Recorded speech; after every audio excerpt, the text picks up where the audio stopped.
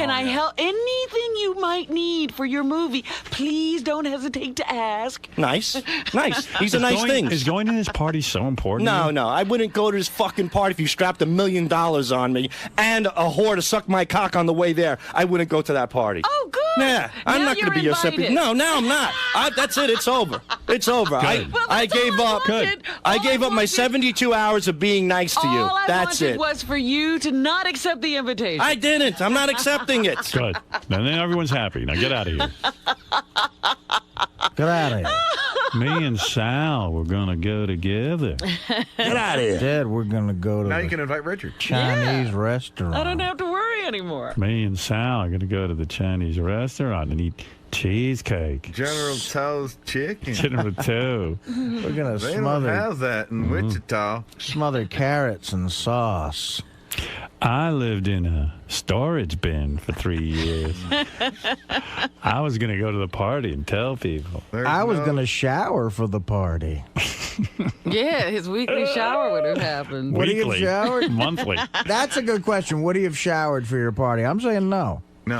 Hey, Richard, what'd you shower for the party? I figured I'd jump into the canal and just let the water wash me clean. I'm not.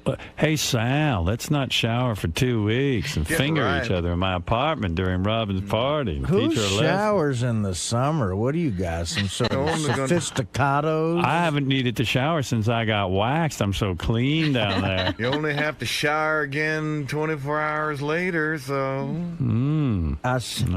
I got a rule. I shower every 23 shits. I still have some Chinese food on my teeth from last Tuesday. Guess what? We're at number 13. There's 10 more shits to go. 10 more shits and I shower. I used to get brutally chafed down in Florida. Yeah, because you don't shower. Yeah, and I would, You wonder why? and I would sweat down there real bad too. Because that warehouse I lived in was like 120 degrees. Yeah, they don't usually air condition warehouses. Richard, this is your father. I hope you're not showering. Your sister met someone up in New York, and they shower every day. They fell one I time. heard it's dangerous. All right. I got a good excuse. Our shower in my new apartment isn't that great. So, That's not a good excuse. Isn't that, well, until I get it fixed, I won't isn't be that showering Jason's too old much. shower? You Yeah. ever just take a washcloth and wash your penis and balls a little bit? Well, I used to when I lived in Florida because I had to shower with a garden hose down there. So I would just take the washcloth and step outside and wash myself down in my swimming trunks. Were you instead and of Sal showering. emailing each other last night about how much you guys love each other? Yeah. What was that about?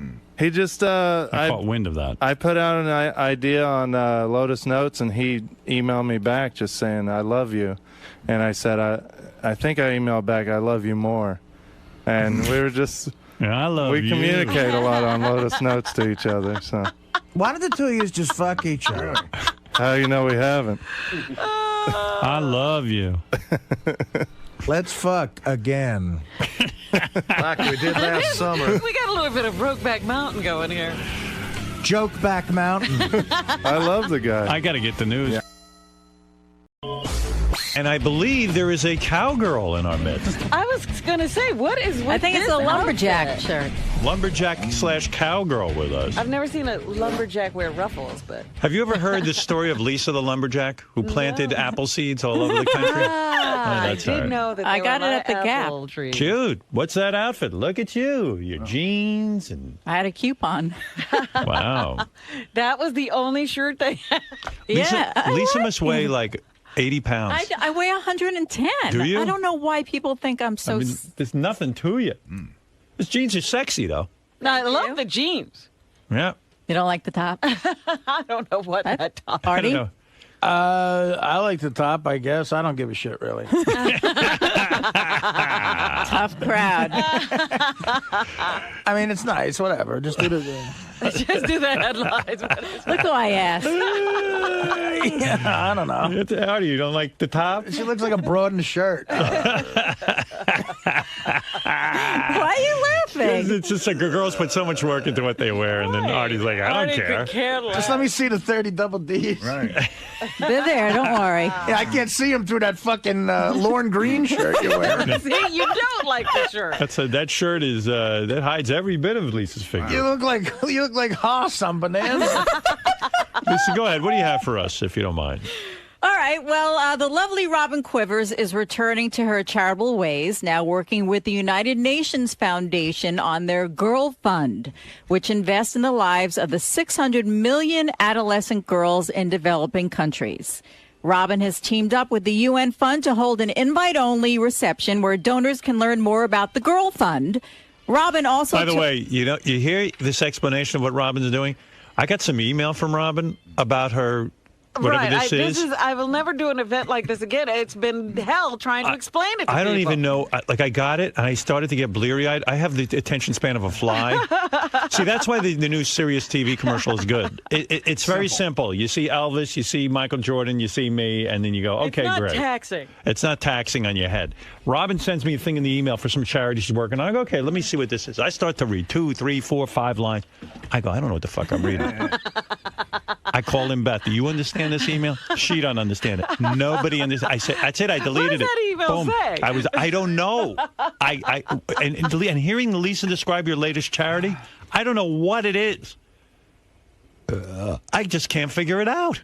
Oh, this is sad. Very sad. And then it's like, I think that guy you're fucking is painting something. Oh my God! No, the painter, the artist, is presenting some art for the reception. Please. What? It's that guy. Is that guy who was sitting here? Yeah. Yeah. Oh, okay. Now I get it. Now I know You what the get charity nothing. is. The charity is she's banging this dude. No, stop it. Stop it, Robin. You stop it. I've got the thing figured out. It doesn't take a rocket scientist. You're Einstein, all right? You know, Robin was going to do a thing for me about landmine kids, but she dumped me before that ever saw fruition. You're Columbo, okay? I'm Christopher Columbo. I think it's so nice. Haven't you figured this out? Haven't you? You're in the Some news news department. person. You I haven't thought put it was this all nice she together? was doing something to help raise money. She's doing something for the vagine.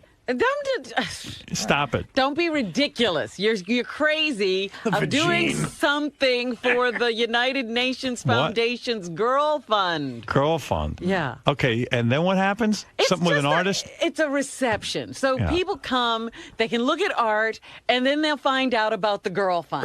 That's all it is. And who's the artist again? Isn't that guy you hang around with? Brendan Murphy. Yeah. Yeah. Okay. He's a friend of mine. I bet. He's the Picasso of vagina. What is that guy who laughs at everything? Hey, you like art. She likes this artist. It's some fun for broads. And then it's an artist. Who the Crazy. All right, Lisa, explain it again. I mean, are you done? Well, she also told Howard 100 News that she actually wants to go to one of their projects in a developing country to see firsthand what they do on the ground. Where are you going? I'm going to Guatemala. Oh, my God. So, Robin, that's dangerous. Is this for the vagine or is this really what? Excuse me. Okay. All right, let's stop. Let's review. Who do you know that went to India and lasted 2 minutes? I went alone. This time I'll be going with people. I don't care how many people you go with. You were supposed to meet up with people in India. And I couldn't meet up with them. Why? Because you went home. No, because we left at different times, and so when I got there, I was trying to get to them, but my plane had a delay. There was a lot of Why problems. did you turn around in India? You saw Because poor I people. couldn't get anywhere. No, that's not the reason. I'm going to refresh your memory. You hated it. You hated it. I hated it because I was alone, and I didn't understand what was going on. I had no help. I didn't know what to eat. I didn't know what to do. No one understands what's going on. What do you think Guatemala? There were roaches crawling across my suitcase. What do you think Guatemala is going to be, my love? I'm prepared. Be careful over there. What are you doing? What are you doing? I'm going to see the world, Howard. Wait a Unlike second. you, I'm going to go confront it. And what is this again? For girls? Yes. What are you going to do for the girls? Give them an education. You're going to educate girls. Not me, personally. So why do you need to go to Guatemala? I want to see the projects that they do. I want to know what goes on. I want to see people who've been through this and what happened in their lives Let me as a explain result something of to it. you. Let me explain something to you, because you need guidance. You didn't have Here we guidance. go again. Well, how do people get there if they don't listen to you? Listen to me. Do you know I give to various cancer organizations every year? I give to charity. So? Do you know that? Do I've you never want to told go you to that cancer? before. No. So listen to me. Do you think I have to go down to Sloan Kettering in order to understand why I donate to them? That's ridiculous. Let me ask you something. Why do I need? Should I go visit Sloan Kettering? Look, yes, you should go visit Sloan Why? Kettering to see where your money's going. I don't want to. I know what they're doing. That's you. I want. You're going to fly into Guatemala. Yes. You're going to freak out. Yes. You're going to freak out. It's as bad as India. Yes. I want to go. I want to get into one of those khaki outfits that people wear in the jungle. You know, she gets sucked Sleep in. under a mosquito net. You remind me of people who hate having kids and they keep having more kids. Who are those people? Oh, there are tons of people. They think they like having kids and they realize they don't like it. But they've got a bunch. But they've got a bunch by the time they realize it. Listen to me.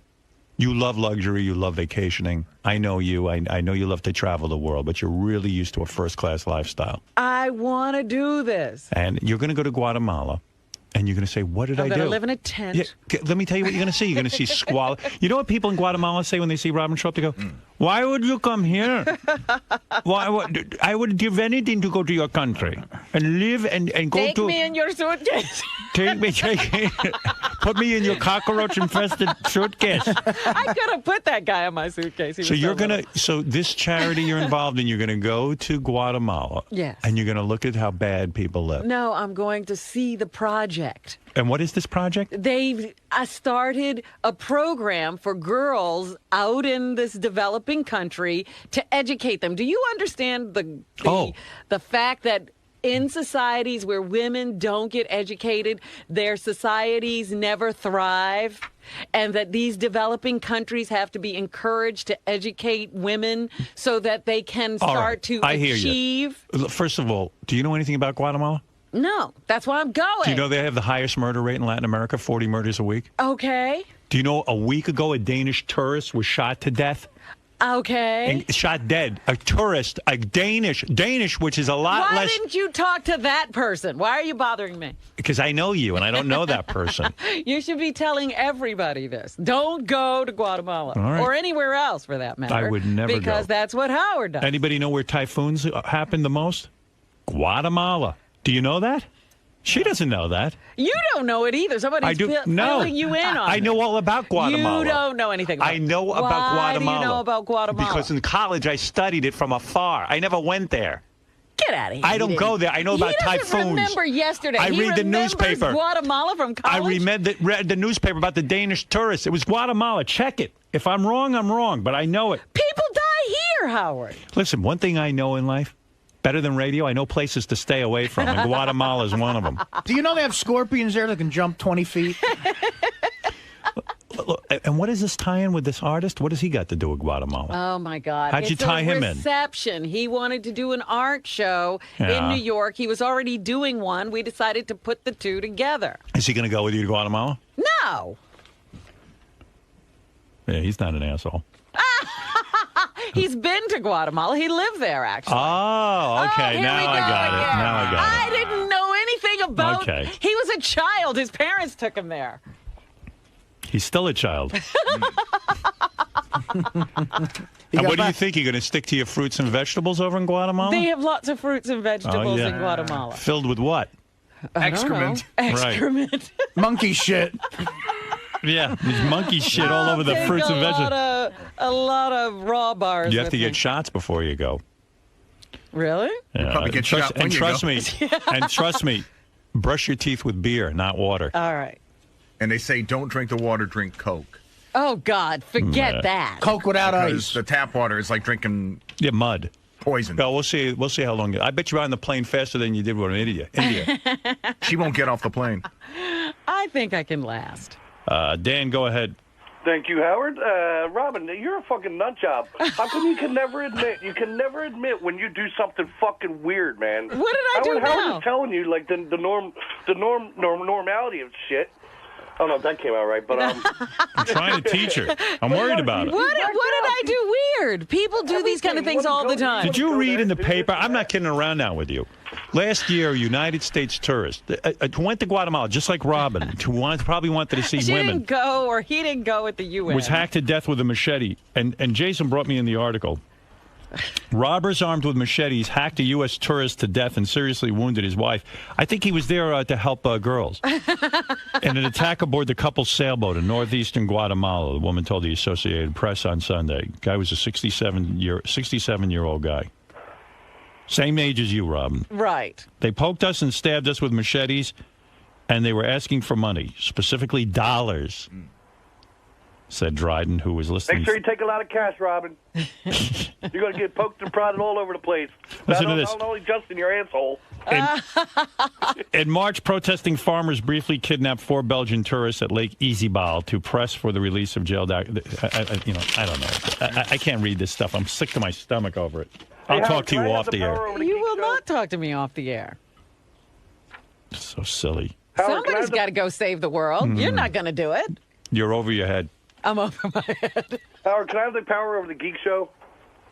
That shit's got to go, man. That's a pussification of America. You don't like the geek show? Fuck no. Do you hear a faggot like Ralph talking about comic books? It's bad enough that we got to hear Howard talk about it. We got to hear fucking Ralph and John Hine fagging out, fucking jerking each other off. They love that shit. Christ, man. I mean, that's something for JD, not for fucking manly men. You got fucking Lisa G in there fucking bringing flowers and cookies and doing nothing with herself and shit, lying about her tits. Fuck, I mean, bring more fucking Who is this guy? Howard? He's got a point. I gotta. You better start working on things around here. I might make you the program there. Yeah, keep all the faggots out of the fucking creative meetings. Sir, faggots are very creative. No, they're not. Yeah, who are the faggots in the creative? You don't recognize this guy's voice? It's Mel Karmazin. They learn how to pack fudge better. All right, thank you. Thanks. Tom, go ahead. Good Lord. Hey, how you doing, Howard? Hey.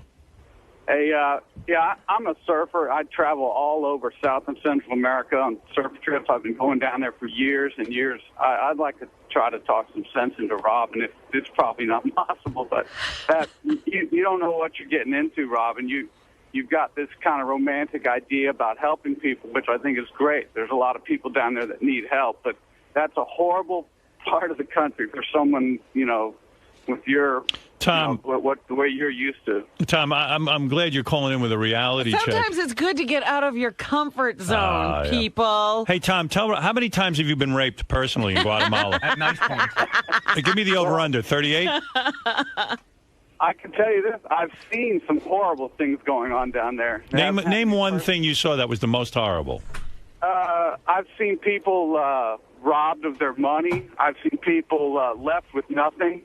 People that are down there have all their possessions taken away, and they're left there standing in a country with nothing, no passport, nothing. What? I got to tell you something. How do you manage? When this Robin went to India, for one thing, I speak Spanish. There's nothing. You don't speak the language. You're gonna do. You just don't understand what it's like down there, Robin. Well, I liken this to a lot of people where I grew up in Roosevelt. They used to want to visit. I had white friends who wanted to visit. They wanted to see what it was like to live in a black neighborhood. And I would say, oh, really? You really want to come to my house? Yeah, we want to sleep over and see what the black people do. I said, okay. And they would come over, and then at night they wanted to go, travel around and look. They would get back into the house within 20 minutes in a sweat, and they go, we went to the corner, and people started throwing bottles at us. I said, well, yeah, that's what it is to live in Roosevelt. You don't go out at night, you maniac. And then, like in the Munsters, they took off in a car. Well, I never saw them again. There was smoke coming out of their shoes. They got every disease. They got hepatitis A, B, C through Z, typhoid, malaria. A to Z, yeah. They got hepatitis down there you haven't even figured out yet. Good malaria. luck. Don't forget about malaria. Malaria is the worst, and you'll get that just from drinking the water. And Guardia, you get that from the water. You'll have. Oh yeah, that'll give you the runs. They got floating AIDS down there. Yeah, you'll be drinking bottled water thinking you're safe, but then you're a vegan, Robin. You know that they wash the vegetables in the water. What are you going to do about that? I think I won't be eating. Yeah. Okay. Big I think joke. I'll be taking a lot of green drinks and powders with me. She's not going. Trust me. Too. You are not going. You stay home. It's a bad idea, Robin. Got a good life here. You got it made. You got the American dream. You're fucking living the American dream. Use your money to help those people. I think that's fantastic. They do. And by the way, women do go to school down there. I don't know who gave you that information. Well, there are certain areas where women are not being educated. There are no schools. That's right. So send them some money. Hey, Tom. Yes, sir. Talk about the beaches since you're a surfer. Isn't it true animals defecate and people defecate on the beach? There's nowhere to go? Yeah, especially in Guatemala is such a poor country that, I mean, if you have anything of any material, you know, you stand out like a sore thumb unless you're... And who's the sorest thumb of all? Robin. Yeah, I mean, they make shoes out of tires. I mean, they have nothing.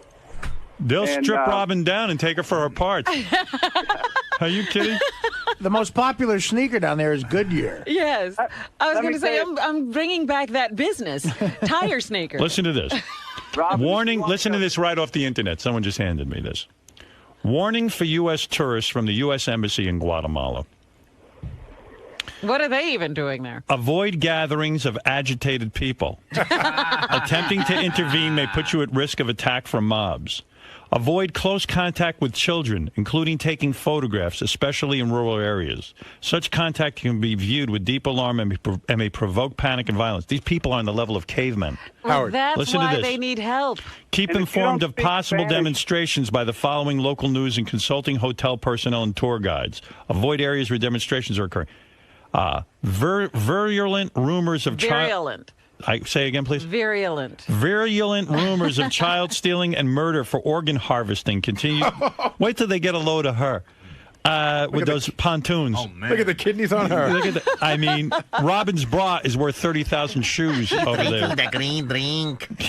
Do you know what? I understand she's pure. I think we can sell her intestines on eBay. Do you hear what I'm saying? Child stealing. Well, I wouldn't be going to a good area to see what they do. Don't go. There are people for who you're a radio host. You have no business. My perspective. You can only bring chaos to that country. You want to see a Guatemalan, go to the bodega on 38th and 6th. Right. I talk to the guy every day. And he thanks God he's right on solid land where he could drink water. Howard. You know that Guatemalans, and you think I'm going to make a joke now, I'm not. Do you know that Guatemalans sneak into Mexico to live? No, I'm not making a joke. It's the truth. Tell her. Sure. Tom, tell her. Yeah, that's true. That's true. The Mexicans are trying to keep the Guatemalans out? Yeah. They're like, we don't want you. Yeah, and the Mexicans, you talk about, I mean, you've touched before on how, like, different shades of black people have prejudice against each other. You wouldn't believe the prejudice against different Hispanic cultures down there. The Mexicans to the Guatemalans to the El Salvadorians. I mean, when Mexico... I have been in South America before. When Mexico says, stay out. Central America, Robin. Well, I've been below the Mexican border before. Didn't you leave there abruptly as well? What? Weren't you in, was it Galapagos? No. Oh, she leaves abruptly. Wait, no. I was in Venezuela. And how long did you stay there? There was one place you left early. Again, I was trying to have a regular vacation. I'm not trying to have a regular vacation. In India, you weren't trying to have a regular vacation. Yes, I was trying to have a regular vacation. I wasn't on the ground trying to experiment with you know what? Do me a favor, life though. in India in general. Tell me what... I want you to write your second book on what it's like to live life with a larvae living in your head. Christ's sake. She's laughing. I think that's a good title for a book. I went to Guatemala in 2009, and ever since I've been living with a larvae. I had a botfly infect my skull, and he would come out at night and tickle my ear. Tom's the next. Go ahead, Tom. Hey, you say you've been to Venezuela. Just think of this for a second. Venezuela is like Manhattan compared to Guatemala. I'm sure. Thank you, Tom. Eddie, go ahead, the produce guy. Who aren't you Guatemalan? Yes, I am, Howard. Hey, now. Hey, now. Hey, Robin. Yes. Really you want to go with me? Yeah, I'll go with you. You really want me to go? My cousins own a whole bunch of radio stations down there you could be taken care of. Do not stay only in high-class places. You will see as soon as you get out of the plane and out of the airport, you're going to see a million kids asking you for money. And they don't want coins. They want Yeah, it's very depressing. Thank you, Eddie. Yeah. Well, good luck to you, Robin. I mean, use your head. Come on. Back out. It's not too late. Oh, no one from that UN is going to care. That's Produce Eddie, the Guatemalan with black nuts. Right. We know him. We've seen his penis. All right. Anything else, Lisa G? That's really disturbing news. Thank you for bringing it up. Thanks, Lisa. Wow. Are you going to the reception at least? I don't listen. No. I'll tell you what. When is it? I don't even understand it. I don't even. And first of all, this is all about Robin and that guy. And if I'm going to be lied to. Again, I told you exactly what was happening. Are you in love with that guy? No, please, stop it. He was having a thing here. I wanted to do a reception for the UN Foundation, and I said, why don't we combine the two? We're both doing something in November. Let's do it together. I don't believe you. Have you ever gone on a date with this guy? No. You've never made love to him physically? No. You've never kissed him? You've never... I've kissed him hello, goodbye. But never had a French kiss? No. Are you telling the truth? Yes. Why are you those smiling and laughing? You're asking me these crazy questions.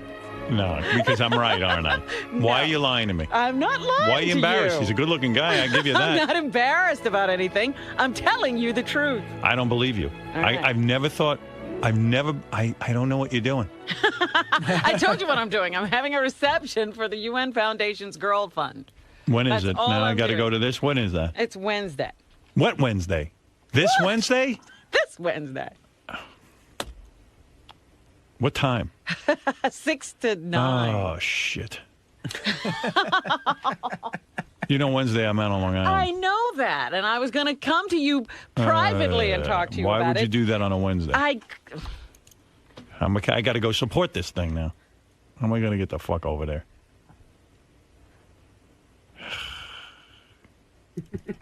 This thing's really important to you, or what? Or, I mean, give me a scale of 1 to. Do I need to be there? I would talk to you about it off the air, which Come was on. what I was Don't. planning to do. Just tell me on the air. I don't want to. I'm talking to you after. I don't since think I'm going. You've screamed at me about Guatemala. Can they do it on Long Island? Can we move the location of it? I will put it in your car. How about that? Yeah, if you could do it in my car. Do you want me to just send a check? How much you need? It's not a fundraiser. It's I would donate. What's that meet much? and greet to learn about the I don't want to learn. good works of the Girl Fund. Oh, in that case, I'm definitely not going. If you need a check, that's another thing. I'd rather go to Guatemala than go to that. I'll join you in Guatemala. Then you have a deal. Robin's calling your bluff. Remember, he said it here. He's going to Guatemala with me. Yeah. Those kids are going to get a lot of dollars when he gets off the plane. Hi, Dominic. What's up? Kidnapping.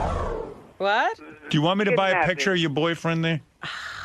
How much is major place problem for kidnapping? Yeah. Yeah, and Robin's no kid, so she's safe there. That's right.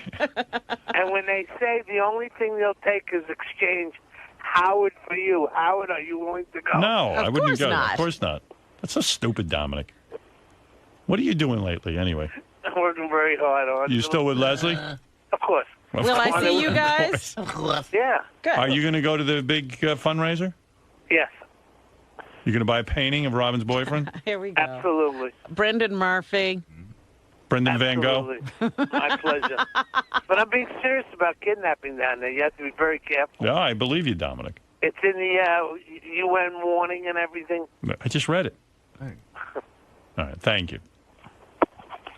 It's nice that you are also concerned. I like what Dominic adds. The same thing I just said. I know. Hey, it's Superman. I think he's flying to Guatemala. Mayday, Isn't it funny? Mayday. I like how Superman lives like in Metropolis instead of living in Why Guatemala. isn't he in Guatemala? Exactly. Where he can't get affected by the hepatitis A through Z. Yeah, Paul. Hey, first-time caller.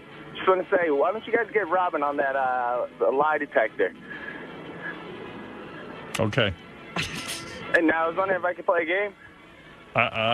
If you want to hold on, I'll do one later. Much later. How much later? I don't know, man. I got a whole thing going. All right. I'll talk to you later. Forget it. It's going to be much, much later if I even get to it. All right. Thanks, Bye. Howard. Love you guys. I love you. Yeah, Jeff. Yeah, I just wanted to pay my final respects. You want to say goodbye to Robin? Yes. Oh, that's very sweet, That's funny. Jeff. Thank you, Robin, I Jeff. love you very much. I love you, too. Nice knowing you. And And yeah, I never thought Jeff the Drunk would outlive you, but I think he might. He's got a shot now. It's been a pleasure knowing you, Robin. Thank you, dear. When are you going to go to Guatemala? In the spring. Yeah. It's lovely. Guatemala in the spring. Nothing like springtime in Guatemala. April in Guatemala. I love that. Dan, go ahead. Yeah, Howard, I think Robin has a history here of doing things out of her element, like NASCAR driving, buying boats. Exactly. So what do I do? Dan, you seem like an intelligent listener. Yeah, what does he do? What do I do? In other words, if Robin has a history of being crazy, and I know this is a mistake, how do you step it? Can I forbid her from going? No. No, I mean you can't forbid her for doing anything because it seems like what you forbid. Yeah, but shouldn't I say, listen, someone needs to intervene here? Intervene? Yeah, in the sense that even when you did again, now you want to jump out of a plane. Have you heard of organizations like Peace Corps? No. Oh, you haven't. I mean, I've heard of it. I would never even be involved with that. Save the Children. Yeah. Absolutely. That's why rich people you throw money at them. Do you want me to forbid But you? there are people in those organizations who go to these places. You're like go to the place, go to the place.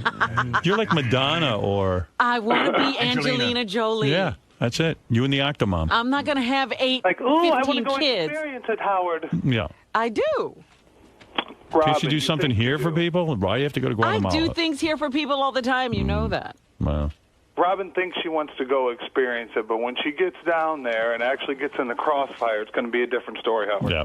Well, that remains to be seen. It's a romantic Maybe I'll notion. never come back. Maybe I'll be changed so much I could never leave those people. You'll be back soon enough. You're jumping in the water. You're jumping in the water, Robin. Remember, you can't swim.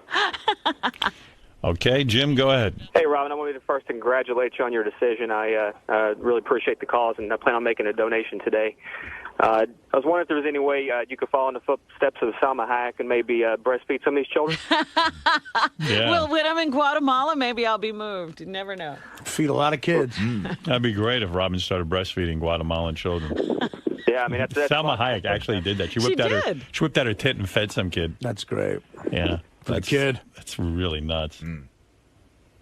I mean, can you imagine? Robin would do that. Well, you're a good person. You have nice intentions. I understand. But I think you ought to think it through. I am do. thinking about it, but, this broadside attack is not helping. Oh, it's the only thing that's going to help. We're gonna beat you into submission. We're trying to help you. Right. Let's go to Mark. Mark, go ahead. Robin is fucking insane. Just for the 5-star hotels are the first place they fucking target. Well, I'm not going. I told you, I'll be out in the woods. She's going to be among the people. Woods? Oh, that's great. So you're going to be vulnerable right there. Right. The only way you should be able to go is with military mic or some kind of fucking escort. I mean, it's worse than going to Iraq. It sure is. Because at least there's a military presence in Iraq. There's a Unbelievable. She's got a death. She's got to have some kind of death where she's got to see a shrink or go to Dr. Abel before she goes there. This is something wrong. Yeah, well, it's pretty. Let's just say I'm pretty upset. We'll take this up off the air. You agree? It's something mental. Yeah, she's very mental. Nobody's ever argued that I'm not mental. This proves it. Help her out. I mean, I'd rather see her go, spend $25,000 and get her fucking blood pumped in California than this. Jeez. Right. Or that special machine, or whatever that one was, where you were in a barometric type pressure. It's times like this where I think Beetlejuice makes more sense. I hear you. All right, thank you. Thanks, man. You think no one ever went to Guatemala? Oh, boy. All right, we're going to take a break, Robin. That was pretty upsetting. You threw me off my game plan here with that one. I might have to go home. Oh, my goodness. It's not imminent, Howard. You can take some time to think about it. You don't have to do anything right now. I don't think I can go to your thing on Wednesday, though. I apologize in advance, but I'm not prepared. You're not prepared? No, I didn't realize it was this Wednesday. I'd like to go, because you always come out and support Beth with her thing. And well, this is so sudden. I mean, this is just so... No, I sent the invitation out 2 weeks ago. Oh, I see. Week and a half. You going to that? It was about a week and a half. It really was. It was short notice. Why always last minute with Robin? No. Well, because this wasn't something I was planning for a long time. It was just sort of, let's see if we can do this. I'm not going to be able to go, but I will definitely contribute. Can I get money and not get a painting? You'll pay money not to have a painting. No, I'm just saying I don't know that I can afford a painting. But I want to contribute. So is the idea it is a fundraiser because you're supposed to buy this guy's painting? Well, you could. The artwork will be on sale, and part of the proceeds will go to the Girl Fund. But I have no need for the painting, but Gary, I'll buy a painting. You can give it to someone. Give it to somebody in Guatemala. Yeah. And where are they going to put it? In their hut. They'll shit on it. If you take 4 of them, you could build a hut. Look at the toilet paper. It's very colorful. Oh, my She's going to have pinworms the size of snakes. I mean, when she gets back from there. Hey, can I just say one more thing to Robin? Don't rub your ass on the ground. You know why I'm worried about you? I keep looking at these things from the embassy. They're talking about these attacks that happened. From the who? From the embassy? From the embassy, yeah. So I'm looking at these attacks, and they're saying there were 2 attacks. They were both similar. A group of armed gunmen, upwards of 6, targeted the groups to rob them of valuables. But then, on top of that, there was a sexual attack, too. Robin likes that. I don't think so. She loves being sexually attacked by Guatemala. She's very sexy. She has big breasts. After we rape her, maybe she can breastfeed our village. You guys. I tell you, nobody ever thought of doing this before. Robin, just tell me the price of one of the paintings, and then please donate it somewhere. By anyone. What am I going to do? A week and a half notice. That's a week Robin. and a half. It was 2 weeks. Your character. It's a cocktail party. It's not like a big investment of time. No, it's not the time. I know, sweetie. You got to. I'm with you. I know what's going on. What is this? According to Robin's invitation, only a portion of the proceeds go. I said a portion. I didn't say only a portion. A portion goes to the charity. Oh. Numbers? Any numbers? Like half? It's somewhere around there. Yeah. Hey, listen. The artist got to make some dough too. Right. Sure. I mean, he's a struggling guy. Right? I mean, that's not a lucrative field. This is a very nice thing for him to do. What kind of painting? What was he painting? Fruit? I saw something very blue and yellow. What? That was a picture. That was on the invitation. Did you see the invitation?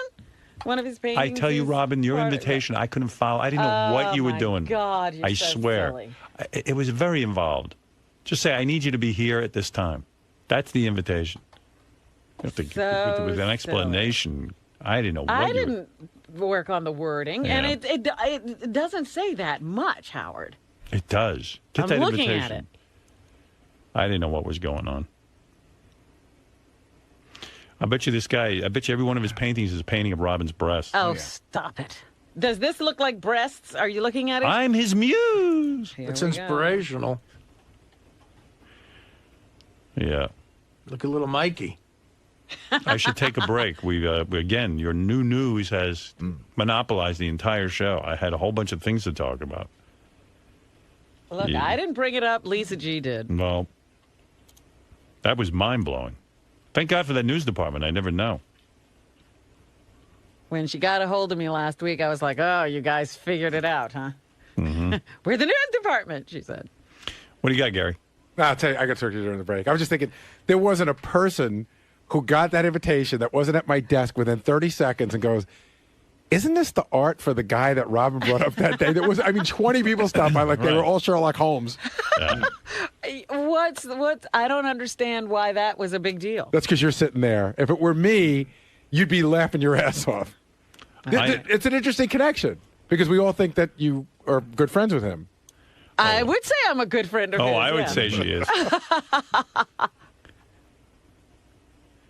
You know, it's that new House health care bill is easier to understand than Robin's invitation. I read through that quicker time. You've read through all 1,000 pages of that. Didn't take me that long. What do you think about Robin going away on this trip? Well, I know that everybody was busting my balls when Artie and I were going over to Afghanistan, that it was dangerous, but we knew we weren't going right in the middle of a war zone, although later we found out we sort of were. But at least we were on an army base. Her heart's in the right place, but, it's always dangerous. Will, what do you think about Robin's trip to Guatemala? I actually think it's kind of cool, I'd go to Guatemala. It'll be fun, Sounds like it's dangerous. Hank, do you think it's dangerous? Sounds like it. Could be, you know. But like I said, you know, she's got 2 of everything. If she loses a lung or a kidney, she has 1 to spare, so she'll be all right. So you think she should go for it? Hell yeah. Have a good time? Why not? Live it up with the peasants. Be good stuff. Jason, what do you think of Robin's trip to Guatemala? Well, I'll believe the trip to Guatemala when it happens. You know, Robin, she was going to race Bubba. That didn't come down. She was going to jump out of a plane. That hasn't happened as far as I know. So, you know, Robin talks a big game. So I'll believe it when it actually happens. We'll see. A, if she gets to Guatemala. B, how long she stays there. And C, what she actually does when she's there. Because I'm sure even Guatemala has a fucking 4 seasons that you can hide out of. Look, it's great that she's trying to help out the kids and going to Guatemala to do it. I know other people, as Howard mentioned, are charitable in different ways. You don't have to necessarily visit the place you're being charitable to. But she's definitely taken her life into her own hands, and I respect that she's all adventurous and all about that. But I hope she makes it back in one piece. I'm concerned. Artie, what do you think about Robin's trip? I don't like going to, like, outside of, you know, Parsippany, New Jersey. I think that's too far to go away from New York. So I watch those documentaries about countries like that. They got, like, ants this big, and they crawl into your hut. It sounds like she's going to sleep in a hut, and they go on your face, and they bite you. And I know a guy, this writer guy, went to some place in Central America to do a story, and he got bit by some insect, destroyed his liver. He can't drink again. So I'm against it. She should just give money and stay here. It's like us with the war. You don't have to send people there to die. You could just do the drone plane thing. Robin should send money like the drone planes and not go over there. She should go to Miami. That's what she should do. Or, you know, I don't know, Central Park, walk around, look at a fucking bird or something. I don't know. I'm against it. Like, Guatemala I wouldn't go to. Guatemala I wouldn't go to. Parts of Mexico, maybe. I'd go to Amsterdam, but just for the drugs. And you got to go to cities where the insects are paved over. They have insects that are like, I saw this, they have scorpions that are extremely aggressive towards humans. And they can jump like 20 feet. So if you see one, you're fucked. Because it's just going to jump on your neck and kill you. So I'm against it. But good luck, Robin. I hope you save some young broads over there. What? You said they're 20 foot, you see scorpions and they jump at you. No, what I saw a documentary on this. There's scorpions in Guatemala that can jump 20 feet and they're extremely aggressive towards humans. So if you see one, you're fucked. You know, I don't think anybody's ever made it out of Guatemala. That's why it's in such bad shape. There's only one, Eddie the produce guy. Robin. Good luck, Robin. Yes. Howard doesn't think this is a good idea at all. No, he doesn't. He just told me, don't go. This is off the air. Now, hearing these stats that he was giving us, are you going to rethink this? No, because I knew it was a bad area. That's why they need so much help. So you knew what you're getting into. Absolutely. And you're ready?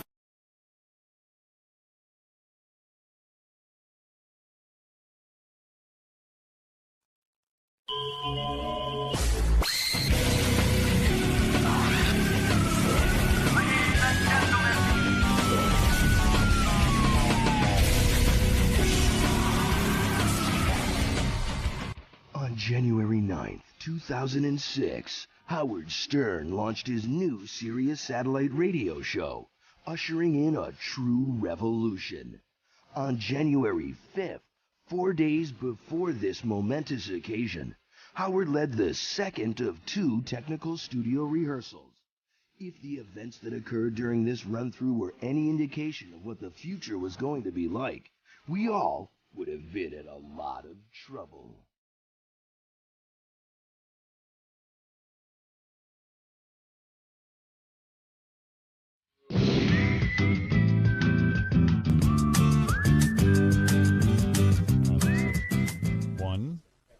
One, two. All right. So that pin's over there. That's good. Artie, say something. Hello. 1, 2. Testing. Testing. Testing. Well, all right. Fred? Testing 1, 2. 1, 2. We are testing for proper modulation. as you will know. All right, so I noticed that when we pin up all the way, there is that echo. Let's see how it is now. Actually, Frank, can you put your mic a little bit closer to you? Sure can.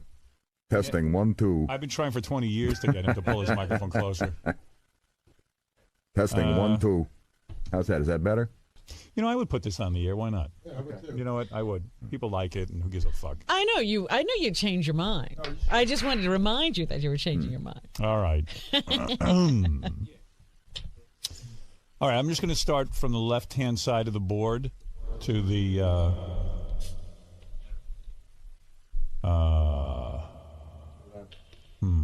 All right, that's reverb. Is that reverb? Is that reverb? Plate reverb. Is it? It's like the plate in my head. Coming at you. 1, 2, 3, 4. WLB. Blah, blah, blah, blah, blah, blah, blah. Do you think that sounds the same, Fred?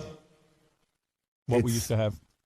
I mean, it's a nice, wet, splashy reverb. Are there any other choices besides that? Yeah, it's really echoey. I think if you just cut back on the effect level, you might be all right. First comment, we got to adjust the reverb still. All right, Robin, you say something. Hello, I'm on Howard 100. Yes, you are. Wow. And we're listening to Howard 100. Oh, my. No More. Robin's not saying that. No. For everybody else. All right, Benji, not that we're going to use your microphone, but let's try it. All right, for my first and only time. Hello. Hello, hello. Hey, you sound just as bad here as you did at the other time. Thank you. And that was just enough of him. Yeah. All right, let's see this. Tim, go over to the podium. Let's hear you. Test 1, 2, 3, 4, 5, 6, 7. All right, so how you got to get on Testing 1, 2, 3, 4, 5, 6, 7. So that's got to be awkward that you have to lean, like, you're not... Okay. That comes out? Oh. Still loose? Yeah. Okay. Check, 1, 2. Say... Proper modulation. Say, I'm very glad I left Infinity because... I'm very glad I left Infinity. Wait, I'll give you a line. Okay. Very glad I left Infinity because I'd be part of Free FM if I was there right now. I'm very glad I left Infinity. Otherwise, I would be a part of Free FM. Your career might be over here, but you'll have a lot more... I'll have fun. At least I said I can say I did it. Yeah, maybe you get a book out of this or something. Yeah. Let's see. Okay. Podium, Benji, Robin, Fred, Artie, Howard. Okay, so what I've learned today is that the overall sound is better. It still sounds a little bassy to me. Okay. True? And distorted. Yeah. How do you sound to you? I don't feel like I have the same amount of compression that I had at K-Rock, and I don't feel like I have the same amount of, it sounds a little, maybe the word is muddy. There's a guy on the phone who says I sound kind of muddy. Let's just, wait, I'm going to bring him up. Hold on. Nobody tell me how to do that because I'm learning the new board. This is a test, by the way, if you're listening at home. It is not, so we haven't labeled this phone yet, have we? Hello. You want me to show you? Show me where. It is labeled right here. Oh, that's the label? Yeah. Great. Hello. Then I'm all set. It's different than this. All right, is this, let's see if I have this right. Oh, we haven't labeled these yet, have we? No. The big ones are ready tomorrow. All right. Is this Mike? Yep. Look at me. Look at my ass working the board. Nice. Wow. Robin Look at my... sounds the worst. Who sounds the worst? Robin. What is it, muddy? It sounds like you're in an echo chamber. Uh-huh. Well, there was that echoey thing happening the other day. I guess it's still happening. But it's not clear at all. Yeah, I don't have... How's this? Whoa! Usually you sound fantastic, You want to say something, Gary? Go ahead. Yeah, I just wanted. Am I hearing something different in my headphones? Like right now, I'm incredibly overmodulated, as was Fred and Artie. So you don't have proper modulation. No, but I'm wondering, is it my headphones or is it the feed? Because Robin actually sounds like. Do I sound overmodulated? I turned mine down and it still splatters. Exactly. Yeah, so we got to somehow get a. We got to be able to hear true. I say we give up. Not hearing. I say we give up and take another month off. They still haven't gotten the studio right. I got a good idea for you. What? Send the engineer outside to listen on the radio and let him hear what it sounds like. I'm going to do that. This guy is a genius. I like you. We need to hire him. I miss you guys. You're going to work. You're back. You're going to work back in a booth with Sal and Richard. We hire any listener with any kind of intuition or ability. As long as I got something to cover my rear end. Okay. All right. Hey, I'm going to hang up on you just because I'm practicing hanging up. Okay, be good.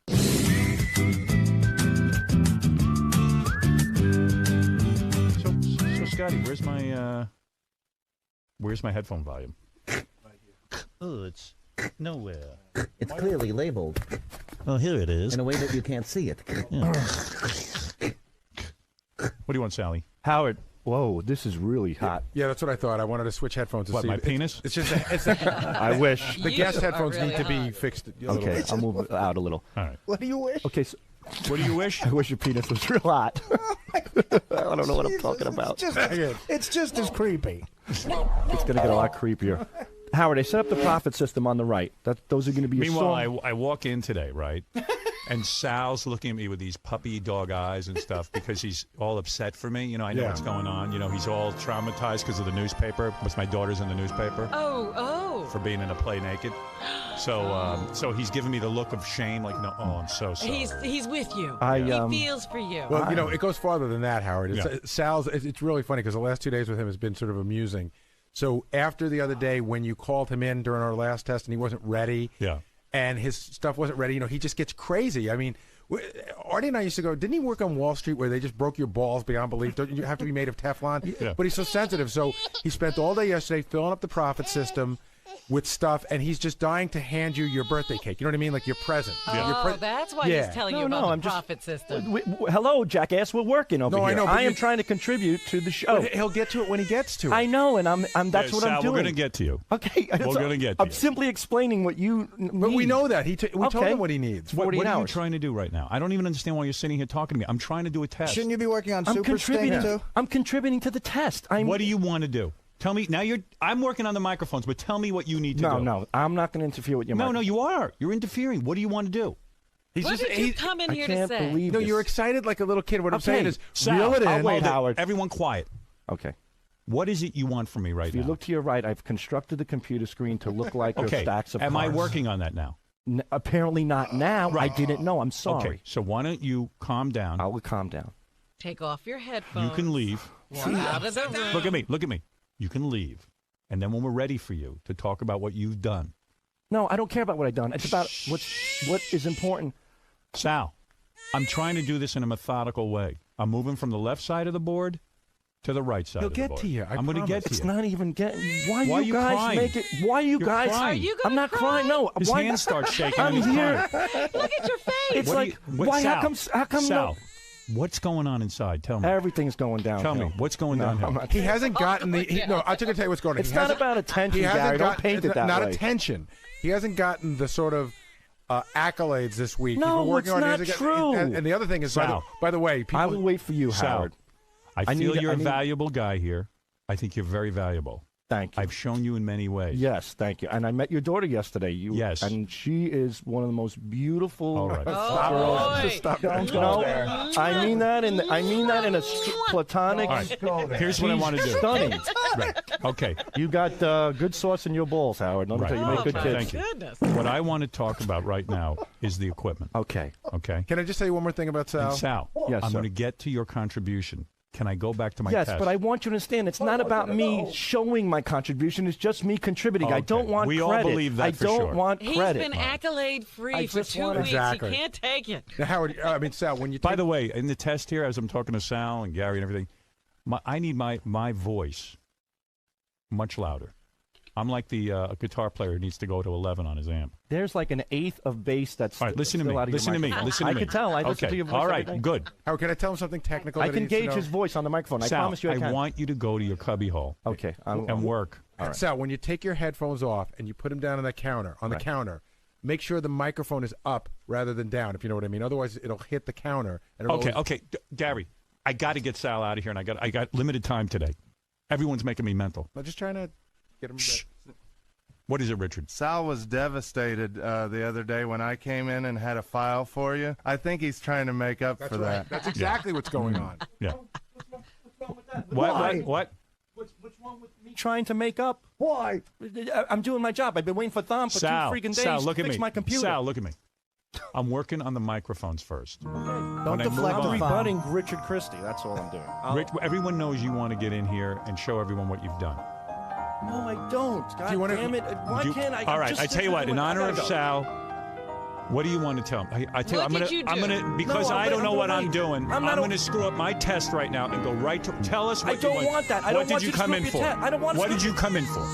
You rushed in here. No, I'm not going to tell you. You got on mic. No, tell me now what you want to tell me. Let me hear. I'm just doing what I'm. Look, you got a cameraman. You got Scott. You got Gary. I'm doing my part. I'm waiting for Sal. I was going to get to that part. Okay, and I'll wait. He's so just proud. stop busting my balls. He made a button bar for you. You guys are always trying to. Can I get Sal, one other thing that's upsetting? Tell me now. I want to get this over with so I can get you out of here and get done with what you want to tell me. Tell me now why you came in the studio and what is so important, what you want me to do. Go ahead. You have my attention. The clips are very important. And on your right monitor, all the way to your right, I've constructed the clips in a way where they simulate. Jesus, I can't speak now. Simulate. They simulate the same way we used to stack the cards, Howard. Okay. The first row is songs, the second row is pranks, the third row might be porn clips. That's good. And thank you. Okay, that's all. That's all I want. Now, what if I want to go to page 2? There is no page 2 yet. This is a rehearsal page, but I'll make a page for every day of the week, and I'm going to show you that later. No, what if you have more than what if you have more tapes than this? I can drag and drop the new tapes, whatever you call for. I can drag and drop in. Okay, there, I got it. Okay. And they'll move. That's what I knew. I knew that already. Yeah, but that wasn't constructed and categorized. That's what I was trying to get to you at. What you're saying is the button bar's there, but he's put them in an order. All right, Sal, I hear what you're saying. Can I get back to the test? All right. Drag yourself outside. Did you tell him he did a very good thing? You did a very good thing. You did a really good thing. What is that, Gary? Can I just say something funny that happened with Sal yesterday that goes to this whole why he gets nuts? We had a meeting yesterday to learn the profit system, and he just forgot. He forgot about it. He was in his studio, so we all went to it, and he was just heartbroken that nobody remembered to tell him to come in. Yes. Heartbroken that we had all forgotten him. And he was yelling at me. And he started yelling at Richard like Richard was his wife. Like, what's wrong with you? Could you not tell me? But the thing that Gary fails to point out is that Sal felt it was sort of a conspiracy that Richard wanted to be in the meeting, and he didn't want Sal to be in it. And it just got crazy. He pulled me in my office. Okay, listen to me. Okay, we're doing the show now. I got to do a test. This is not the show. This is a test to see how we operate. I've allowed them to put this on the air because I figured, why not?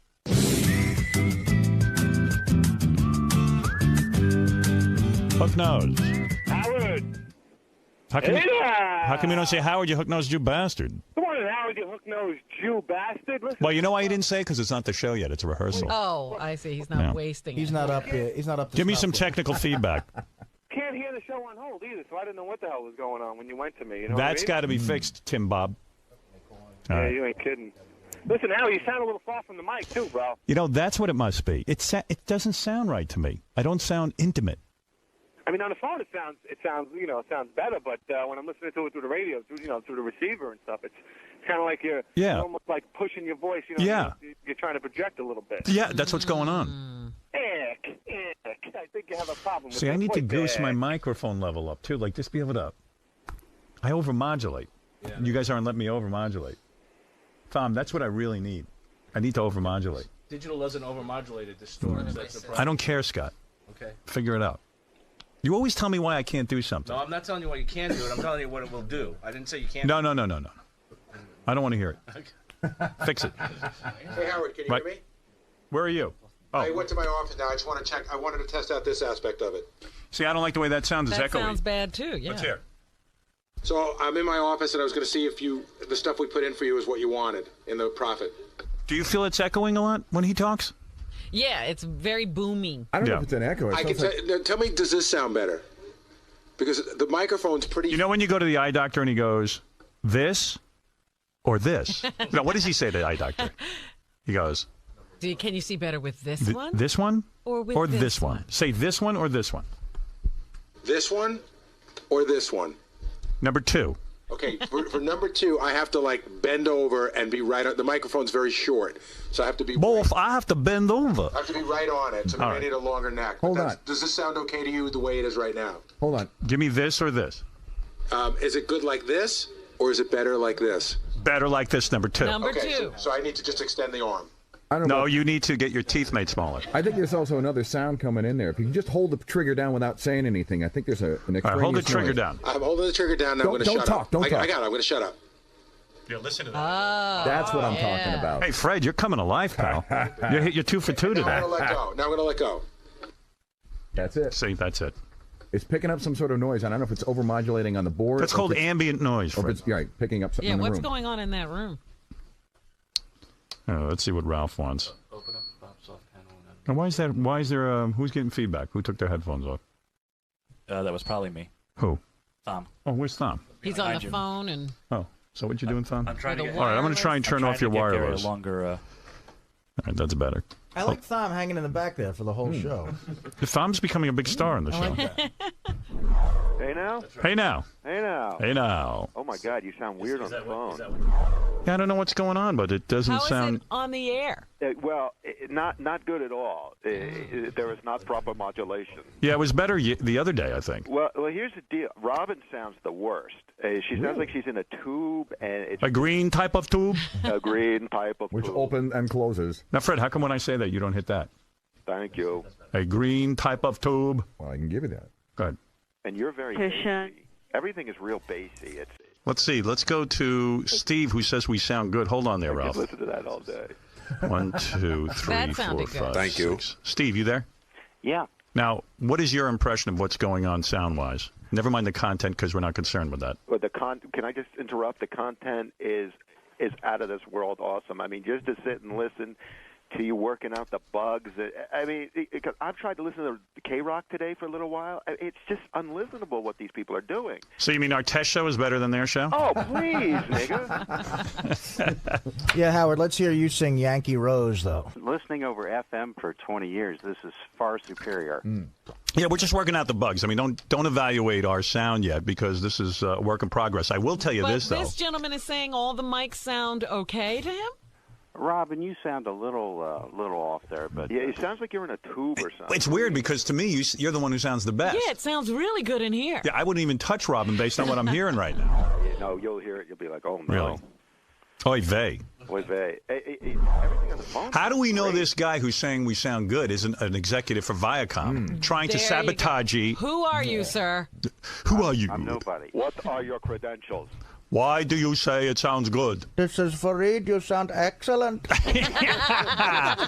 I've never heard such a show. Hey, Gary, where's my megaphone? We need that. Megaphone not in for We the haven't test? unpacked it yet. What'd you say? We haven't unpacked it yet. I think I can find it. You haven't unpacked it yet. I saw a megaphone in that closet behind where the bar is. We got to look. We had a lot of boxes that still hadn't been unpacked, believe it or not. Better hurry up. When are you going to do that? Now, why am I hearing that? You hear all that now? I wonder what that is. Is that the podium? What is that? Thom? I turned his mic off. I turned his RFA off. Thank you, brother. Thom. I got to find out who's doing that. Actually, Howard, it might be your headphones. It might be Fred's because he took them off. Oh yeah, that might be. Oh, and his mic is open. Yeah. That could be. Yeah. you know, there's nothing on hold What do you mean? when I'm waiting to come on. Yeah, we know. That's another problem. Yeah. There's no. You don't hear the show. Now I don't remember why I wanted my megaphone.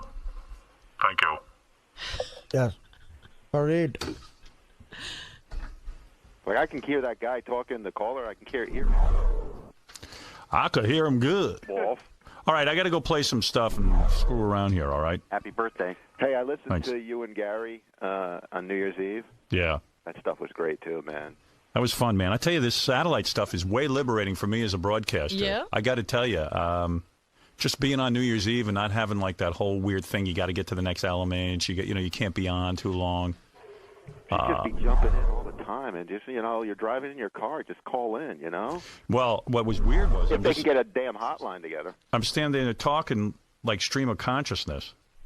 Yeah. And I'm not getting interrupted by commercials. It was just cool. I was like, and I was just rambling and doing my own thing, and I felt good doing it. And you're like, oh man, I got to get up before I puke. You're like, Oh, I was so drunk. Oh, you were drunk. Yeah, and then like I was trying to get it on with Beth, and then she wasn't going for it. You went to. I was going to beat off on her ass when she was asleep, and then she said, if you had done that, that would have been it. Oh, my goodness. So much fun. Because Ralph has done that.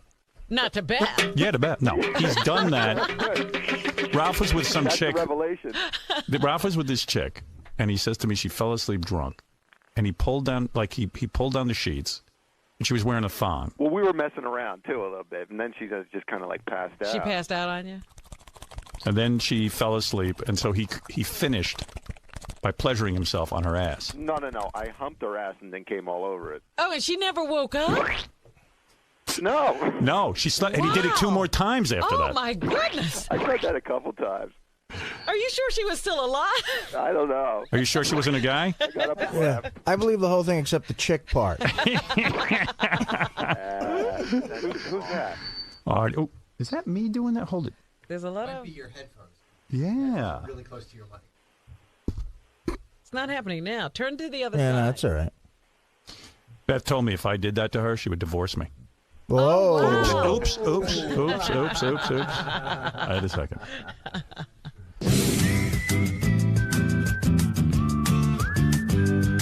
Yeah, Brett. Yeah. Is it Howard? Yeah. Hey, I'm listening to Adam Carolla out here in Phoenix, and I'm going back and forth to you guys. And you guys, even if it's just a rehearsal, beats the hell out of Adam Carolla's show. He's good. Adam, you know what? These guys just need time to develop. That's all. That's Give right. Him He's 2 new, years. and you're not used to it yet. How's Adam's modulation? Testing. Yours is 1, better. 2. All right. He's got a guy on there that sounds just like him. It sounds like Adam Carolla talking to Adam Carolla. Hey, brother, let me tell you something. We so don't care because we're on satellite now. Let those guys all duke it out. Let them get ratings or not. You know, the perception in the paper is that, like, they're competing with us. How's that? You know, we're not on regular radio anymore.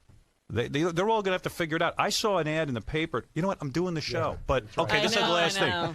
I saw an ad in the paper today for Curtis and Kuby here in New York, and the ad said, Stern gone, no problem, Curtis and Kuby in the morning. There you go. Now, that makes sense to me. Right. Like, you know what? Because you're gone. I'm gone. You know, the people who come to Sirius and listen to us, they're never going back to FM. I guarantee it. Yeah. You know what I'm talking about, right? You've got a subscription. Right. Even if we suck, or you get sick of Howard 100, do you go to FM radio, or do you end up going to some music stations, or you know? No, I go to whatever I want to listen to, whatever music I want to hear. I got it right Yeah, here. exactly. So I mean, And you got no commercials, so there. Right. No commercials. Now, do you notice? No, you're not. Wait a second. Do I notice what? Do you notice when the? Now your mic is like dead. It went away. There it is. There it is. Do you notice at times when the phone caller sort of, maybe I'm just hearing in my head, but when the phone caller speaks louder, it gets really loud. Yeah, I'm adjusting levels like crazy. But it actually overtakes you. The phone call's really strong, yeah. You know what that is? That's a virus. Just eats away at us and makes everybody else louder. And that was. Am I a virus? I'm a virus out here in Phoenix. All right, buddy. Thank you. All right. That's Buddy. Man. Shh. Well, the room sounds pretty quiet.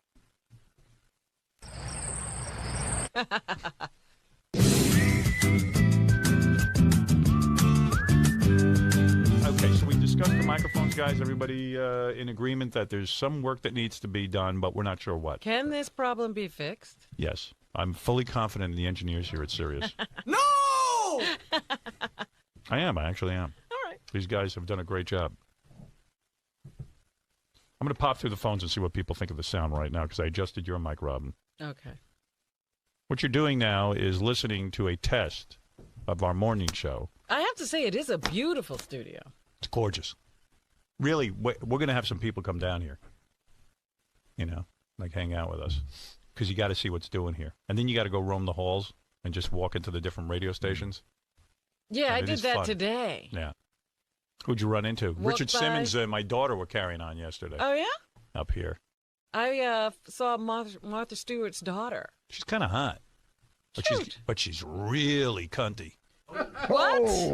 Sometimes Hey, she now. just gives me an attitude. What's that? I can't hear you. He's oh, you doing do. sign language. Oh.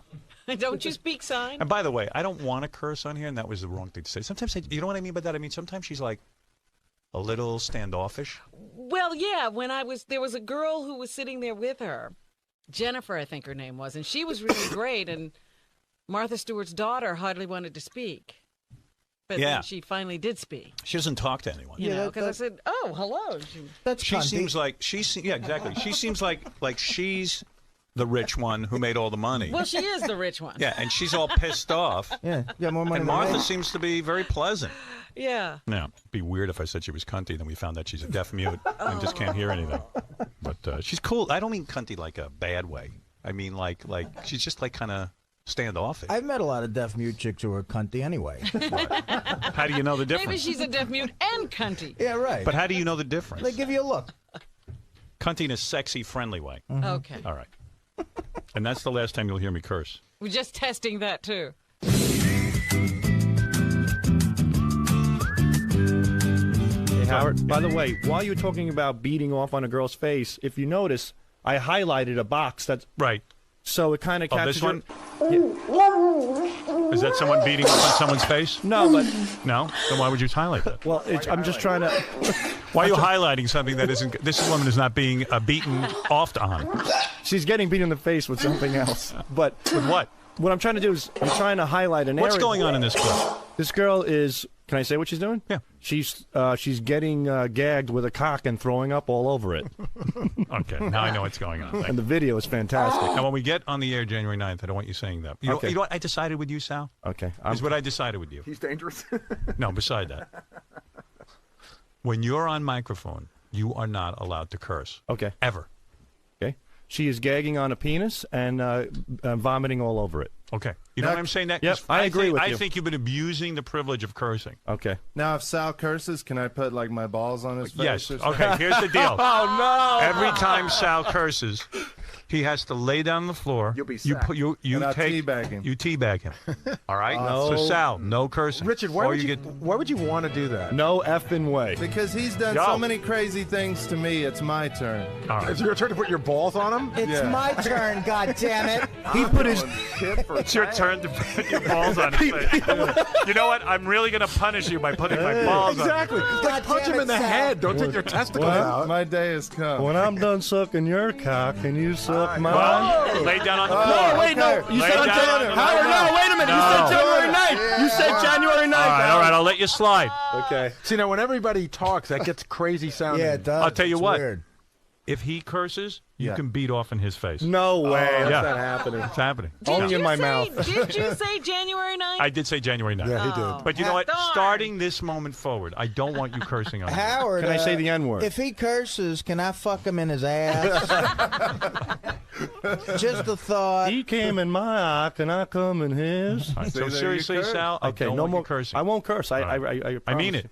I'm sick of it. You I know, won't because you're This overusing moment it. on. Now, is No that more a- cursing. is We that don't a- need cursing. If I it, agree. If it, you know, if it sort of happens, fine once in a while, but not with you. Hey, Howard, can I ask you one thing? I'm So did struggling. Charles Hold it, Manson. stop. Sure. So now that I got a lot of microphones up, guys, and we're doing a test here, I'm having trouble controlling the sound because I'm so low. Usually when Richard is or Sal being really unfunny, I can just drown them out with my voice. And I'm having trouble. The other thing is when everybody talks at once, it's like a staticky. Oh, it it's gets like nuts. a staticky. Yeah, I got a headache. Yeah. And these headphones, it gets super loud when everybody's talking. Let's address the first show. There's not going to be any commercials on the first show. Right. So what do we do? Like, do we just talk straight? I can talk straight through for 4 hours, but I also want to maybe... Play a record. Play Yeah, some we can do songs. that. When are we going to eat and stuff? Yeah, like how's Artie going to go down? Doesn't have an eating break. Hey, I'm the only one who eats during the show. You eat too. But you actually go to the store and buy it. I get a meal? We ran so many commercials at K-Rock, and let's admit, I mean, those guys were nuts. And I don't care what Tom ever tells me. I know he said that he would never run more than 9 minutes originally. Bullshit. And and then he said 13, and that was it. And then he went to 18 and 19 minutes. Except for the Christmas time. Yeah. 18 except for the holidays. Yeah, and I'll be honest. What I would do is when I take a commercial break, I mean, we could go to the bathroom, we could eat. Artie would literally go downstairs. Yeah. Right. Get his food, but Get don't his forget. food. Whoa. And that was a great opportunity for Artie, I believe, to also have a cigarette. I had time to run down to 57th Street, wait online at Mondi. Yeah. Order something. They put it in the oven, cook it. I'd pay for it, come up and eat it. Yeah, and that was still a commercial break. Exactly. Artie one time in the summer barbecued an entire pig while we were doing the show and ate it, and then after the commercials were over, got back on mic in time. That's the extent of the commercial load.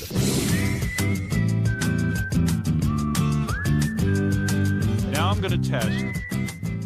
Dan the farter's on the phone. I asked him to call and test a fart and see how it would sound. Okay. You guys got to give me numbers on these things. Okay. Hey, Dan. Hey, good morning, Howard. Is that you, Dan? Hey, just wanted to tell you I've activated on Sirius, and this is the greatest thing in the world. It's not Dan. It's not Dan, though, right? No. Who are Yeah, you? it is. Oh, it is Dan. it is Hey, Dan. Dan the song parody? No, Dan the farter. Dan the farter. But Artie, you really, do what- sound distant. Yes. Yeah, that was really bad. I could hardly hear you. Yeah, we're fixing that. Yeah, okay. Hello? Yes? We But just what want, you know was what we like to Sirius do? We projecting? like to keep repeating the same problem over and over again. Keep repeating that Artie. We're fixing that. Okay, We're yeah. fixing that. We're fixing that. Can we just try one more thing? How many wireless microphones do we have? Can we I'd like to, let's try them both out because you know what? On Monday we're doing the press conference. All right, here's RFA. Try that. Robin, we'll get back to your question in a minute. Hold on. Test that, RFA. Check. Testing. Oh, testing. God. One, All two. right, shut up. loud. Oh, look who came to life. know. Scott the engineer. I'm Mr. Peppy. Tom, let's go. Are you on B or A?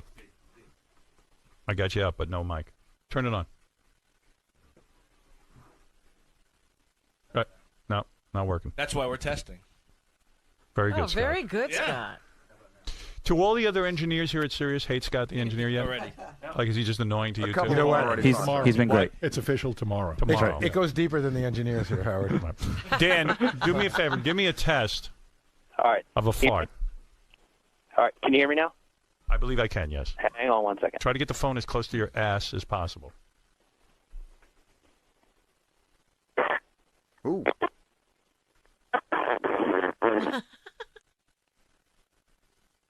Did you hear that? All right, listen. That was pretty good, but the engineers are asking if you could actually pull down your pants and put the phone up your ass and do it.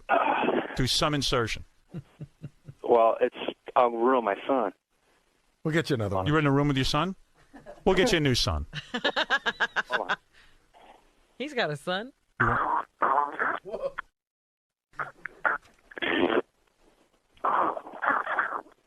I think he's actually doing He's doing it. what you said. Yeah. You hear that? Yes, I'm very proud of you. Now, Proper modulation. That was good. Do a good blast. now Come on. fart. You got the phone up there. Give it. Shoot it across the room. All right. Give me 1 second. This is not easy. This is Dan on all fours now with his butt in the air. What he's doing. Does Dan have a job that he's always available? I don't know. Dan, you got a job, right? All right. Yeah, I got a job. I just installed my Sirius, and I saw you were on, so I figured I'd call you. Nice. Wow. He's in the toilet now. Where are you that those are so wet? Toilet. Tom had a rule that we couldn't air wet ones. No wet farts. And yet here we are liberated with our wet farts. Or lengthy dry ones. Give me a lengthy, dry, and a wet. There you go. What's that? Can you give me a lengthy, dry fart and a very wet fart? Okay. Go ahead.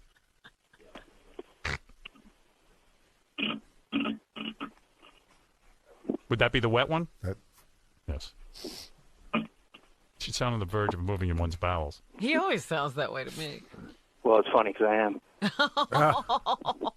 Put him on the toilet. We can actually listen to the plop now that we're on satellite. Oh my! That's a wet one. How's that? Man's a pro.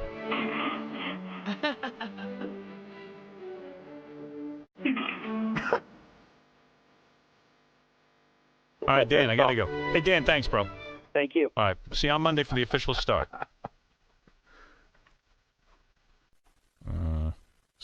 Hey, Steve. Hello? Yep. Hey, now. This is the first time I've actually been able to get through to the show. This is amazing. Well, I got to figure the universe is a little smaller. Yeah, I guess so. I think everyone can get through to this show now. Right. We didn't really announce. In fact, we have a line for each new subscriber. So you should be able to get right through. You have your own dial-in number. You know why I chose that number? Why did you choose that? Did I explain this the other day? Yeah, sort of. Oh, I did. That asshole is a word that we stopped being able to use. Well, asshole is a word we couldn't use on the air, yet every asshole on radio was using it. And it really pissed me off that we were singled out on that word. And that was a weird word because that was a word that we got... we got to say for a day. And then the weird ruling on that was that we could say it, could never say it as employees of the company, but anyone else could. A guest could say it, a caller could say it. What I finally got Infinity to agree to, after years of negotiation, it's like the word scumbag and douchebag for a while we couldn't say, and then I got them to say it. So I said, I want to be able to say asshole. They said no, but eventually, after years, I got it so the callers could say asshole and a guest could say asshole. But we couldn't say asshole. And then there became discussions over, like, is Dan the song parody man an employee? Is his asshole okay? And we're not allowed. It would always get weird. in other How words, weird is that? I mean, what difference does it make who said it? is a freelancer allowed to? Right. Well, because they felt that the company didn't want to condone saying it, but anyone else could. Oh. Is there something else we should be testing? I got to test You thing. want me to talk? Testing 1, 2. Sound any better? Wait. Better? A little better, but still hollow. Still hollow to me. Wait, why am I not picking you up? Yeah, it sounds way better to me right now. Way better. Absolutely. But there's still some sound. It does not sound better to me. Yeah. No, some of the resonance is gone because he has that big chunk of metal. What was the reason? We knew about this. We haven't gotten to it. There's a chunk of metal behind him that's reflecting. Oh, is that what it is? Oh. I thought it was a chunk of metal in his head. Yeah, I'm going to have some metal back here every once in a while, you know. Yeah, what are you doing with metal behind your head over there? There's an enormous metal closet right behind me. I don't know what's in there. Windows. Artie. Hello, 1, 2, testing 1, 2. Better? It's getting better. It's okay. It sounds way better to me for some reason, but at least we know we can go on the air Monday. Let's see. Okay, guys, I'm going to just run through some things, some quick questions I have. Router A. Wait, let me put you up. Go ahead. That's your ability to select anything in the facility and bring it up on your board. Is that ready? That's not ready, Yeah. right? Oh, no, it is? it is. Well, Thom will tell you. Oh, wait, let me hear. Hold it, Thom. I'm going to get you on mic. Hold on a second. I got to figure out where everybody is. Go ahead. Yeah, figures. Okay, go ahead. I just need you to log in so I can load the software on your computer. So we'll do that after the test. Okay. Cool. And I got a list of which stations are live every morning. Because not every station is live. Good. And it's a lot. There's some good stuff here. Oh, really? There are people here. Yeah, apparently the gay channel never... They're always on 24/7 live. Mm-hmm. Oh, good. We need to stop in the morning. All right, so router A and B is so I can go around the channels. This is the harmonizer, which I'm going to test again. Now, if I want to... Now I sound cleaner. That sounds great. Boy, you sound very deep. You sound deep, too. Wow. Yeah. A lot of bottom. I think it's your titties. What? Your titties, resident. I'm a guy. What are you talking about? Titties. I don't have titties. Yes, you do. I think you big titties. I got man boobs. That's right. You're a guy. I forgot. There you go. Hey, you got a bad case of man boobs. Look like Bruce Willis. I know. I'm getting my man boobs reduced. You know, Artie, I'd put him on deep voice, but his big stomach prevents him from getting close enough to the microphone. How dare you? How dare you? That's me, yeah. But you got big balls. Yeah, I'm in the deep voice. Yeah. Nice. What if we were in deep voice, but even though we're real men, we did homosexual activities? Yeah, like what? And I bet you... Oh, that's you, Gary? Yeah. Oh, I thought that was you. Even the guest. Yeah. Let's do, you know what we should do in these voices? Who's that, Artie? Yeah, this is me. We should do in these voices, we should get the script of Brokeback Mountain and just do it like this. There you go. You know what? Let's do that for Monday. Alright, we should do that. Damn it, I can't quit you. I wish I knew how. If my balls hurt. Jason, let's get that script for Monday. Yeah, definitely. Wow. I can't suck your penis because my wife won't let me. I want to bend you over a horse and fuck your ass. Is it normal with you and your wife? You know what? I have to go see that movie over the weekend. I have to go. I'm taking us out of here. Let me see what happens. I gotta test something. Can we go high? What? Oh yeah, the helium kind of. You gotta screw with that thing over there. So you can't do it. Someone has to. Do you want to go high? Just squeeze my nuts, we'll go high. Here we go. Wait a second. Squeezy. Oh my god, stop squeezing my nuts so hard and my voice has started to go up.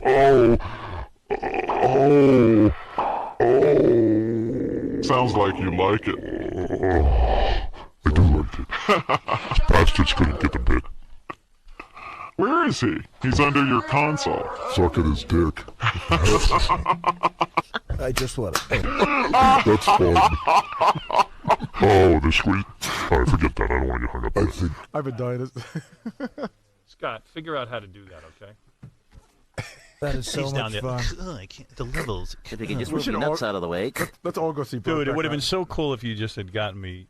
And you, yeah. When I said you I'm squeezing my changed. nuts. I know. Yeah, Why would I want to do that? Why would I want to learn the equipment?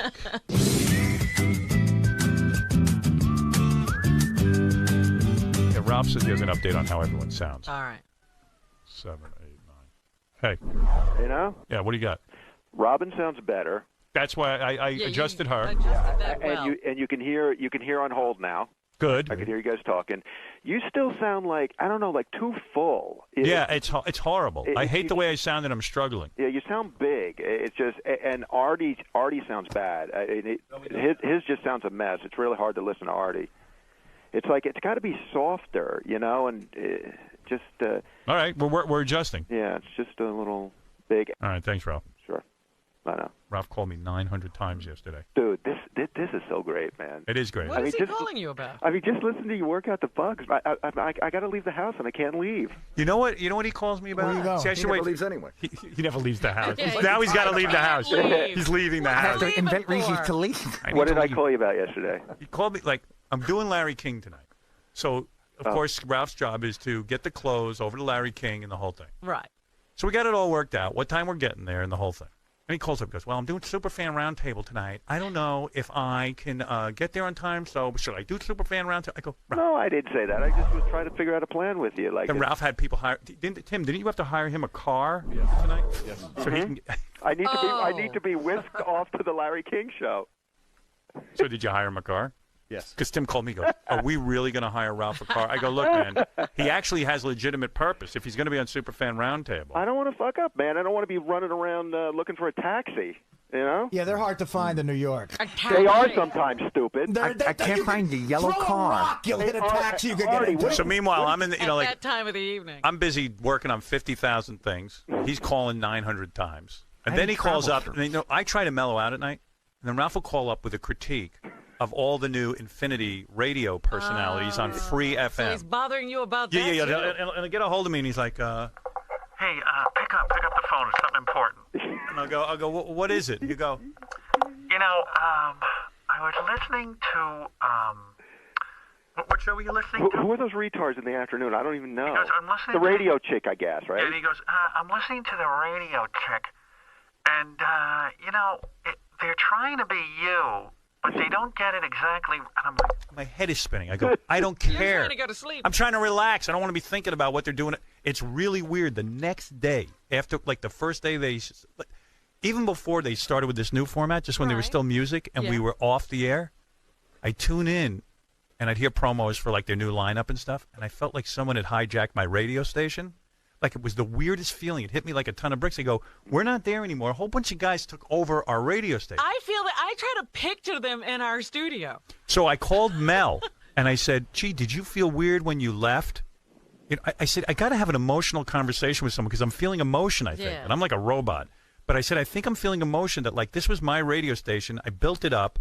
And and I said, the only guy who can relate to this is Mel. Mm-hmm. So I call Mel, and I go, Mel, I know this is, I'm not calling you about business. I said, it's a personal thing. How'd you feel when you left, Infinity, the company you built, and, you left it in the hands of other people? He goes, oh, I didn't care. I go, what do you mean? He goes, in my mind, it's not the same company that we had when we were there, and I don't care. I don't care. Right. I went, oh, good. I'm glad you opened up to me. Thanks. Yeah, but that. Thanks for bonding. But that was all upward movement. I mean, when Mel left, they were still doing well. The company's still doing good, and they put good things in place. I mean, K-Rock is just a mess now. They don't know what they're doing. Well, listen. You got to give it a chance. Give it a chance. Give it a chance. I've been checking in on it. There you go. You keep checking in on it. Sounds like a mess to me. It's not a mess. Tom knows exactly what he's doing. Oh, poor Tom. I feel bad for him. Tom and I went to dinner. Let's do this. But you're not supposed to talk about all right, I got to go. Goodbye. Bye now. Bye now. God only help me if he doesn't show up with my clothes tonight. He's done that before. But why aren't the clothes there? Why aren't the clothes with you? Because it's his only busy. job. And you know what it is? If he leaves it with me, I forget my clothes. I remember we were speaking, we were in Vegas or somewhere. Uh-huh. And I was giving an address to the National Association of Broadcasters. And Ralph's whole reason for even coming with us was that morning he was going to hand me my pants and my shirt. Right. I wake up that morning at 9 a.m. because I'm going on at 9:30. No Ralph, no pants, no shirt. We can't wake him up. We're banging on the door. Right, nobody can find him. We can find him. I put on my bathrobe, I think, and some slippers. Went down to the NAB waiting for him. No Ralph. He woke up 4 hours later. Wow. And I gave her the address, I think, in my underwear. No, I think that was the time he didn't bring the underwear. Yeah. So you didn't even have that. Wow, wow, wow, my dresser isn't awake. Wow, my stylist overslept. You can't carry your clothes, and he has an appointment.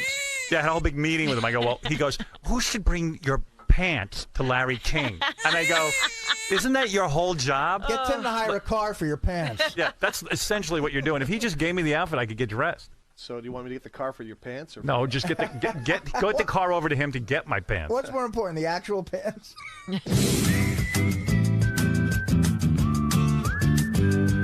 All right, this might conclude our test. All right. No other equipment we have not tried. I'm supposed to be on vacation. That's right. I haven't had one day. You went to Mexico, didn't you? Yeah, that's hard. That's a hardly. You can hardly remember it. I don't even remember it. I think my biggest problem is my microphone and everyone else. There's no other equipment we have not tried. No other there's a lot of features or functions. We did try the talkback. It doesn't work right. No, we fixed it. No. What? Oh, you did? Yeah, I'll go do it real quick. Hold on. Oh, he wants my talkback. I hear you great. All right, great. Yeah. Now, when you hit the talkback, though, did you cut off my microphone? I shouldn't cut off your microphone. Testing 1, 2, 3, 4, 5. All right, there's a problem. Oh, it's cutting you off too? It's cutting my headphones off. Okay. Oh, no. Split it in half. Yeah. Thanks. Wait a minute. It cuts your headphones off? It's fine. We got it. We know what we're doing. I mean, we don't know what we're doing, but we're going to pretend like we do. Hey, Howard, is this better? What? Is this better? It's just lower, and you're so far away, we'll never hear you. I'm not that far away. I'm sort of right on top of it. No. Your box is far away. I think we got to move this box closer. I see. But, I mean, how does my sound for you? Is that up all the way? Yeah. Yeah, I think we need more volume there. Okay. Let me hear. You don't even have to move the. If he gives me more volume, I'm not going to worry about how far away it is. You don't have any room to play there, Tom. Thomas. Thumbelina. I'm trying to figure out why I just. Artie and Thom. Just turned off. It sounds like a don't worry about that. Comedy team. Thom and Jerry. Oh, we have to test something else. Artie. Yeah. Insert your finger in my ass very slowly. Oh, that's one of our classic bits. Yeah, let's go to Tim, our program director. Do you have the wireless mics potted up? I just got a call that they may be popping. All right, I will now do a test of the wireless microphone. It is indeed up. Yes, I will now turn it down to examine whether or not there is a popping type of noise. Now, how come we wouldn't hear the popping? I heard it. Okay. Let me hear. Who heard it? Mark did. Mark heard it. Wait a second. What'd you say, Artie? Now I don't hear you at all. I didn't say anything just now. Who was just talking? I think Benji.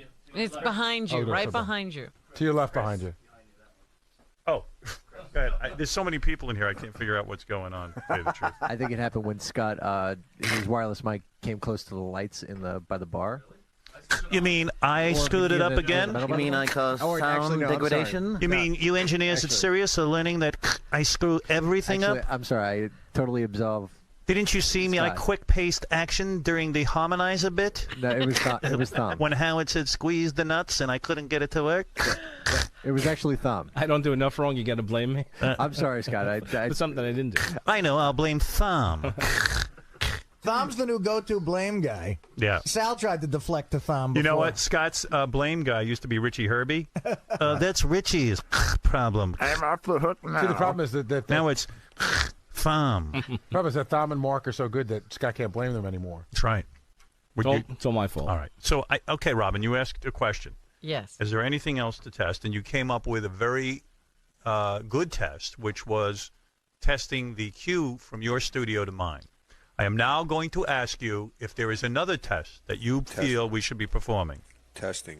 I am not aware of all of the things you have at your disposal. I'm just trying to throw out things that I thought you might have, and I can't think of anything else.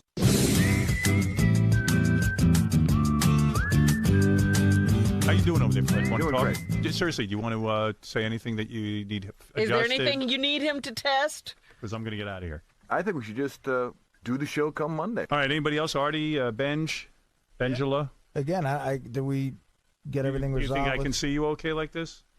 Again, I think you have to go through the same amount of effort as you did last time. So Okay, good. I think it's fine. I yeah. can't see Benji at all, but I'm not complaining. Nope. Can you see Fred, or do you have to I stand can see up? the top of Fred's head, which is fine. So Fred stuck his head up. You could have eye contact. Yeah, I don't want to have eye contact. No. And everything is working for those guys over there, Benji and Artie and. Benji, you're all right with the thing, the TV monitor? Everything's good now. All right. It does feel a little warm in here, though. It's hot. I thought we'd. We're going to adjust that. What's going to happen? They can adjust that too? Yeah, some other day. Wait, you mean there's more than on and off on the thermostat? We've always had problems. I love that.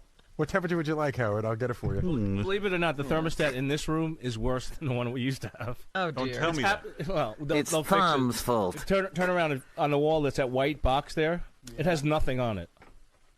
It's a slide thing that doesn't say anything. It's because I'm sweating. I and know. Dizzy. It won't do anything. It's like one of those don't walk buttons. Why can't we just get a thermostat where you control it up and down? As far as I know, that's what we asked for. But Yeah, that technology I thought they had perfected. We just can't get it. I bought a Honeywell at Home In my Depot house, for $20. they have this really weird thing. You like pick a temperature and it goes to it. That circular thing's $20 at Home Depot. Yeah, I don't understand why we can't get a regular. We'll work on it. All right. Mark is It's nodding his coming. head that it's coming. It's coming. Shirley, what are you doing in here? News. He's from Howard 100. No, He's like been what? eavesdropping. What do you want? Take an hour. Just a fly on the wall, man. Just checking out your second run through and just waiting for you guys to finish up. Maybe get a comment from you guys if it's cool. All right. You're a fly on the wall, aren't you? Yeah. Beautiful, man. Studio's awesome. You say you're a fly on the wall? Yes. I can see you're starting to get irritated because I saw you yesterday. You did an interview in here, and then you walked out, and Howard 100 News was waiting for you. Yeah, I don't want the Howard 100 News bothering me. And then In Demand was waiting for you, and you go.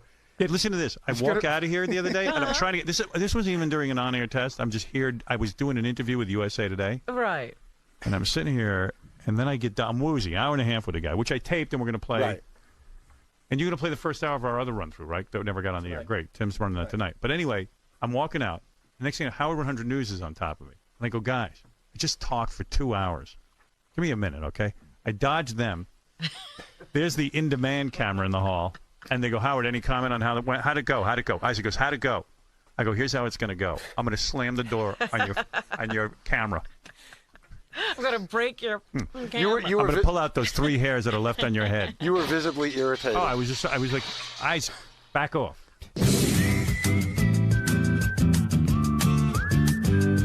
Hey, look at there's a page up and a page down. So I don't even have to. Oh, you see, that's what I'm after. What's that noise? I don't know. New noise. New noise, guys. Somebody's making eggs. Gary, Is that you got you, up. Gary? Artie's cooking something. That's my hairy back rubbing against the Go ahead, metal. Scott. Yeah, you could either go up, page up, or page down, or drop So down. I'm on supervisor page down. What happens if I go page down? What do I have? Howard Monday, page 3. See, Just- Gary? just scroll through. Page is See empty. it? Hit no. Gary, you see what you can do for me? You could theoretically load my page, play it for me.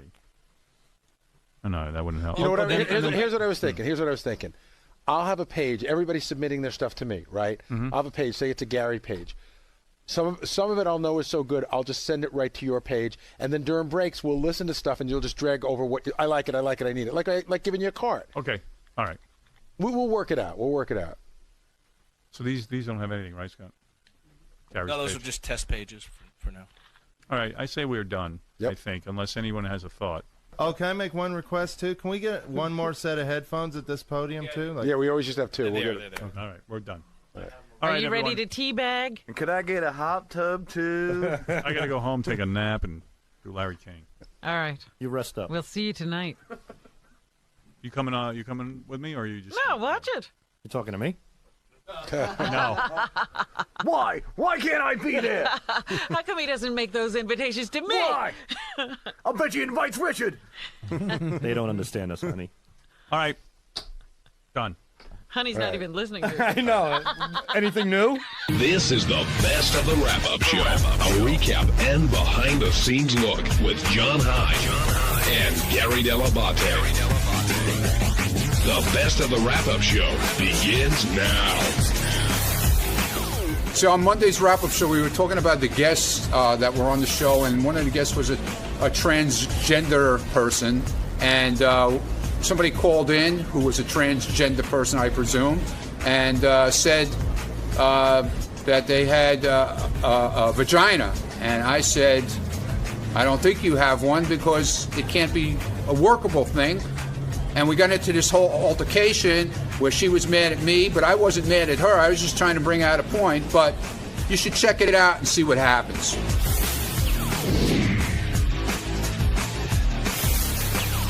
Now we're going to move on to Raji, who came in, who is transgendered and has cement in her face and in her ass. And that was a tough story. I mean, I felt really bad for her. Well, when you heard her explanation, though, about the doctor who did it, basically did the same thing and was also transgendered, I guess there was some kind of level of trust there. Yeah, the other thing I think I got out of this whole thing, taking away transgender and all that other stuff, if something's way cheaper than it should be, there's probably a reason why. Yeah, you get what you pay for in a lot of cases. Did you know that tranny was an offensive term? That's what ISIS was saying. Really? I didn't know that. What do I know? Are you going to stop using it?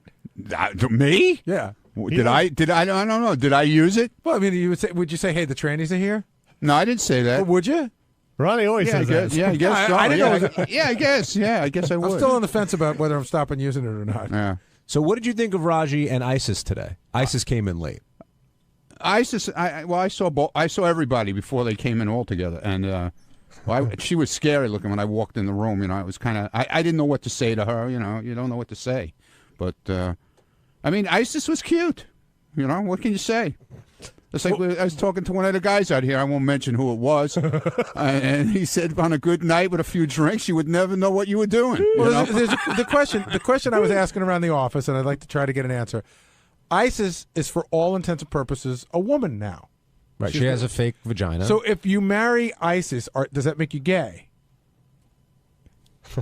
It's the same silence I got from everybody else. If you're legally, you're gay, and technically, you're. I think you're definitely committing a gay act. I think, but it depends if your desire for her is as a woman. Then you're not. I don't think. Yeah, but what would be the difference if you didn't know that she had the operation? That's what I'm saying. And you met her in a bar and you tried to pick her up, and then found out she had a cock. Well, if you, it's still the same difference. You're still going out with a guy. No, that's what I'm saying. Technically, it's a gay act. She's got a fake hole there now. It's technically a gay act, but I think if someone desires her because they think she's a woman or think he's a woman, then they're doing it for a heterosexual reason. Yeah, but still, I mean, it's a gay act. I agree with you. But there's nothing wrong with it if that's what you're into. I don't think so either. How is it a gay act if she's a woman now? Well, I mean, like if a man rapes you, you had a homosexual act, right? Yeah. Yes. But you didn't desire it. What I'm saying is that, is she a woman now? She's had the full sex change operation. Is she a woman, or is she a woman that used to be a man, which we know She's to be still to me, she's still a tranny. But she's got all the working parts of a woman. No, they don't really work. Now you know that. Now stop it. How do you know that? They don't work. Experience? No, they don't work. How could they work? How could you say they don't work? Do you know that for a fact? Dude, remember when somebody, I forget who it was, explained how the operation actually works? Yeah, it's not, dude. It's still a guy. I think it's nice to treat her as she wants to be treated, as a woman. However, every cell in her body is a male. I just think it's my favorite part. That's actually wrong. Uh-oh. Wrong. Okay, who's this? This is Diane in New Jersey. Yes, what was your original name, Diane? How you guys doing? It's kind of ironic that the first time I actually finally get through, and after listening since I don't know the early '80s, it's to criticize. Diane, were you born a woman? No, I was not. But there's just it's really kind of ironic that so many Howard and you guys are also gay and lesbian friendly, and you seem to really know your stuff. But when it comes to trans people, you are like completely clueless. Well, I mean, how are we first clueless? off, it's not a gay act. Okay, number one. Okay, I've been married to my husband. It's going to be 10 years now. He dated exclusively, women that were born women. All before that, and when we have sex, like he puts his penis in my vagina. So I don't see how that could be seen as gay. Well, I think Diane, Ronnie says that there's no way your parts can work. Right. Well, your vagina used to be. Ronnie doesn't have my parts. I have my parts, and they work. But work how? In other words, you don't feel it. I'm sorry. There's no way. Yeah, I feel it. Believe me. Yeah. Maybe Well, you how feel. would you not feel it? Maybe you feel the pressure of it going in. There's no way you feel the same thing a girl feels. I'm sorry. How it's would you know impossible. that? Oh, please. How is it impossible? I've heard doctors talk about this stuff, dude. Come on now. now. Hey, Diane. Diane. Yeah. How would you, in a short sense, define a gay act? Two men or two women doing something together. So sexually. A lot of people would technically consider you biologically a man. Right. In other words, Diane, if you were going to the Olympics, say, and it had to scrape your cells, would your cells come up as a woman or a man?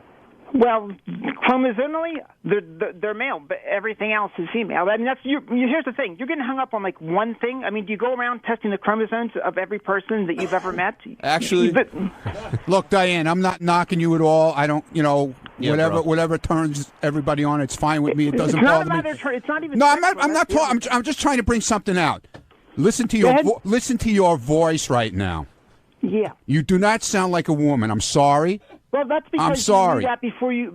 That's because. Oh you no! knew As soon as you before got on the phone, I knew when he said hi, I knew you were a guy. Diane, I got to go with Ronnie on this one. It says on the board, it says Diane from New Jersey, and it says Howard Stern supports gays but gets weird around transsexuals. So I thought we were talking to a woman. The reason I asked you were you born a woman was because I did hear it in your voice. Here's the question: do you like Well, popping but here's the pimples thing, on your husband's Gary, back? I'm sorry, John. I didn't. That What was is the question? It's okay. Go ahead. Say what you're going to say, Diane. The reason is, of course, you had that specter raised in your mind. I can tell you honestly, I'm on the phone, normally all the time. Never, ever does anyone ever say sir or mister or anything like that. It just doesn't happen. And this is, I'm talking. It's been. I mean, I transitioned over a dozen years ago. Well, Diane, why do you feel that Howard, you said, supports gays but doesn't support transgendered people? Well, because he doesn't know. I mean, he gets like really weirded out, and he uses the wrong terms. He doesn't understand the difference. You guys were just saying before, you don't even understand like why tranny is offensive, or like you get an idiot like Ronnie there that thinks he knows how my parts work. Hey, we're getting towards Dude, the show. First of all, I don't know why you're calling me an idiot. I didn't insult you. I'm trying to talk to you in a nice way, and now you're calling me an idiot. Okay? We had what's her name? What's his name comes up here? What's her? Our old friend, the one who got Siobhan. Okay? She came up here with her and showed us her thing. That's no way that thing is real. It smells. There's no way it works.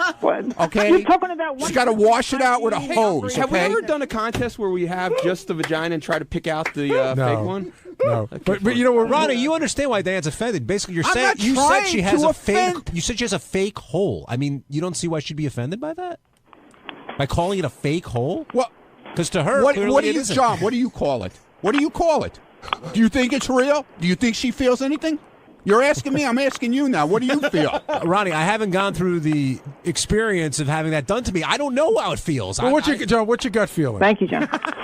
I'm listening to when Siobhan talks about it, who had the same operation, basically said she really doesn't feel anything. Well, and Siobhan had to keep a stent in it to keep it open. Remember? John, go to your head. Give me an answer. Hey, Diane. Come on, John. Diane, if I spray myself black, wear an afro, learn to dance, am I technically black then? No, you're just Benji. Oh my God! No, you're still Benji. Diane, real quick, we only have 30 seconds. Go ahead, make your final point. Well, the point is right there what Ronnie was saying.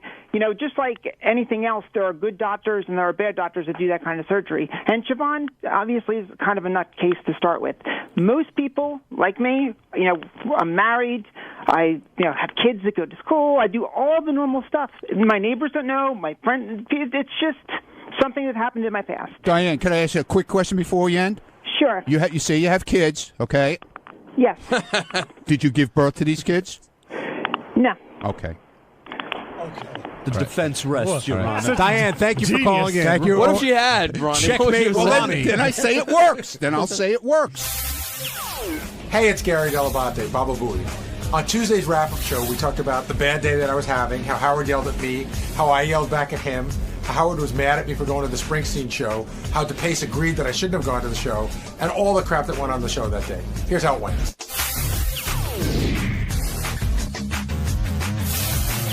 Gary, you were, I don't know, today was your day. You and Howard were really at odds from the get-go, and I wonder, first of all, did you think you were being cantankerous at all, or do you think that Howard was all over you?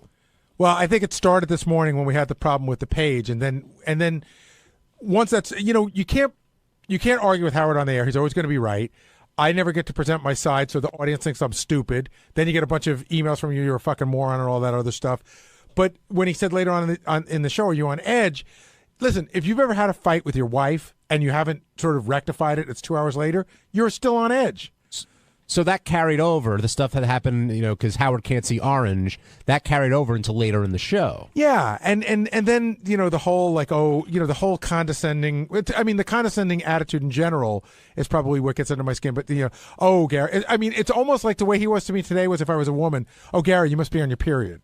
You know what I mean? It was like that condescending. Well, did you think it was that way from the Page stuff or later on with later the tickets? Later on. But even in the Page stuff, it got condescending. Gary, here's what I would do. Here's how you recognize colors. And here's what if you have a dog and this is what you do. And, he starts talking to me like I'm in third grade. So you had more of an issue with his tone than you did with what he was, the subject matter. Oh, yeah. Exactly. And were you able to remedy the situation? Is the color... We were able to identify the problem. Now getting it fixed is the next issue. And is it insulting when he says to you, well, why don't you talk to Jeff Schick? Why don't you talk to someone else? Like he was insinuating that you weren't exploring the problem. You were saying, yeah, it's a problem. We got to deal with it. I don't know that Jeff Schick is available to me to do anything I want anytime I want. I could just as easily have called him and Howard and said, what are you bothering him with that shit for? And I don't know that the people from Profit are going to talk to Jeff Schick because he doesn't work for Sirius, and that's who they have the contract with. So, yes, I had not thought of that. And do you think it's questioning your professionalism on the air, even though it happens a lot? It is. It's sort of saying, you're not that bright, but I keep you around anyway. And then with the tickets later on, he was saying he knew the situation. He was just telling you what he wanted done. But at that point, you were just pissed off. Well, no, I didn't know the situation at all. And the last words I heard were Steve said to me, "This guy's already got tickets." So I said, this guy's already got tickets. Howard's like, "Yeah, I got it. Calm down." But I was in working with, I can't listen to every second of the show. I was in working with Scott on something that I wanted to get on the air right away. So by the time I walked back, I could not hear what had transpired. And do you not want to go to Austin at this point? No, I'm going to Austin. Of course I'm going to Austin. I mean, you weren't the only one that Howard was taking issue with today. Scott DePace, during that whole Bill Maher thing, DePace, I don't know if he defended Rush Limbaugh, but I guess he did, and called Howard a hypocrite, and immediately Howard was all over you, Scott. Here's the thing. Here's the difference I just want to say. He's questioning Scott DePace's politics and opinion. Not his professionalism. That's right. And that's where it gets under my skin. Now, do you think Gary was a little too sensitive today with Howard, or do you think he had every right to go back at him? Well, let's just say it definitely put Gary in a bad mood. So he was barking. He barked at me at one point. And Gary did. Gary barked at me at one point. Yeah, get John Lieberman in here, too. You want to hear about barking? What fucking threw him out of my office. Gary gets in trouble from Howard, and then he starts taking it out on everyone else. That's not true. I was barking at you because I was having that stupid argument with you during the show. Howard brought up the Rush Limbaugh thing. As I always do to Gary, my way to get something through to the show, I'll say something to Gary. If he likes it, he'll put it through to Howard.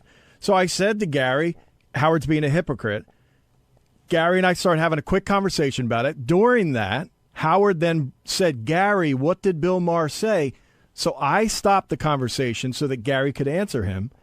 Gary then started back with me going, "What? You're not going to talk to me?" Blah, blah. And I said, "That's not what happened. We were having a conversation. Yeah. Howard asked me a question. Robin started to answer it. No, then Robin started to answer it because you didn't answer. No, I did. She answered before I could even open my mouth. Go back and listen to the tape. She answered it very quickly. But what happened was Scott and I were having a conversation, and somewhere in the middle, it got lost what we were discussing. I was discussing one thing. He was discussing another thing. And then I said, you know what? It's maybe just don't talk to me on the box during the show. Hey Gary, I'm not saying it's right or wrong to fight back, but it did seem a little bit, more to me, like out of character for you to the level you got. Do you think, like, is there something else going on? Are you stressed about something? There's absolutely nothing else going on. I mean, I think it started yesterday. I started taking some shit from him on the air. And then, so I was probably a little bit, I could be on edge about that. You come in the next day and you go, is it going to be more of the same? And it was more of the same. Well, when the Springsteen thing came up, that's when you got your back up a little bit. Because you're like, why can't I go to the show? Right. It seemed like that seemed to be the issue. Nor was I the only one from this channel that went. Who else went? I'm not going to say. But I'm not the only one that went. I wouldn't go. I wouldn't go because I wouldn't get a ticket. But you weren't invited. What if it were? I put it all in perspective. What if it was Pink Floyd, or Dave Matthews? Honestly, I was surprised that you went. Were you? Just because I know how if I had went, it would be a little different. But hold on, but if you're Howard's right hand man. If Howard was so against the concert, then why did he give away tickets? I don't know. I would guess that he's obliged to it, right? He was not. He was not obliged. Did it cross your mind at all? It came up for a second. Someone else that went with me said, "Are we going to be looked at as turncoats for this?" And I said, "I don't think so, because Howard gave away tickets on the air. I think it's it's Howard's thing." Scott, you think Gary was like personally insulting Howard because he went to the Springsteen show? I think it was quite clear that Howard wanted nothing to do with that concert on the Except air. he gave away the talked tickets. about it. Okay, I didn't see that part, and I would think that he would want anyone on his team to really not participate in that event. I thought that's quite obvious, but you say the ticket thing. I don't know. Maybe Howard just felt like why hold the audience in his gripe and let me give some tickets out. But I mean, I didn't go to the Springs. I went to the Springsteen show not as a show of support for Sirius or as a fuck you to Howard. I went to go see my favorite artist in a way that I was never going to get a chance to see him again. Did you give any of the Sirius execs like mean looks or anything?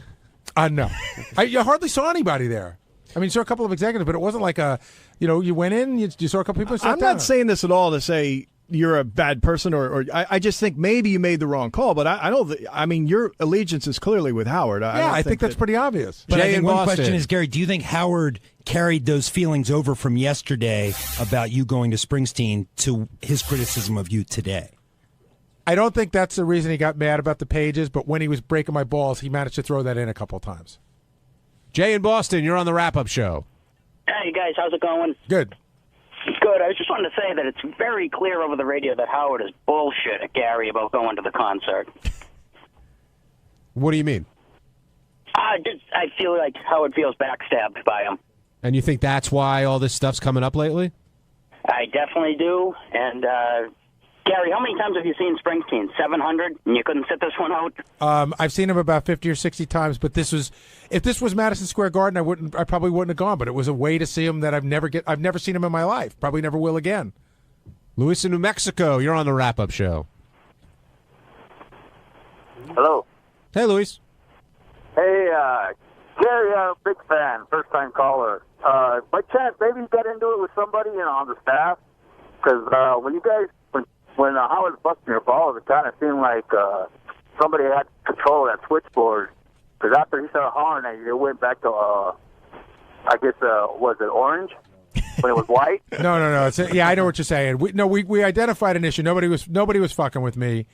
It is a problem. It's a bug in the system that we found. Why don't you put a number on it? If that said 24, and you can say, Howard, it's number 24. I don't. It's so easy. Why have something that's 24 subjective? isn't that easy to identify? When you get 50 numbers, it's as hard to find as it is in colors. If you drop it in a slot and you know it's in slot 24. But where's slot 24? There's 48 slots on a page. It's not that easy to find. Well, it's like anything. No, like an X and a Y. There's 18,000 ways to do it, but if there were one row that had 10 and then the next 10, I think Howard can put 2 and 2 together. And it just seems like it's not subjective. A number is not subjective like a color is. But that wasn't the issue today. That's right. Yeah, it was. It was about a color. They were going back and forth. It had nothing to do with how complex the system was or not. JD actually pointed out the glitch, which surprised me and got Gary snapped at me a little bit when I was asking Gary, what is your reaction to the fact that JD identified the glitch, not the Prophet people? And that was the first time Gary snapped at me. I thought it was a dumbass question. The reason why... No, and I'll tell you why, because the Prophet people weren't here. How could... In other words, anybody... Hold on a second, John. Anybody that could have worked on it hadn't even been called yet. So... what your response was, anybody who knows the Prophet system would have been able to identify it, but you didn't. JD did. No, I said that anybody who was working with the system that knows how to look for that stuff hadn't looked at it yet. So I don't know what the big surprise was. Yeah, cool. JD found it. He figured it out. That's all I was asking you were making it sound like, am I shocked that JD found it when a guy that works at the profit system couldn't find it? That's how I took it. I thought it was a dumb question. As a reporter, they had just gotten into it. Then there was a break. So I asked Gary the question. I said, Gary, what do you expect from Howard during this break? And he goes, fuck you. Get out of my face. I've been doing this 30 years. I worked during the break. I didn't say I've been doing this 30 years. I did. I was pissed at him. I was just plain annoyed that he was following me at that point. Were you surprised Gary reacted this way to you? I was surprised at the fuck you. It was a legitimate question, and I thought Gary thought it wasn't. It's a legitimate question. No, it is a legitimate question. I was just pissed going off. in, what do you expect? And so, but look, Gary's always been very forthcoming with the news team. And secondly, he was getting it from all sides today. You had cameras in your face, microphones, all that. Here's what I will say to you, John. I still hold fast that the first question was a dumbass question, and the second question was a legitimate question, and I was pissed, and I apologize. Okay. Well, I disagree because you keep saying we found the glitch. JD found the glitch. Right? Well, we are staff, sure. Oh, okay. I thought you meant we, including yourself. No, we here at the show. Okay. I didn't find anything. Okay. All right. I want to move on. Nor did I ever insinuate that. Okay. Thanks, John. Thanks. Who came in? John looks dissatisfied with that answer, by the way. Why are you shaking your head, John? No,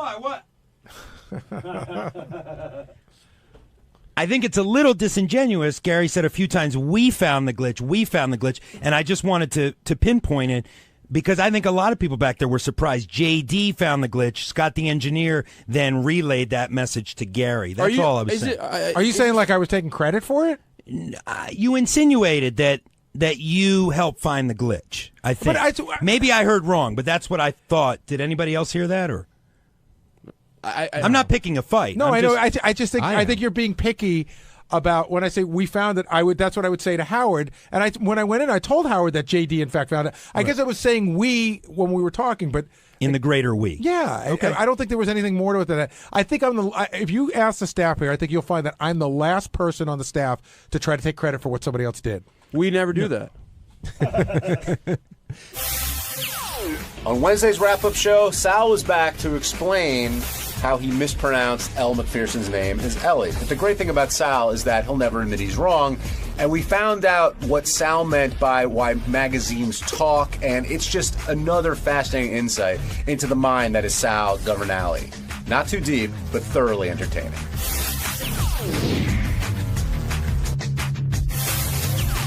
Jim in Pennsylvania, you're on the wrap-up show. I wanted to talk about the Elle Macpherson thing. Go right ahead.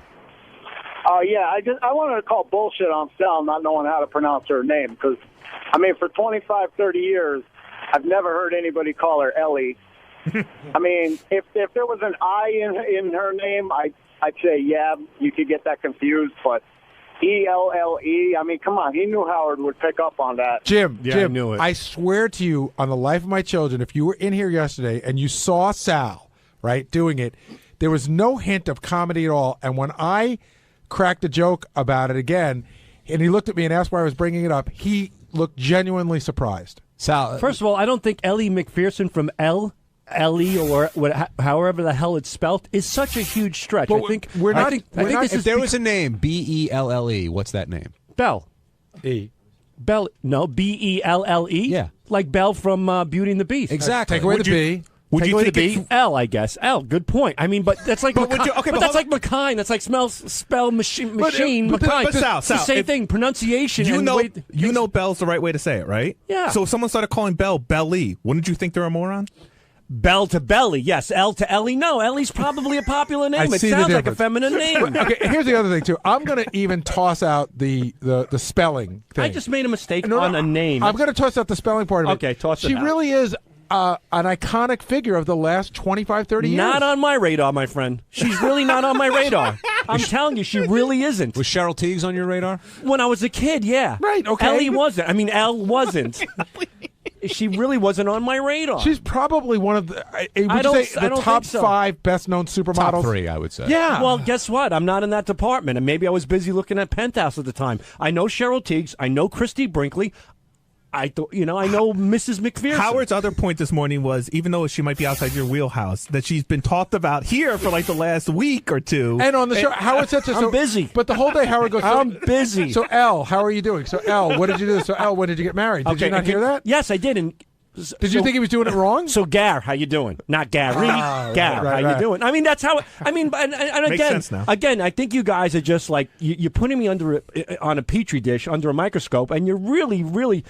You're just scrutinizing every little thing. It's not that big of a deal. I know you find it to be a big deal, but Elle Macpherson, Elle, is not that big in my world, and I think in the entertainment spectrum as you guys are making her out to be. And everybody fucks up. Who's the drummer from, all right, he's been here 3 times. Who's the drummer, Gary, just Gary, from the Foo Fighters? Well, I thought it was Dave Grohl, but it's not. It's who? Taylor, and I don't know what his last name is. All right. Taylor Hawkins. Okay. Today, Howard called him Taylor Hawks.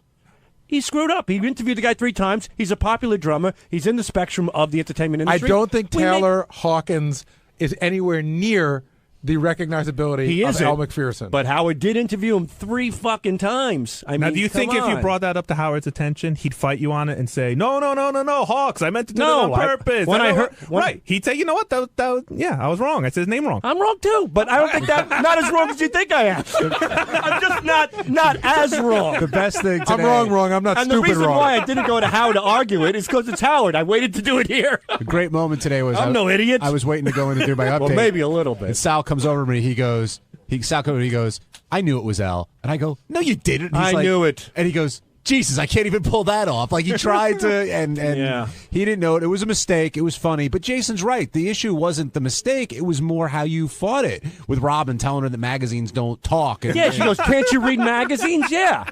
You can read but if I read phone on a magazine, I would phone. You know what I mean? What? No. Like, I don't know what you mean. Like, she's saying just because it's written, you should be able to announce it. Yes. If I see phone on a magazine, yes, you don't say phone, you say phone. A magazine doesn't speak. That was my point. Did Robin, you think it was called Ellie Magazine? He did. Oh, she has that magazine. That's right. That's the magazine. I didn't even know that. Now it's all coming. I've heard of the magazine, sure. What about VOGUE? That one is okay. If a it's Vogue. Right. Vogue. Well, right. If a magazine could speak, you would say they would say Vogue. Otherwise you would see it as Vogue. Robin. Oh, you wouldn't. I'm saying Robin. Guys, the point I'm trying to make is that Robin's argument doesn't hold water. She's saying that it's written on the magazine. That doesn't matter. I guess now that it's a cover of a magazine and it's a popular magazine, I know what she's saying. But even then, I don't know. I know the magazine, Elle Magazine. Elle, Yeah. Anthony in Texas. You're on the wrap-up show. Hey, what's going on, guys? What's up, Anthony? Hey, first of all, happy birthday, Gary. Thank you. I'm talking about what's his name, Sal. I've heard of Elle Macpherson before, but she's not somebody, on somebody's radar like you would a Chrissy Brinkley or something like that. I mean, I grew up with I don't know, it just, you don't really think about her, I mean. Yeah, but Anthony, Anthony, you said her name. It's Elle Macpherson. Yeah, not Ellie McPherson. Yeah, but he also heard he knows it now from the show. He was corrected just like you're saying that he didn't know it before yesterday? Well, he perhaps, maybe not, but he said she's not big in the spectrum of By the way, celebrities didn't out he there. just say he's also a fan of Kristen Brinkley? He said Christy Brinkley. Oh, he did? Yeah. Okay. I think it's funny because I think Christy Brinkley and Cheryl Teague, I think Elle Macpherson falls right in there. Did you think Elle Magazine was named after, or Ellie, whatever you want to say it? When I heard Elle Magazine, I'm thinking perhaps she is a model, and Oprah has the O Magazine. Maybe Elle's Elle Magazine. I don't read modeling magazines. I don't read female magazines unless they're naked spread eagle. I picture Sal looking for a magazine. That's the only female magazine I read. Were you looking for a magazine with the letter L on it, and that's it? I wasn't looking for any magazine. All right, thanks for calling in, Ted. It was Robin. Robin said, when Robin said, "Don't you know the name from the magazines?" I thought she meant it on a broad spectrum, like Elle is interviewed in numerous magazines. She's a supermodel. I didn't know she specifically meant Elle Magazine. So you thought she was talking about the person in a magazine. Exactly. Like, don't you read? That actually makes the magazines don't talk comment much more interesting. Well, yeah. Thank you, Gary. I'm going to play a couple of things that have been happening, including Sal's weird pronunciations. You know the word villa? Yeah. I have a villa in France, perhaps you'd say. He calls it a villa. I hate to say this. Yeah. You're wrong. But in Italian. Get out of here. You're in America. Here we are. Just did it, and now we're doing it again. Boy, 4:45 in the morning comes real quick. So fast. You can't go to bed early enough. And there stuff's coming. I know. I went to sleep like 9:30, and I'm pissed I didn't go to bed at 8. Right. We get some new glasses over there, Robin. No new glasses, just the regular old. Those are very smart and classy looking, Robin. You guys always comment very favorably about these. You look like a school teacher. Yes, if I do say so myself, milady. Robin's new glasses. Oh. Robin just can't see this morning. Looks like a school teacher. I feel like giving more of a slob. Yes. So sophisticated. Well, class, come to order. Very classy, very sophisticated. I'm Miss Quivers. I'm writing my name on the board. Robin's like Barbie. We dress her up every morning. And below her glasses are her breasts. That's all I see. Right below? I see glasses and breasts. Put those glasses on your breasts. Let me see how those look. I hadn't got to the glasses yet till you mentioned them. See, you didn't even see the glasses. No, the glasses. Shows you how evolved I am. Are her breasts wearing Look glasses? at you. I was able to see your glasses. You're looking at women's faces. Yeah, once in a while. With you, I look at the face. Look you over, see what's doing. Okay. Well, I don't even know where to begin this morning. So many topics to discuss.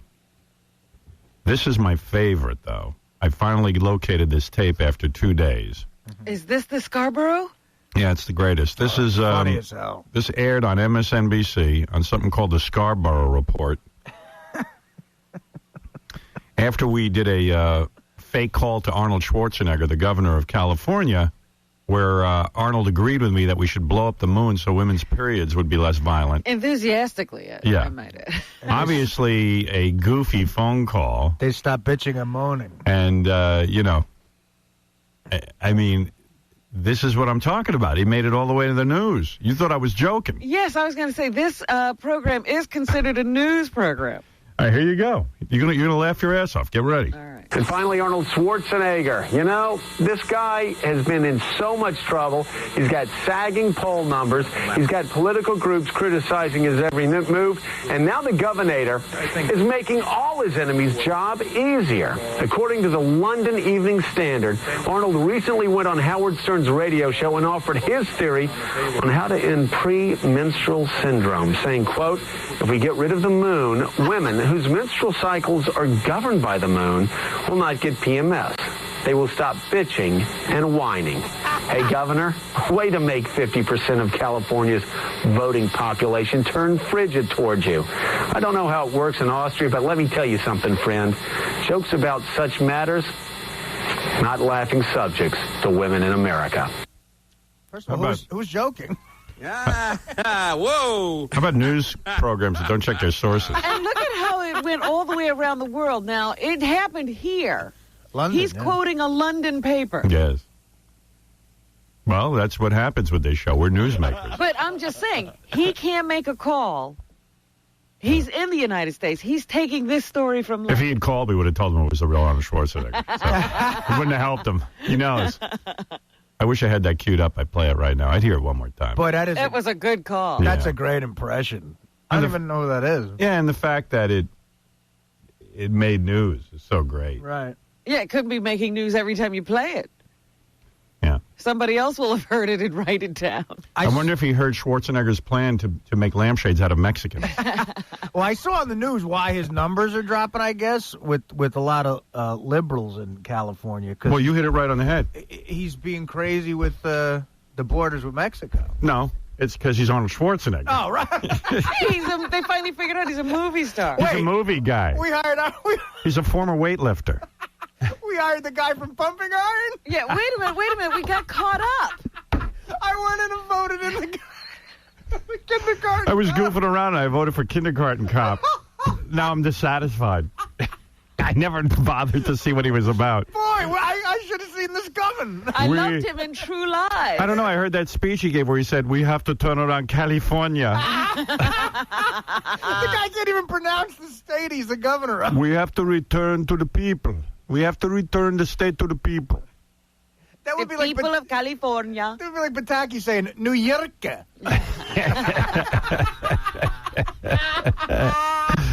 People are like, well, we're not satisfied. California. Well, maybe you should have looked into what he was about. Yeah. Oh, he's not a good governor? I supported him because he came on my show. Sure. Maybe you That really... makes about as much sense as anything. Yeah, at least I'm honest. Maybe you were too fast in overlooking the guy from Different Strokes. Or that porn actress Mary Carey. who dunks her head in the toilet. Right. Well, she came in 13th.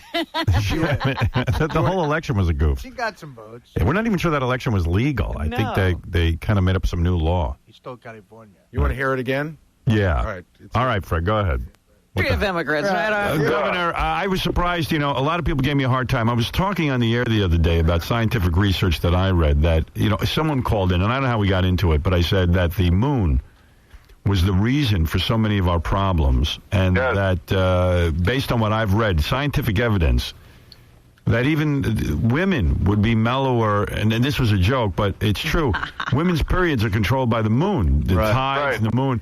And even women would be more relaxed if there was no moon. Also, the tides in the ocean would no longer be a problem where you see these monsoons and tidal waves, and maybe even tsunamis. What is a monsoon? Well, okay, a tidal wave. You wouldn't see this it. Is our science. But a lot of our weather problems would be alleviated if the moon wasn't there. And I understand you support this. Let me tell you something, Howard. I want to make a big announcement here on the show. This is why I'm on today.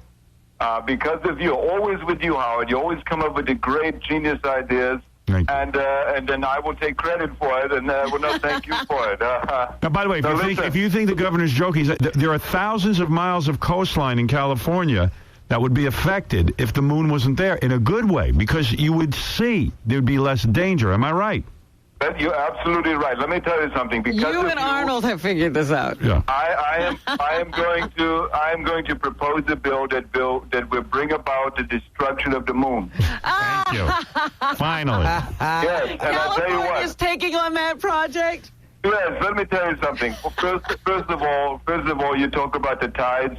Who the hell needs the tides? It comes in, it goes out. Right. It comes in. It cannot make up its mind. We don't need that crap. Well, in Florida, they have something called red tide, which is horrible for them. The tourist industry is affected. The fishing industry is affected by red tide. All of that would be eliminated. But the tide doesn't have anything to do with the redness. Yes. Yes, it does. Listen, Robin, you don't know what you're saying. This is what listen. Also, it will cut down on crime, because we discovered that over 90% of all the crimes is committed during the full moon. Full moon. So, right. So if we get rid of, so why not, instead of, well, maybe everybody could be rehabilitated. No, just get rid of the moon. Less erosion, less drownings. Let me ask you something, though. What about Wildlife? the romantic factor? There'll be no more sitting down, gazing at the moon on a moonlit night. I admit it's beautiful, but the benefits would be amazing. Listen, let me tell you something. The moon is useless. Buzz Aldrin, he put his foot in the boot in the dirt and all that. Let me tell you something. Who cares? I mean, the flag has been sitting there. Nobody cares. Right. It's so true. Right? Thank God there's a politician who I can talk to. Let me tell you something. Listen, the American flag has been on the moon for so long. Do you see any other country's flag? No. You know why? Because it's useless. Nobody cares. Nobody goes up there. Nobody goes up there. Also, listen, people say, well, I mean, at night we can use the light of the moon. We've got electricity, fire, torches. You can use this stuff. Right. Give me a break. Well, you know what? I know that you're a great guy, and I know you've read the scientific research as well. You don't make this. But can California make this decision on its own? No, but he's introducing the idea in a serious manner. Mm-hmm. Yes. And I'll tell you what, if they don't do it, I will go up there myself, and I will destroy the moon myself. You know I can do it. You know I can do it. Right. I know you can do it. You can do anything you set your mind to. Absolutely. Also, like you said, Howard, I mean, without the moon regulates the menstrual cycle of many women. Right. If we get rid of that, no more PMS, no more bitching and whining. Right. It's perfect. Yeah, women will be more like guys who just want sex all the time. Absolutely. Who can argue with this, Bill? Who can argue with it? Well, let me tell you something. We're having a good laugh and a good time, but I want to thank you for taking it seriously. I backed the governor when he ran. Absolutely. And I still back him, especially now that he wants to blow up the moon. What is the best way scientifically to blow up the moon? That's the part I get. Yeah, you don't want fallout. Right. Well, we're doing some research on that. I've got a think tank that's right now working on this process. But Howard, you're instrumental. Any feedback and any input that you can give, please let me know. Thank you, Governor, and thank you for getting up so early this morning. I appreciate it. Listen, you guys are great. You have a great day, Howard, and I will talk to you soon. You too. And by the way, this is truly a nonpartisan issue. This is not about Republicans and Democrats. Everybody has the tide affects everyone. Everyone can unite on this. It's about the moon. It's about the moon. The moon is useless. Get rid of it. Right. Thank you. Thank you. Bye-bye. Now, Bye-bye. Howard, you Governor Schwarzenegger. Goodbye, Governor. Yeah. But you hadn't figured out how to get... Wow. And you know what? I like that he turned to me to figure out how to exactly blow up the moon. He doesn't know how to do it. He figures you will figure that part out. Well, rightly so. He said any input you might have. I like that. He'll do it himself. All right. Well, as he started off the whole conversation, he said, I get all my ideas from you. I steal them and take credit for them. Yeah. He said he would go up there and destroy the moon himself. Yeah. Now, what a great movie that would be. And finally, Arnold Schwarzenegger. You know, this guy has been in so much trouble.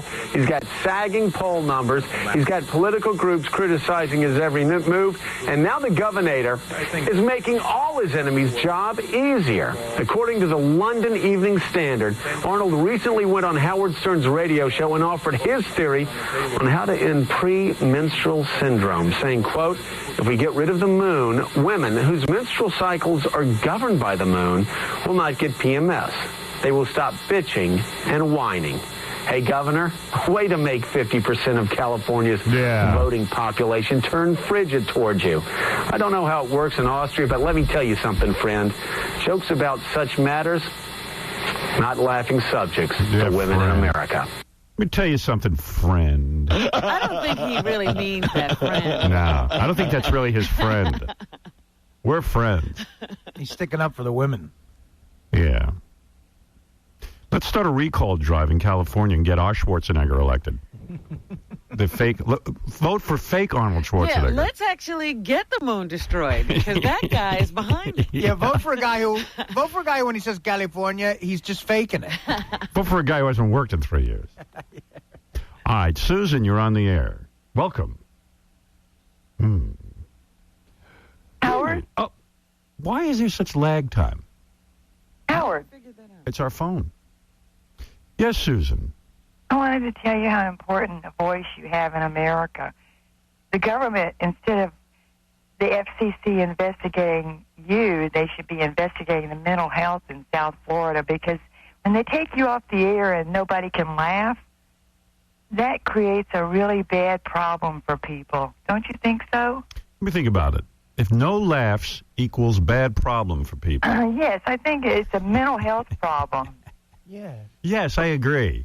No laughs equals mental health problems. And I haven't had any laughs for a while. Yeah, and the people in South Florida are going to be going to the... Oh, yeah. And the FCC should investigate. Yeah. The FCC should investigate no laughs equals mental health problems. That's what I'm blaming my mental health problems on. Howard, I have had a special thought here in South Florida. If you're off the air, and I would like to see the FCC investigate this, if you're off the air, there will be mental health problems because there'll be no laughs. Yeah, instead of investigating you, they should be looking into that. Into mental health? And and we should blow up the moon. Yeah, let's get back to blowing up the moon, for Christ's sake. When's that going to happen already? Sick of talking about it. Let's just do it. Well, Arnold can't get the bill passed. He promised to do it himself. No. Nah. Well, yeah. You know, I could have gone another way with that phone call and talked about how the government still doesn't provide Humvees with the proper metal platings to protect our troops, and guys are dying every day. And if we knew the exact amount of people who have died this way, we'd probably have a revolution in this country. Do you know the other day, I got to look this up, but I think they also struck down a bill that would have increased the benefits to servicemen's families who were killed over there. That's nice. Everybody supporting the troops. It's good to see. Yeah, the FCC should look into that.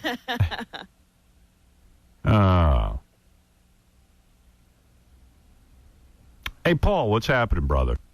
This is Paul. Freaking hilarious, Howard. Freaking hilarious. What? The whole Arnold Schwarzenegger issue. It's hilarious. Oh, yes. Yeah, I think so, too. Yeah, I wonder how Scarborough's feeling now that he realized. I think he's proud. My first time calling in. I really like the show. Long-time listener. I think he's proud, Joe Scarborough, because up until today, no one knew his name. So he's glad to be getting some attention from a show that actually has listeners. I get all my information from you. I learn all my information from you guys. And rightly so. Think of us. You guys are highly intelligent. You guys know how to make fun of stuff without being rude. And I don't know what everybody's talking about. I don't know why they're saying all that crap about you. You're a really great guy, and you're really sensitive. Well, you get it. I understand. And hey, Artie, how are you? Good. I miss you. Hey, by the way, on Mad TV, yeah. Thanks, buddy. By the way, I saw another article in the Daily News today how everyone in radio is hoping when I leave they can capture my audience. Yeah. So I don't want you to leave, actually. I'll miss you. I mean, you don't have to miss me. You know where I'm going. Come with me. Yeah. I know the whole situation. You can't say the other word, but, I mean, on the serious note... I saw what you just did there. Now, that was clever. You worked in the name serious. I don't want nothing out of it. I just want to be part of your... I'm from Buffalo. All right, hold on a second now. Calm down. I'm going to read you something. Okay, sir. National Lampoon plays its Stern card. It says here, National Lampoon Radio Division. You know how successful they are. Oh, they're going to try to sneak in here? National Lampoon, of course. I beat you. You're a comedy legend. Hey, I got to go. Thanks. Won't let me get a word in. National Lampoon Radio Network, which I remember from the 60s, used to do like 2-minute little inserts into your show or something. Right. Yeah, Belushi used to do stuff on there, right? Yeah.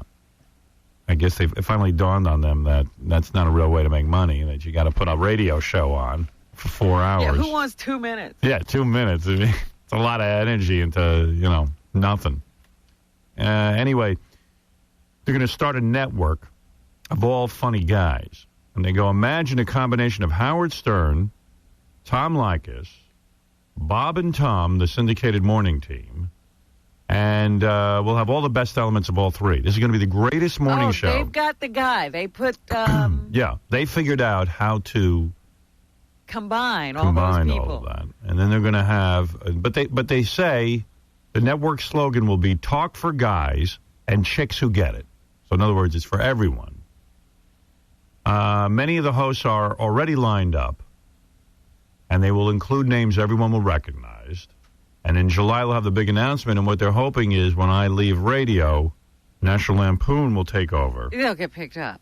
According to them, National Lampoon Radio Network is described as a comedic hot talk radio aimed at 21 to 34-year-old men. And as David Hinckley says, whose audience does that sound like? But where have they been all this time? Well, now they're ready to do it. Oh, okay. They've been working on that. They're angling to pick up listeners that will come up for grabs when Howard Stern moves to satellite radio. But they've got you, that sounds like. Yeah. They've developed a Frankenstein monster that combines all the elements of everyone. Maybe they cloned this person. They put all these DNA ingredients into a little test tube. Yeah. So there's a lot of guys who all want to take over and win over my audience, and who can blame them? I mean, let's face it, I got a great audience. Here's what I think will happen. I think I don't know what will happen. Well, I know that Howard Stern will still be available. Yeah, I know. And by the way, maybe it's wishful thinking on my part. I think in 5 years, I'm going to project in 10 years, satellite radio will have 30 million listeners. All right. That's what I'm projecting. Now, call me nuts. Maybe I'm nuts. That could be. But that's what I'm thinking. But I don't see why, if people want to listen to Howard Stern, they wouldn't just listen to him rather than some imitation of him. Because they're going to be people who are lazy. But I'm just saying, if they're saying, we'll give you Howard Stern. We have one. Well, what they're claiming is they have better than Howard Stern. Well, yeah, they got I don't know how putting Tom Likas in you. It's gotta be Evidently merging me with Tom Likas and Bob and Tom. Likas, Tom, Bob, Anthony, Opie. Yeah, why not Anthony? Don, Mike, They Bubba. were considered improvements. From what I understand, Anthony's the funnier one. Take out the Opie and put in the Anthony.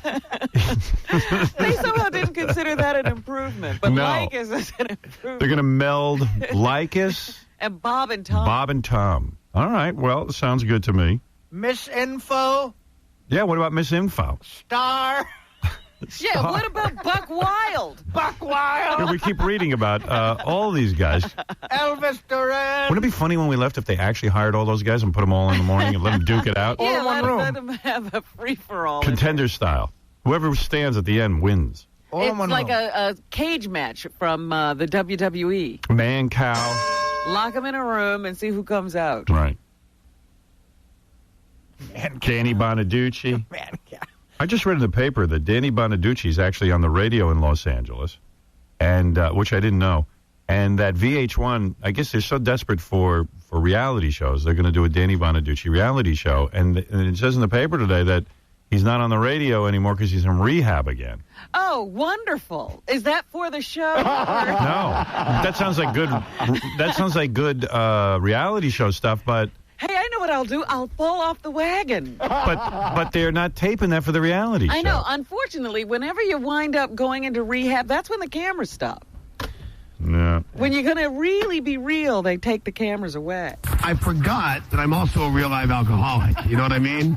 It just doesn't go away. On LA Star 98.7 Wednesday, Bonaducci talked openly with co-host Jamie White about going back to the booze. Because he thought it would make for better TV?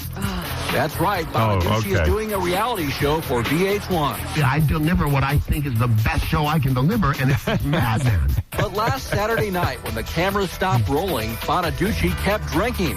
And he says his wife, Gretchen, had had enough of his antics and threatened to leave him. I say I can't live without you.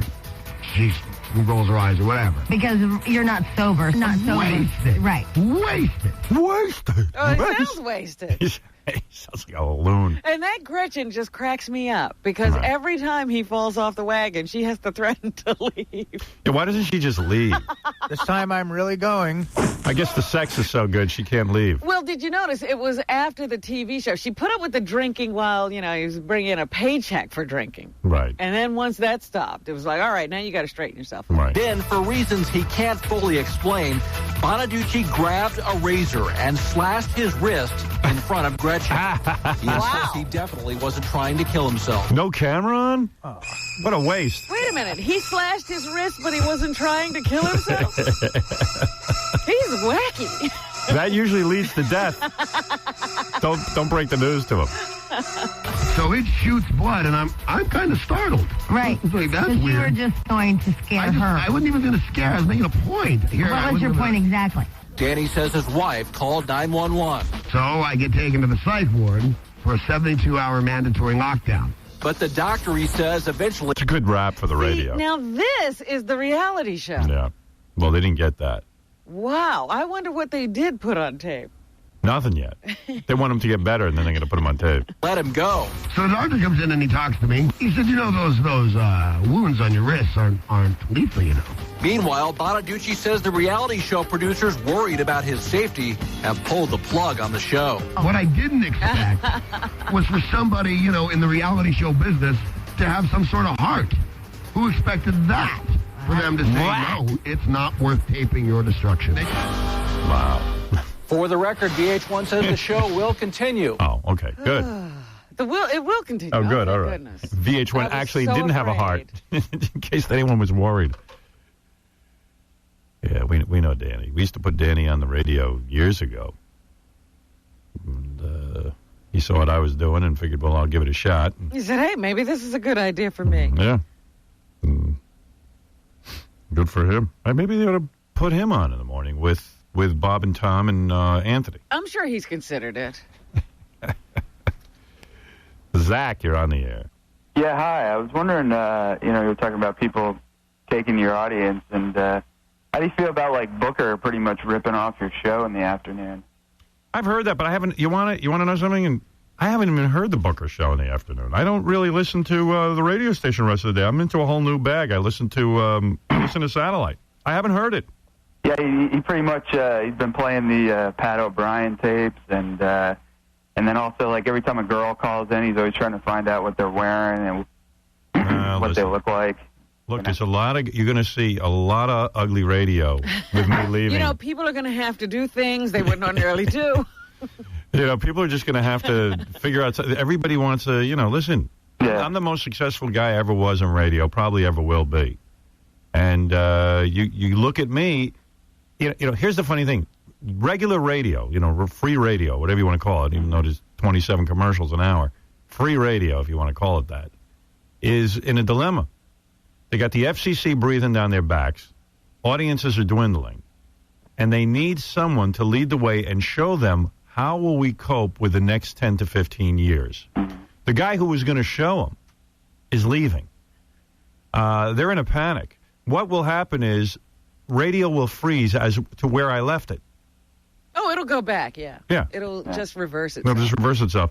Because everyone will be cowardly. They won't fight the FCC. They won't fight the fines. They'll start relying on music. You were the one who proved that people would actually just listen to the personality. The FCC will then start fining individual broadcasters $500,000 every time they say balloon knot. Yeah. And that's when the real fun's going to begin, and that's when they're all going to move over to satellite. And it's the end. It's the end of regular radio.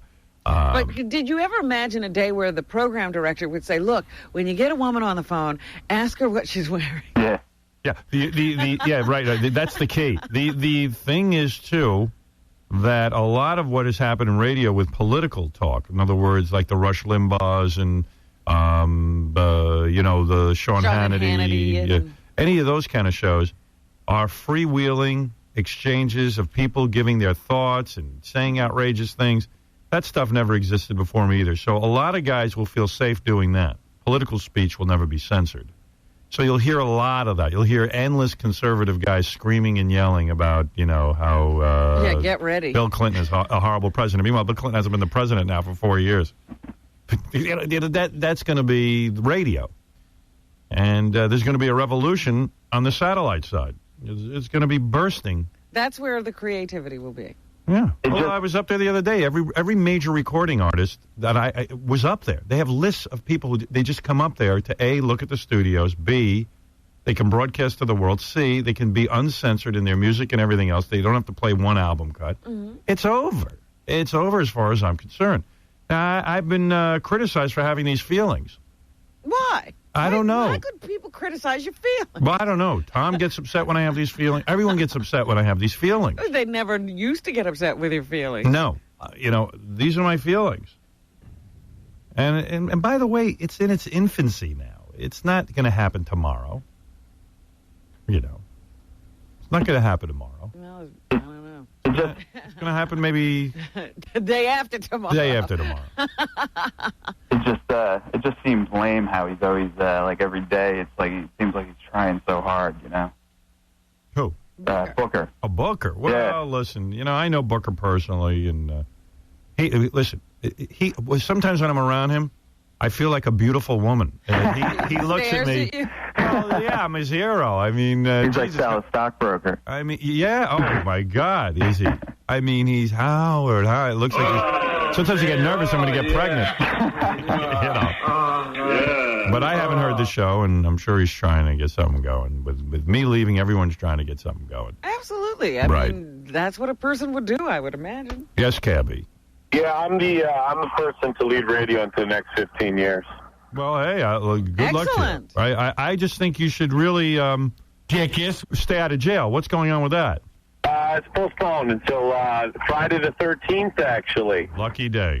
Well, you know what? I've got good representation. I'm not worried about that. I take every day, one day at a time, and I'm just doing my thing. But Booker doesn't rip off your show, dude. That guy was full of it. You want to know the truth? I haven't heard the Booker show. Booker's very entertaining, and his numbers went up, and, they're actually letting someone put on some kind of show in the afternoon there, which is good. Yeah, I haven't heard it, and I'm not saying one way or the other what he's ripping off or not. I haven't heard the show, I'll be honest with you. I don't know, though, if Cabby's going in the Danny Bonaducci direction of radio. Right. Yeah, maybe he's going. I got to admit, that is a new direction. Right into rehab. You know what? Everybody's going into rehab now. It's like the end thing, and I think that, you saw that TV show they put on, Intervention? Yeah. Gee, where'd they get that idea? By the way, from you? Yeah, think about it. By the way, Pat O'Brien is bigger than ever. He's going to be on Dr. Phil tonight, which I can't wait. And he's going back to the Insider, and he's the most exciting personality on TV coming right out of rehab. He's going to be the biggest television star now. Right. But you got to wish the guy luck. I mean, hey, you know what? Yeah, I do. I think he's my hero. Looks like his luck is made. Yeah, it looks like he's got a pretty lucky deal. He didn't have to do anything. He said read off a teleprompter, and he gets. Yeah, he was a good sportscaster. I don't know why he sold himself out so short. Cabby's the creator of Emotional Meltdown Radio, by the way. I am, and I'm pretty good at it, right? Yeah, you're damn right you're good at it. I'm the best. I learned from the best. Cabby, Anthony, and Bonaducci. Wow. I'm actually working my contract negotiations right now, brother. How about Anthony, Bob, and Tom, and Cabby? I wouldn't work with any of those hacks. I like a combination of Opie and Anthoducci. Anthoducci? Or Opaducci. How about Cabby and the Ohio Sniper? Nice. I do that. He's got voices in his head. See, that's more of a satellite show. Cabby and BTK. BTK killer. I'm down. What is BTK again? Bind, torture, kill. Right. So if you call him the BTK killer, Yeah, you would be saying that twice. you're saying kill twice. Yeah. It should be the BTK. But then it sounds like a boy band. The BTKer. I'm waiting for the McDonald's BTK burger. Hey, by the way, our email corrected us, and it's actually from the news. It is not that burger you mentioned that has 25 pieces of cheese on it. Yeah. Is not from Denny's. Oh, really? The place that it's from is called, and it's easy to see why a mistake could be made. It happens to be called, give me a second, I'll find it. Lenny's? No. It's called Denny's Beer Barrel Pub in Pennsylvania. Oh, it's not the Denny's chain. Yeah, it's 25 pieces of cheese and I think a tablespoon and a half of mayo. I thought it was only 6 pounds of meat, though. You could eat 6 pounds of meat, right, Artie? Oh, is it a cup of mayo? A cup of mayo. It's a cup, yeah. Yeah, it's not at Denny's. It's a Denny's beer, whatever. Oh, then I can't get that. No. Darn. But you can get a Denny's Artie's breakfast, which is the French breakfast, which is every breakfast on their menu combined into one meal. French slam. French slam. What's in that again? Well, it's just name of breakfast. Pancakes. Waffles. Pancakes, French toast, waffles, eggs, bacon, sausage. And all on one plate. Well, it's just all on one They table. must bring you 50 plates with all that. And home fries. At French slam. Oh.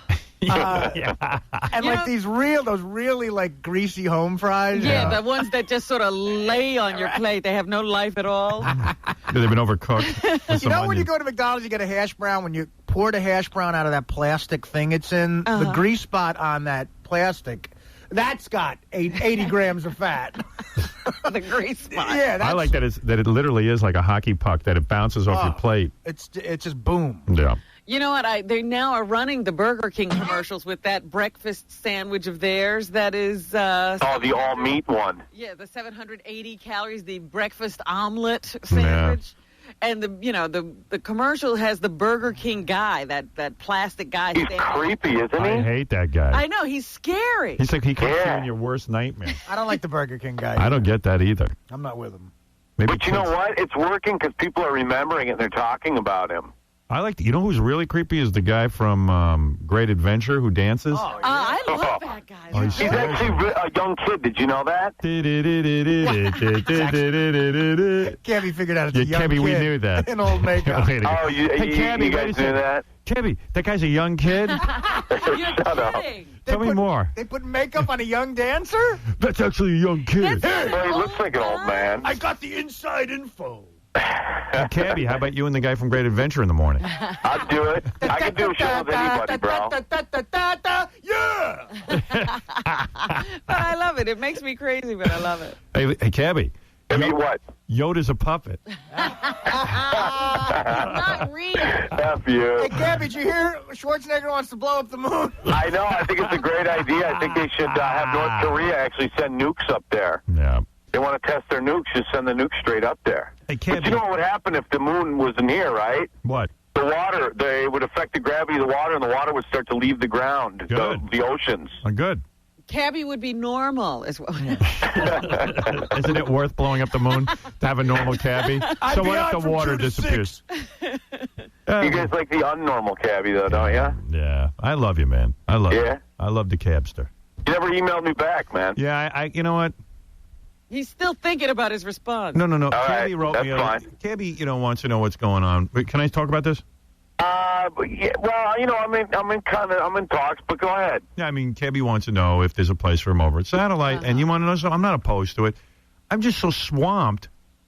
Like, I don't have time to I can't even put together the channel yet. You know what I mean? That's what I said. You're still thinking about it. But Cabbie be a guy that I'd be, interested in. I like Cabbie. I like his style of broadcasting. Well, are you ready to take that on? That's the question. Problem well, is right now I'm doing the thing at K-Rock, and I'm trying to, trying to work out something there. But I got to weigh out all my options, man. My contract's up, and I'm in an extension right now. But so hold on to the extension, and then the extension ends in June. All right, so wait till June and then see what happens. But what I'm saying to you is you have to be ready to take care of Cabbie. Yeah, I know. But you don't have to. Those days are over. I'm taking care of myself. If I hire Cabbie, I got to get Tom because Tom has to hold his hand. You gotta get Tim. You got to bring in Kingston. Got to bring in a guy like Tim who babysits Cabbie. Right. That's all over. The babysitting's done. You think you're capable of doing a show without a babysitter? Are you kidding me? I'm putting on a great broadcast every morning, 2 a.m. to 6 a.m. I'm actually getting some early shifts on the weekends, too. How about Cabbie and Mike Walker? There's a team. Ah. I do that. I read the National Enquirer every day. Whoa. Okay, the fake story is... Duh. Cabbie. There's no way Jennifer Aniston would do that, Mike.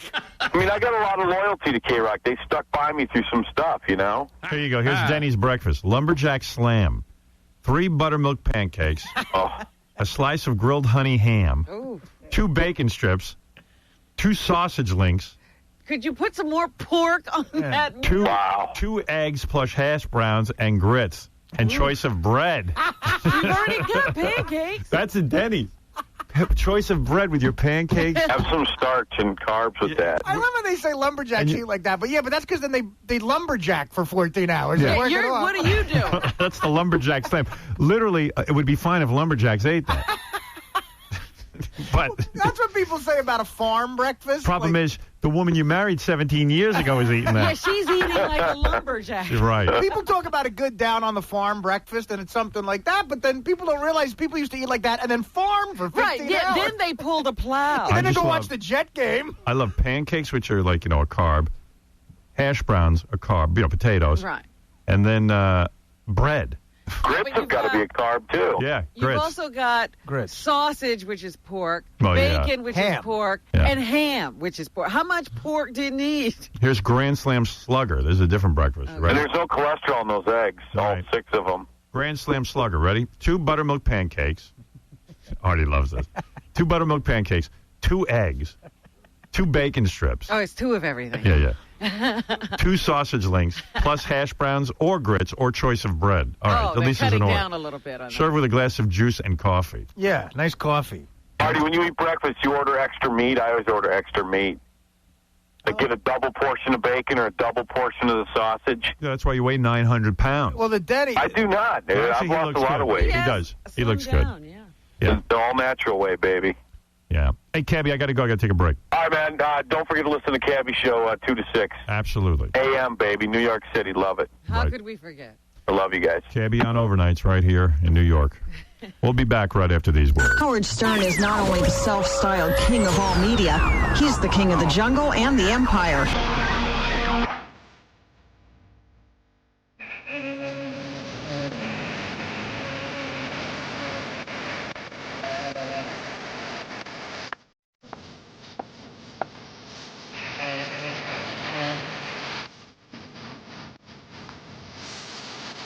You know how they say that this is a rock opera, the whole Green Day album? It is? I listen to it. I don't see that it's a rock opera. You mean like The Who or something? Yeah, but I don't even get The Who is a rock opera. Like, one song doesn't seem to have to do it with anything else. All right. There's just a bunch of good songs. Hey, Maybe at this point that's enough. A decent album. This is a bunch of songs. It's all rock opera. I just know the Who. There's a bunch of songs where they mention Tommy. That's all I know. Once in a while, they bring back the word Tommy. Yeah. And this is supposed to be... Did they mention the word idiot during this Well, this is supposed to be like a whole anti-Bush administration rock opera. Mm-hmm. I don't know. I don't see that. Maybe this song a little bit, but none of the other songs have anything to do with that. I haven't really listened to the album that close. I just enjoy it. Maybe I ought to listen to the words. Oh, here comes rock interpreter Scott the engineer. Yeah. The song Jesus of Suburbia. It's a 9-minute song. That's the kind of opera song on the album. Fred has it in there. Jesus of Suburbia. Yeah, I'm in Suburbia. The Jesus character is very unclear whether or not Jesus dies in the Suburbia. I got so much funny stuff to get to. So much going on, man.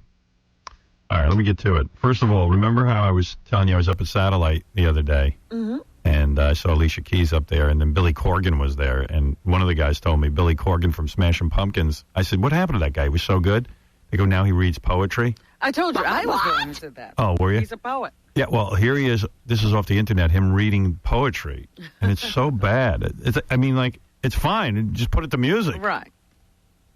Right now, though, let's hear from Tom. Oh, wait. No, that's something else. I'll play you that in a minute. Wait. The poetry of my heart. Revealing now the poetry of my heart. Think birds, and you will start to come close. By the way, when guys do poetry, I never know what they're talking about. Yeah, I mean, the really good ones, like, the guy who wrote Casey at the Bat, they're not around anymore. Poetry, he says here. Okay, so far I got it. Poetry of the heart.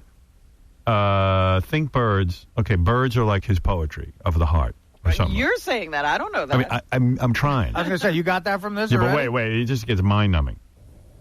As spaces come from the darkness familiar to greet you, hello, again.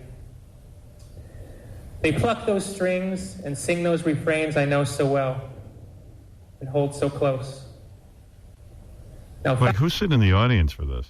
Sounds like no one. Obviously no one. There's a big echo. It's like, I was hoping he'd do a Smashing Pumpkins song. That's why I showed up. Yeah.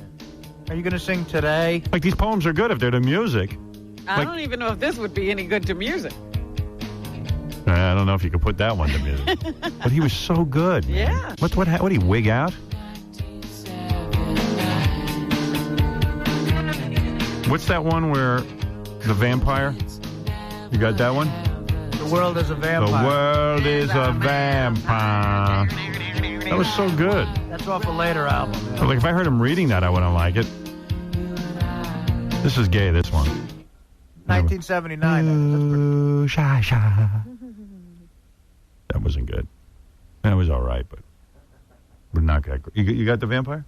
The world is a vampire. That's off that album, Melancholy something, right? And the sadness of dogs? Yes, one of those, right? Melancholy. What's the title of that? What, the vampire? The world is a vampire. It's not the world is a vampire. It's called Despite All My Rage. Rat in a cage. I'm still just a rat. Despite all my rage. I am still just a rat in the cage. It's good, the video. You want to look at guys dancing. Follow these birds faithfully, keeping those faces in mind, and follow rivers and dales and soft green valleys until we come to the edge of a valley. Now, what are we talking about again? The heart of his what? I don't know, you see. I just zone when I hear people reading poetry. I'm just saying, I can't even keep a hold of the theme here. Oh, that was gay. Yeah. But I saw him talking about this. That's why I know he was doing poetry. And he says this is different than writing music. So he wouldn't set these to music. Yeah, it clearly is. The music, I'll buy. This, I won't. But I guess he made a ton of dough, and he's just like doing whatever makes him happy. Right, yeah. He's like one of those guys who retires to paint or something. Yeah. Good idea. All right, this is pretty funny. I can't wait. Well, yeah, Booker, what do you want? Are you ripping me off again by playing music on your show? What? Are you there? Yeah, I'm listening. Oh, okay. Yeah, no, someone just called me and said that. Yeah, but the problem is, we were talking about that an hour ago. Yeah, I was going to go back. Well, your delay's 15 hours long. Well, some guy said you were ripping me off, but I dismissed him. I said I haven't heard the show. Oh, okay. And Cabby said you weren't ripping me off, and I just said I am ripping you off. All of radio rips me off. Right. People were doing nothing when I got into it. But is he like a girlfriend when you With the see book? him? Yeah. Yeah. The book adores me. I do. I love you, Howard. He does, man. Come kiss me. You go out with him, and he just adores me. You are mine. Or mine each, my possession. Don't worry, Bucker. Nobody's bad-mouthing. Thank you, sweetheart. All right. This is pretty funny. So where we're going on satellite is there's a gay channel. Yes. So. That's right. You're my boy, aren't you? Oh, God. It's worth going just for that. We just can't wait. So. I never get the gay channel, though. When I'm listening, there's nothing gay about it. Oh. Well, then you're not tuning into the right show. Maybe I'm listening at the wrong time. What happens? Anyway, so Sal and Richard were calling the gay channel yesterday. Oh, really? In preparation for us coming. Get ready. All I know is I listen to these, I go, I can't wait. Because we'll probably just do the whole show right from the gay channel. Well, they'll be there. Our studio's right next to the gay channel. Yeah, they're there 24 hours a day, right? Yeah, so Your pleasure, sir. Nothing shocks these guys either.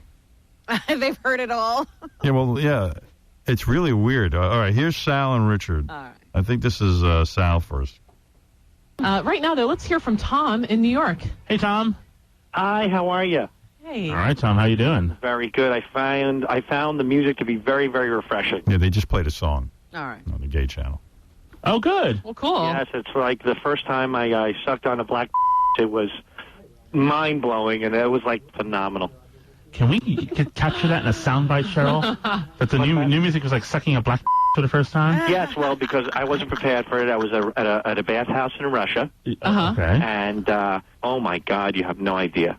And next thing you know, you're sucking on black Cheryl? Well, that's what happened. And the man that was working there, it was the towel boy. He happened to be very, very big. His name was Gerard.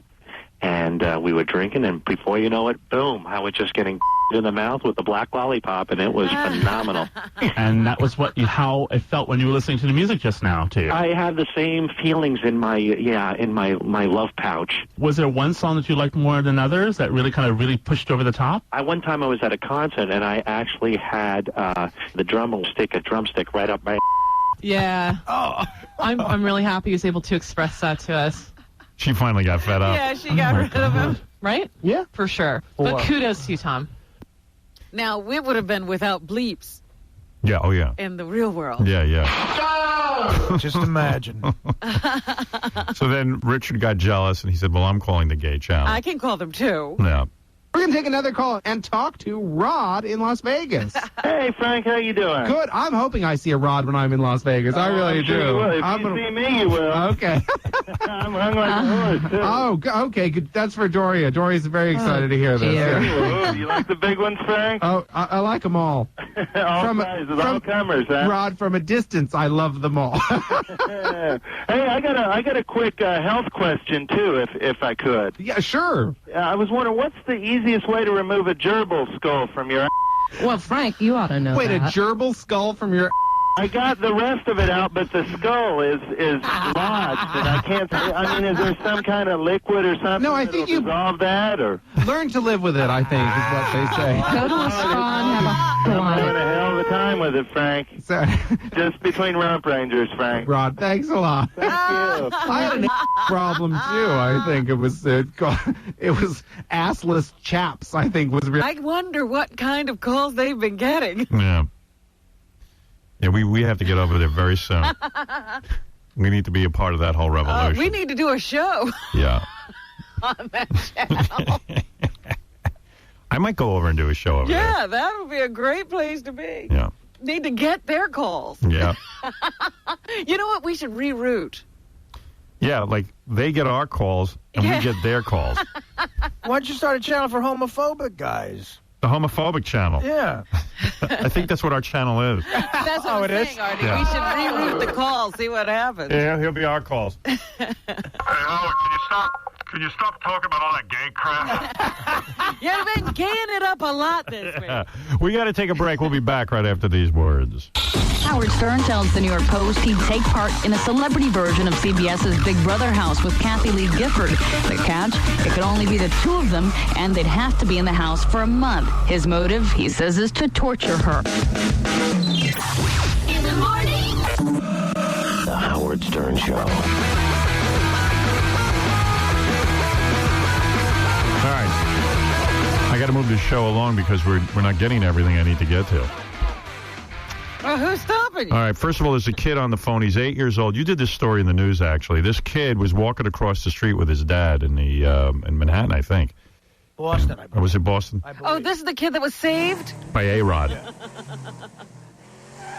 Hold on. A-Rod, the baseball player. What other A-Rod is there? You don't know any other A-Rods? Well, the A-Rod right now is no longer a baseball player. Patrick? Hello. Hi. 8 years old, right? Yep, I'm 8 years old, almost turning 9. Hey, by the way, congratulations on having A-Rod save you and everything. But when Robin read this story to me, I was kind of like, I don't think A-Rod did anything all that brave. I know you were calling him a hero. Oh, yeah, I think he's a superhero, and he's a very nice person. Well, a superhero would be going a little far because they can, fly and they have superpowers. Yeah. I was thinking, well, A-Rod can fly. Yeah. I was thinking that your dad was more saying he's a hero. Well, let me get your dad on the phone, too. I didn't realize he was here. Dad, you there? Hi, Howard. Hey. I'm thinking Dad thinks A-Rod's more of a hero because from what I read, you were crossing the street and A-Rod put out his hand and stopped you from crossing the street?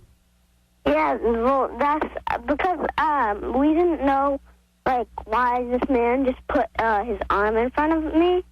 And then we looked over and we saw this speeding car come by. Right. Right, but it wasn't like he had to, race in the street and knock you out of the way. He didn't risk his own life. Yeah, I mean, we do that every day. You put your hand out. Yeah, I mean, I've done that to 20 kids. Howard, he literally jumped in harm's way, this guy. Oh, he did? Oh, absolutely. All right, wait a second. How's that? Where did he jump? Yeah, describe that to me. Well, he was coming out of the Ritz-Carlton across the street on Newbury there in Boston. Go ahead. And he was going to get into a car. Right. And this utility truck had blown the corner of Arlington and was ripping down Newbury Street. Go ahead. So it looked like he was going to get hit. This guy, we didn't know his A-Rod was going to get hit. And as he's jumping closer to the curb to get out of the way of this oncoming vehicle, he must have just spotted Patrick walking into traffic and literally put his arm underneath him and scooped him up. See, he was saving himself, and he just happened to see your kid. In fact, Patrick was just in the way. Right, he was moving him out of the way. Yeah, we're gonna call this A-Rod is not a hero. No offense. I say he's a hero. Yeah, you do? I don't know. I don't see him as a hero. Fan. I mean, he was running out of the. First of all, the truck wasn't probably even that close to him. Oh, it was close. All right, close. How come he can't get in front of a ground ball? Then he jumps out of. Yeah, right. Then he jumps out of the way, and then he sees a kid. To take somebody else with him. Yeah, this is not a hero move. He saved himself. Heroes save others. Right. No, Patrick, tell him how you didn't see the truck because of that van. Yeah, there's a van parked in my view, and I couldn't see the truck. I understand that. Irrelevant. I understand that, but just because you couldn't see, A-Rod didn't know that. If the truck was about to hit you and A-Rod threw you out of the way and put himself in front of the truck, right? Then he's a hero. Or put his hand up and stop the truck. A hero is a cop who goes into a burning building. That's right. Or a fire. Oh, granted. Right. But this guy, we didn't know it was him at the time. He didn't have to get involved. He didn't have to, he could have just saved his own butt and said, oh, my God, the truck almost hit me. And Patrick would have... No, I'm glad what he did, and Patrick sounds like a wonderful boy, but my point is we're throwing around the word hero a little too much. But what I wanted to ask was if this was just some regular guy, like the garbage man happened to do this, you'd have said thank you and walked on, right? Probably a little bit more. We would have just, wanted to know why. It's like one of those freaky things. Why did it happen? Why did... At that exact moment. And it just turned out Patrick looks up and sees A-Rod. Is A-Rod... I know. A-Rod is the denominator here is what I'm saying. Absolutely. If he was the garbage man, it would have looked up and said, he's the garbage man, thanks, garbage man, and you'd have walked on. You don't know that. Robin, if it would have been you, it would have been a little different, too. Right. Well, Patrick, does this give you a new lease on life? Were you very pessimistic before about life, and now you feel that it's worth living? Yes. Yes. So you were depressed? You were a depressed 8-year-old. So you were a very depressed 8-year-old, and now you see that life is worth living. Yeah. Yes. Patrick, seriously, if the Yankees had a real-life superhero, don't you think you could have hit 290 last year? Right. Yeah. Patrick, why can't A-Rod hit 290? I don't know, but I think he's going to do better than 290 this year. You know who's a superhero is A-Rod's agent. Hey, are you a huge fan of A-Rod now? Yeah, and I was before. Yeah, he was always a Yankee fan. That's what they said in the paper. But why is A-Rod wasting his heroics on the street? Well, so you're a Boston kid, but you like the Yankees, huh? Patrick? Oh, yeah. Patrick, tell Artie that, you live here on the Vineyard, but you're a Yankee fan. Yeah. I like the Yankees because, Dad, you grew up in New York. Oh, okay. Yeah. Yeah, that's the denominator there. Yeah, when I was 8, I worshipped my father, too. Listen, Alex Rodriguez, this guy, the Yankees called us after the incident, and Alex wanted to see Patrick again. So they set up a meeting for us. And this guy didn't have to do any of this stuff. Oh, he does it because it's good publicity. Yeah, no, listen, Robin. Au contraire. The Yankees really wanted to keep this low key. He basically said he's damned if he does, he's damned if he doesn't. Yeah, we damn him if he does. Yeah, right. Yeah, we're pretty much in that Yeah, category. we're pessimistic. Right. We don't think anything good was under a foot. The only real hero is me. Howard, you are the superhero. Yeah, I only wish I could save Patrick. So do we. So, Patrick, this was a big story in the newspaper. All your friends and everything were excited by this? Yep. And the Yankee fans in my class, because they're some Yankee fans. Yeah. When I was in school on Monday, they just started talking to me about it and all that. Well, so you were very popular that day. Yeah. You sound like a smart kid. What, are you getting straight A's? Not all the time. Right, but you sound pretty bright, if I tell you. Now that A-Rod has saved you, you'd better get some A's. Well, I'll tell you what, for 8 years old, this kid's pretty articulate. Yes. I got to say. He's a big fan of your show. Of course. Oh, we taught him how to talk? Yeah. That's a smart child. You really listen to your show, or is your dad just saying that? No, I really do like the show. You're funny, and I believe that you're honest. Let me see how much you know. You sound a little too smart. How do you feel about the situation in Iraq? What situation in Iraq? I haven't been watching the news too much. Oh, good. All right. You really are a normal 8-year-old. If you knew about that, I'd be like, wow, this kid's really informed. Maybe we should elect him president. Yeah. No, you're a pretty bright kid, though. I mean, the way you speak and everything. Well, maybe we're saving his life right now. He could be out in the street. Instead, he's on the phone with us. Yeah, I mean, I think we're saving his life just as much as A-Rod did, because he could be outside getting hurt. I don't know. A-Rod might be a hero in the sense that I probably wouldn't have done it. Oh, stop. I mean, I don't know. I don't know if you know. Yes, you would have. If you were running out of the way of a car and a kid was there, you'd say, hey, kid, get back up on the street. Maybe I'd say something. Yeah. Or if he was right there, you would have touched him, too. No, I would have said, hey, kid. Hey, did you know the guy on that Great Adventure commercial is really a young kid, not an old man? Do you people, when you cross the street in New York, do you look out for other people as they're crossing? Yes. Yeah. I've actually pushed a kid in front of me. Artie uses children as shields. Yeah. Sorry about that. Hey, Artie, hey, Patrick, you don't feel my humor is too juvenile, do you? No. It's right on your level, Right. isn't it? Would you say the show's geared to an 8-year-old? What? Would you say the show is geared to an 8-year-old? You pretty much understand everything that's going on. Yeah, I think it's very funny. I get most of the stuff you say. See? Yeah. We're targeting. And you're not all perverted from hearing about the chicks on the show, right? No. Right, yeah, no big deal. Well, that'll happen. Howard, you inspired me to date younger women. Right. You still respect broads, right, Patrick? I guess. Yeah. He's on the fence about it. What, are you divorced? Yes. Yeah. No, Patrick. Yeah, we're divorced. Your dad lives with you? Well, we see, we're with our mom and our dad all the time. When we live on the Vineyard. How many days you get with How many days you get with your mom and how many days you with your dad? Like, half of the week we're with our mom, half the week we're with our dad. So you guys are living pretty close together, huh? Yes. Dad, how do you pull that off? I work. Yeah. It's good. How do you work, and then spend time with the kid? Well, my first job is being a father, being a dad. I really don't think anything else is more important. Really? Yeah. One of those newfangled Yeah. dads. No. One of those wacky new age dads. No. Sounds gay. Hey, did you papoose, Dad? Hey, listen, the chicks love that, too. You know what I mean? I don't Some know. father, you're letting your kid run out in the street all over the place. Hey, he's probably looking at girls while A-Rod's exhausted. saving his son. Yeah, I was checking out A-Rod's wife. So, Patrick, Yeah. what do you want to be when you grow up? A baseball player. Right. Oh, very good. Are you good at baseball? Yes, I'm very good. Actually, I was drafted from the minor league Yankees to the Major League Red Sox. And do you have a backup realistic plan? No, not yet, because that's what I think I'm going to be. Well, baseball doesn't work out. You got to have a plan. When that dream comes crashing to the ground. Look, Uncle Artie didn't have a plan, and he's doing just fine. I try to convince him to listen to more radio, listen more to the Howard Stern show. Right. You got a better shot at being me than you do A-Rod. I'll map out a great success route for you, Patrick. All right. Hey, listen, Patrick, congratulations on being alive. Uh-huh. And I'm proud of you that you're so bright. Don't fall for that A-Rod as a hero garbage. He didn't do anything all that special. He's a hero. Remember, Patrick, you were saved for a reason, not to put pressure on you, but you got to do something with your life now. Artie's an Italian hero. That's right. You got a girlfriend yet? No.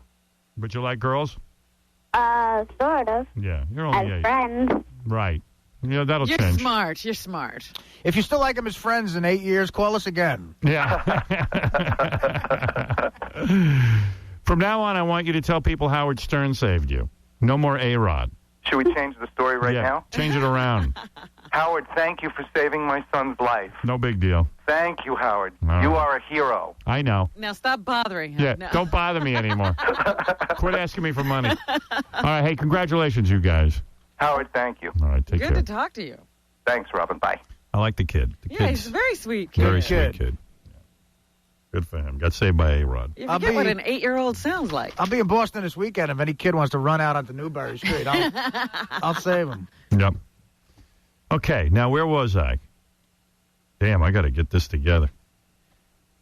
When is this is what I wanted to talk to you about. What are you giving our general manager's son as a gift? You know what? I was going to discuss this with you. It's a funny thing you bring this up. I can't put. You know what?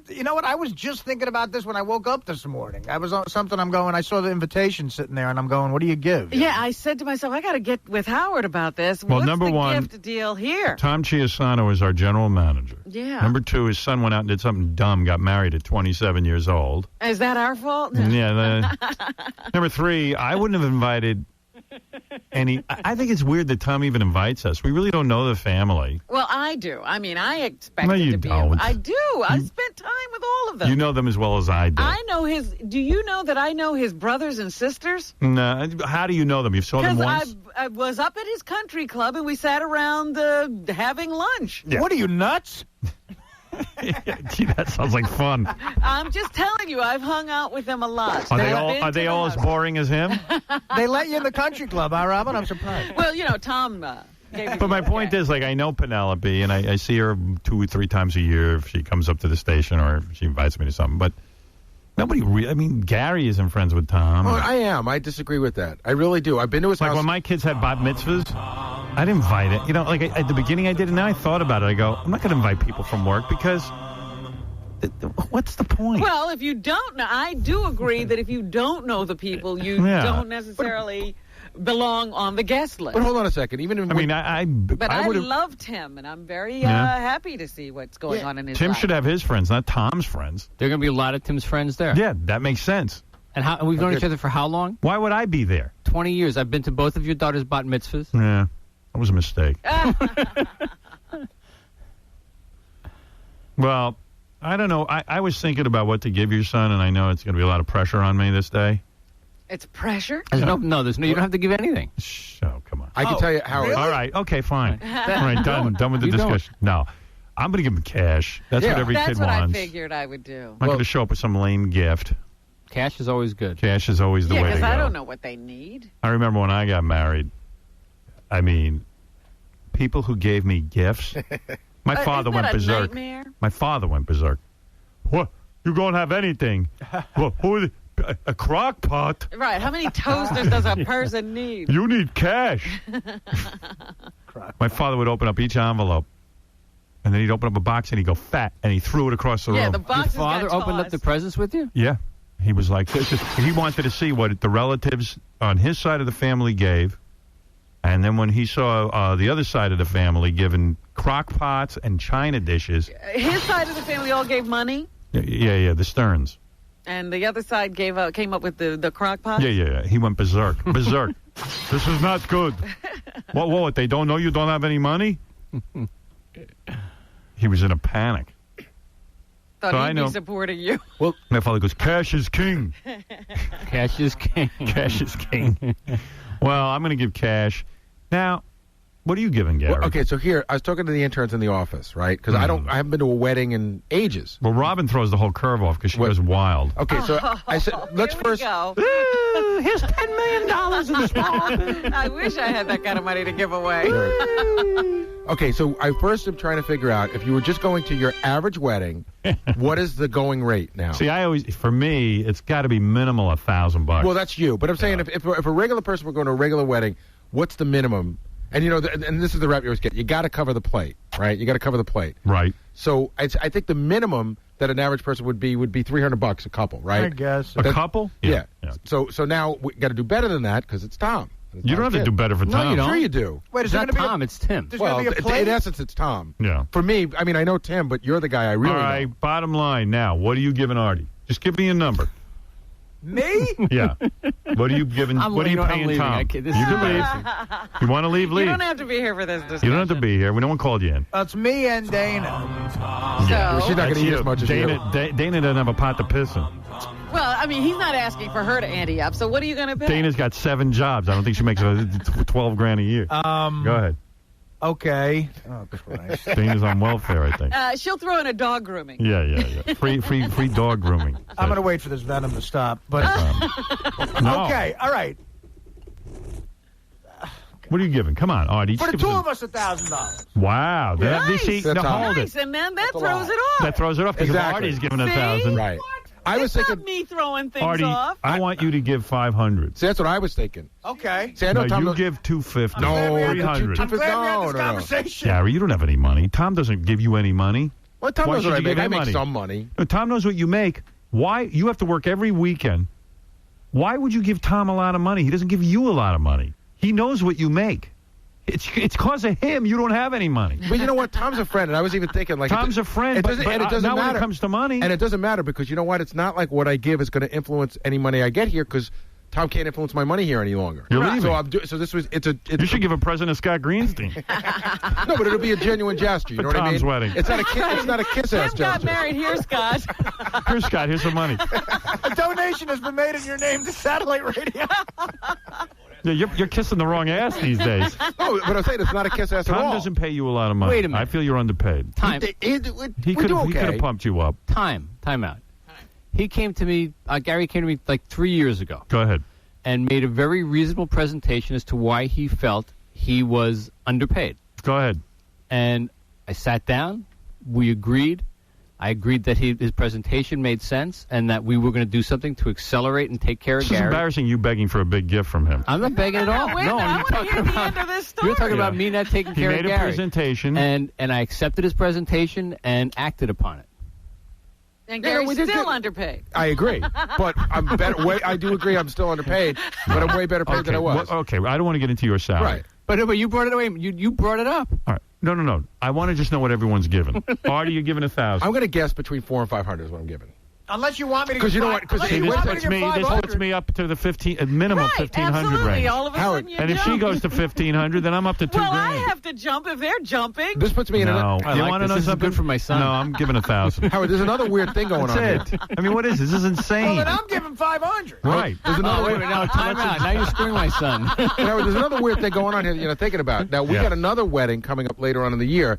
Now, if we're publicly saying, yeah, we're going to Ross's wedding. So now, if we're publicly saying, you don't only have to show up; you have to give a gift. Right, but now, I get an email. They want to have the bachelor party in Vegas. I can't go to Vegas. I'm going. What are they doing? You're going? Yeah, they actually worked it around my schedule. What weekend? It's the last weekend in July. So we leave on a Friday, come home on a Sunday. No. I can't do that. Why? Because seriously, when I you do had that, to say seriously. I get burned out when I go. You don't get the rest you normally get on the weekend. I'm telling you, this radio show wears the hell out of me. I agree with you, but you can do that. No, I with can't. Not having a voice for 2 days. I can see some people saying that you've done it before. You've gone to weddings, haven't you? No. You haven't spent a weekend where you went, didn't you? I went to Florida and I took 4 days off. Oh, okay. I mean, seriously, it's too much for me. He what do you didn't mean? go to the Trump wedding. Ross can't have his bachelor party in Atlantic City where it's convenient and everyone can get to? I would do that in a minute. It's the same thing. It's cards. It's, I don't know. I'm not planning it, luckily. Yeah, well. It's set. I'm not going. Yeah, it's set. I'm not going. That bachelor party's going to be it's going to be work. Well, man. you're one of the You're going to be people- exhausted more than if you work. Right. But you're one of the people in the wedding. You can't not be at the bachelor party. Guess what? It's going to happen. Take me out of the wedding. All right, you ready for Make me sad. You want to hear the tab for that? 6-hour flight there, 6-hour flight back. I mean, for a week, for a day. I know. I mean, I don't want to do it. See, I'm used to doing And I hate it. flying. Well, yeah, and the way you fly, that's Right. a really... Yeah, I ain't doing it. Yeah, forget Would you, tuxedo for rental. something like that, Howard, would you fly the way you normally fly? What, throwing up? Yeah. I mean, That would make me sick. I'm just saying. you if- fly- I don't want. Listen. well, then I don't forget want. it. I But don't for want to you, go. that's an insane. I'm not going. Right, that's a ridiculous... I am not going. That'd be a very expensive bachelor party. Right, yeah. Wait a second, Amy. What is it? Hi, you're on there. I feel like the cheapest person in the world. You guys give thousands of dollars. I know. Well, this is what happens Well, let to me me. ask, because we don't know anymore. What is the normal... And it's a New York wedding. How much does a quart of milk cost, ma'am? Oh, well, I'm just starting out, and I'm married and everything. I give about like 100, and I feel horrible now. No, don't feel horrible. No, 100's that's low no probably matter where what you you- are. Well, I don't know. It's not a New York situation. But even for so, her. I mean, But when I first got married, I was making $96 a week. Right. Okay. I couldn't give. I give $100. I mean, what could you do? But that you was don't have right. the money. But that was Right. What? Depends on your means. You I don't think have we to should give you beyond your $100. means. You're not giving me anything. This is about you. It's not No, about it's your not son. about- But believe me, Howard- I hear you're very wealthy. What are we paying your son? You pay him. Well, now I don't want to make Howard feel bad, so I'm giving a double sawbuck. But Howard, I make Someone filled me in on what Tom is worth. I almost fell over. Oh, yeah. Yeah, right. Tom slides right under that radar. Oh, he keeps it very low. Oh, you would Yeah. think he was a pauper. You just wait till he's out of here and he can live up to his wealth. Yeah. Oh. I saw the blip. Monte Carlo. I saw the blip on the radar when he got the Porsche. Oh, please. Oh, Tom, That was nothing. That's like one of those mafia guys that says he works for the sanitation department and all of a sudden shows up with a mansion. That's right. I run an olive oil company. Yeah. I've lived in the same house for 20 years. Yep, you've socked it all away, my friend. I have a Right, Joe? pizzeria that makes $8 million a month. Well, anyway, so what are you giving? Be honest. Honestly, I hadn't really thought about it. Do it. But I was thinking in the 1,000 to 1,500 range. Wow. See, Robin gives generous gifts. Yes. Why don't you? Would you agree with me that 1,000? Let's cap it at 1,000 for See, you. what you'll do. I'll go to 1,500. Right, and you'll I've done that to you keep before. me You did, You'll dude. do You that. guys did that at my wedding. Yep. Robin gave a number. I remember this, and you went like 200 over it. It That's was like right. you Yeah, could- in see, fact, I know this trick of Howard, it was an odd figure. Can I tell you something? It was like $12.75 or something. Right, It was just- right. You had just to beat me. It was like The Price is Right. The Robert goes, I'm giving $1,000. I go, good. I'll do that too. So I wrote down 1,200. I used to do that to Ed Moyer all the time. I'll Where are gladly you at? go You're down. at 1,500. Yeah. All right, that means I got to give him 17. No, you don't have to give in any more than You that. should give him 1,501. Exactly. No, seriously, I'll give what you give, and I promise. No, I'm not telling you what I'm giving. Don't give 1,500. That's obnoxious. I'm giving $1,000. I think that's a sweet gift. That's a very sweet gift. It is. It I'm really going to give is. him a picture of Neil Young. 15's more sweet, but Do you think? What would you give? What did you give? You didn't ever give my kid anything. you Give me when I gave you a kid? You gave me a very mediocre gift. No, we did not. In Yes, fact, you did. and we also gave your wife gifts as well. Well, that was a waste. What did you? Don't remember. I remember looking over your gift, thinking it was nice, but it didn't blow me away. Oh. Was it a case of Rip Fuel? I think you have no idea how hard I looked at that prize closet. Dinner at the Hard Rock. I put in a lot of time. How much she likes All right, to ski ride. I'll give 1,500, Well, and that's listen, it's up that's to why you. I'm capping You're that. sticking at 15. I'm sticking. He's lying You to can me. go over it. I swear. He'll go over. 1750. No, 1,500 is a nice That's gift, a right? very nice You're gift. damn right. Very generous. Oh, Cheapskate. You think that's cheap? Do you? If it's cheap, tell me. No, it's not at all. I bet you none of the relatives give $1,500. You know what? But you know what? In a way, this is the weird thing. In a way, your gift, on some level, has to be the biggest gift given. No, because you're the biggest and biggest person there. Right, and honesty, that's how it'll be viewed. But I barely know this kid. In all honesty, it absolutely does not. You know, the fact that you want to come to the party is great. Well, I'm telling you what I'm giving. I'm telling you what I'm giving. And that's look it. at square in the eye on the MS. That's very generous. But MS, what are you, Jewish? What the hell is This that? is from Tom hanging out with Jewish advertisers. Tom on the MS. And Tom's like, let me look that up. Let me look that up. Don't shock me and Heineck.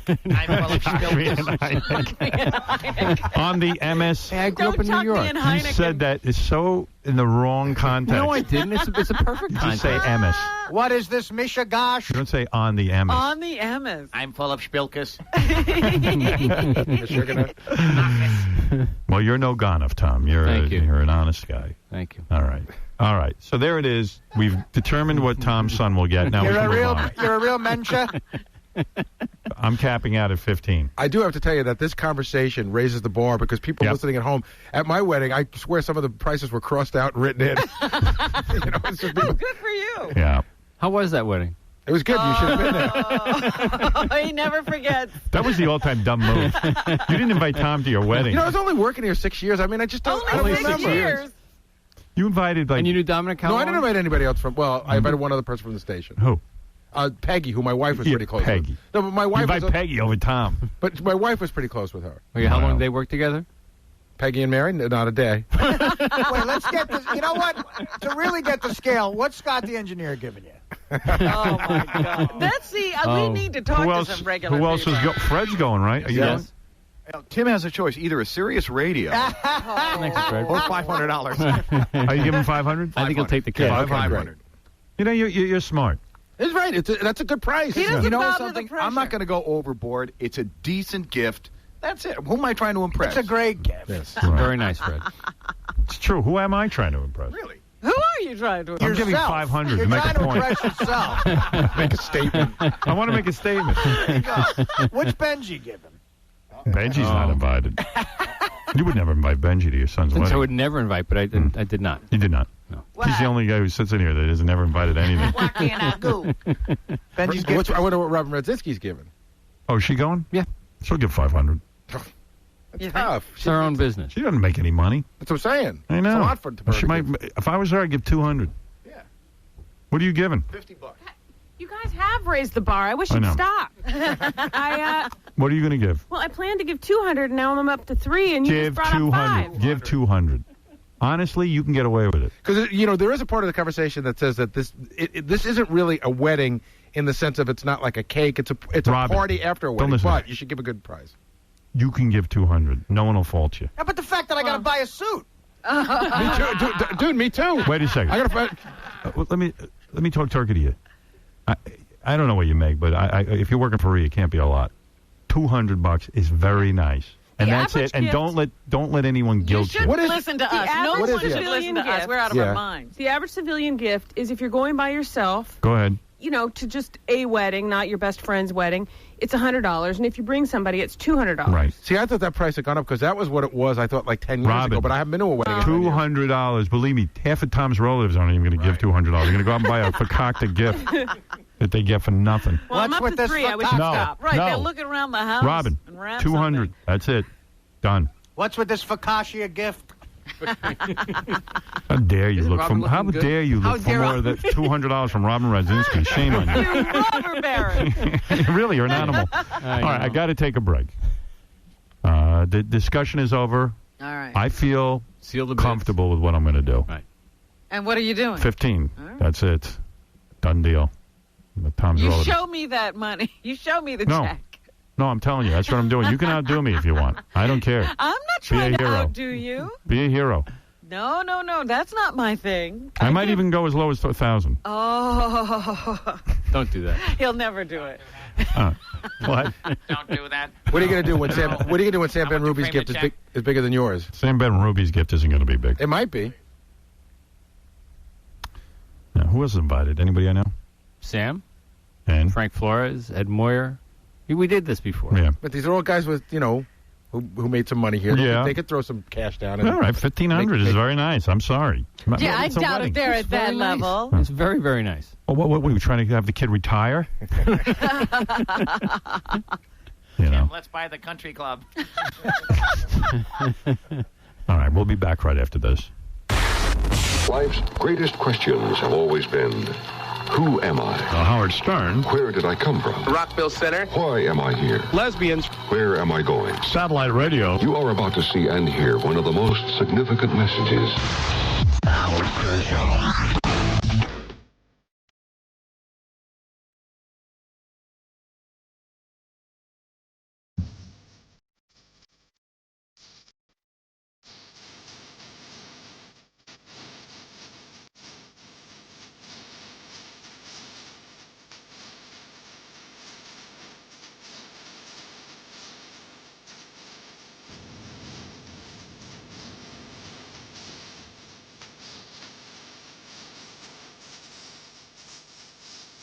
I love this song.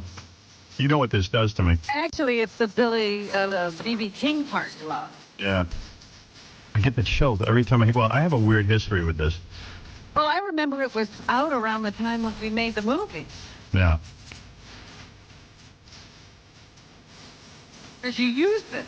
Yeah. I use this in the movie. Yeah. Not in the movie, but To do the... I would listen to it before I went and shot certain scenes. Yeah. In fact, you put that B.B. King part on a continuous loop, didn't you? Yeah, like a mental patient. I'd listen to it for about an hour at a time. I didn't care about this guy. This part doesn't do anything to me. I can't imagine, though, because it's such a wail of pain and sadness. Is it? I don't even know what it is, but it makes me crazy. But the way he says it, you feel the pain he must have felt. Right. So why do I like that? You are always into things that depress you and pull your heartstrings in that direction. Yeah. I like to take anything good and turn it into crap. Well, you know what I think it is? That you have so much trouble feeling your pain. Anything that can make you access it, you like. Yeah.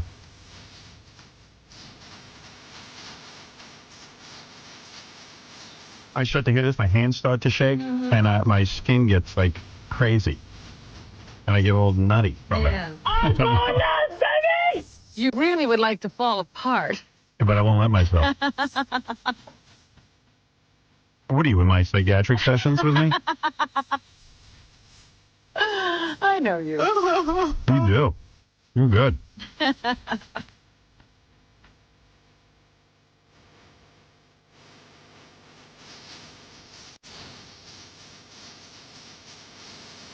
The song sucks except for B.B. King. I know. He's amazing. Anyway. Hey, I got a lot to get They to. were lucky to find him. I got to get to everything. All right. Comedian Jim Brewer is coming in today. He used to be on Saturday Night Live. He played Goat Boy. Goat Boy. He's actually on satellite now. I've heard the show. He's on our satellite. And he's going to come in and say hi. All right. Actually, I have to commend him. He did Sirius did a whole thing when Mitch Hedberg died. Yeah. They played a bunch of his stuff, and one of the things he did was an interview with Jim Brewer, and they played the whole thing. Oh, yeah. So Jim will be in here to speak with us. He's a talented guy, Brewer. Yeah. I was reading his notes. He's got some funny stuff going on. Yeah. Yeah. In the email, a lot of people asking me to keep playing more retarded clips from Rosie. They like that. We probably could play the whole movie. Yeah, we could goof on it. I think we should start throwing parties where we play the Rosie movie and we just sit there and goof on it with the listeners. Absolutely. Fans of the show, people we know, just come in and we all goof on it. It'll be our version of a screening. Yeah. I'm my savior. I'm not your savior. I'm just Beth. Cool Beth. Oh, that's boring clothes. What, am I scaring you? Am I scaring you? She's all over the place. I still say she's confusing it with the impression of a deaf person. Yeah. If they talking like that, when you can't hear, you talk like that. Right, you have a straight voice. Yeah. Like you never heard a voice before. See, I say she's doing an impression of a retarded person, but she just sucks at it. That's another way of looking at it. I mean, it's scaring you. Go Beth. Yeah. Bear no mind. It's just a harmless retard. Just don't make eye contact. I'm hearing you! So, Rick, when you gonna take me for a ride in your car?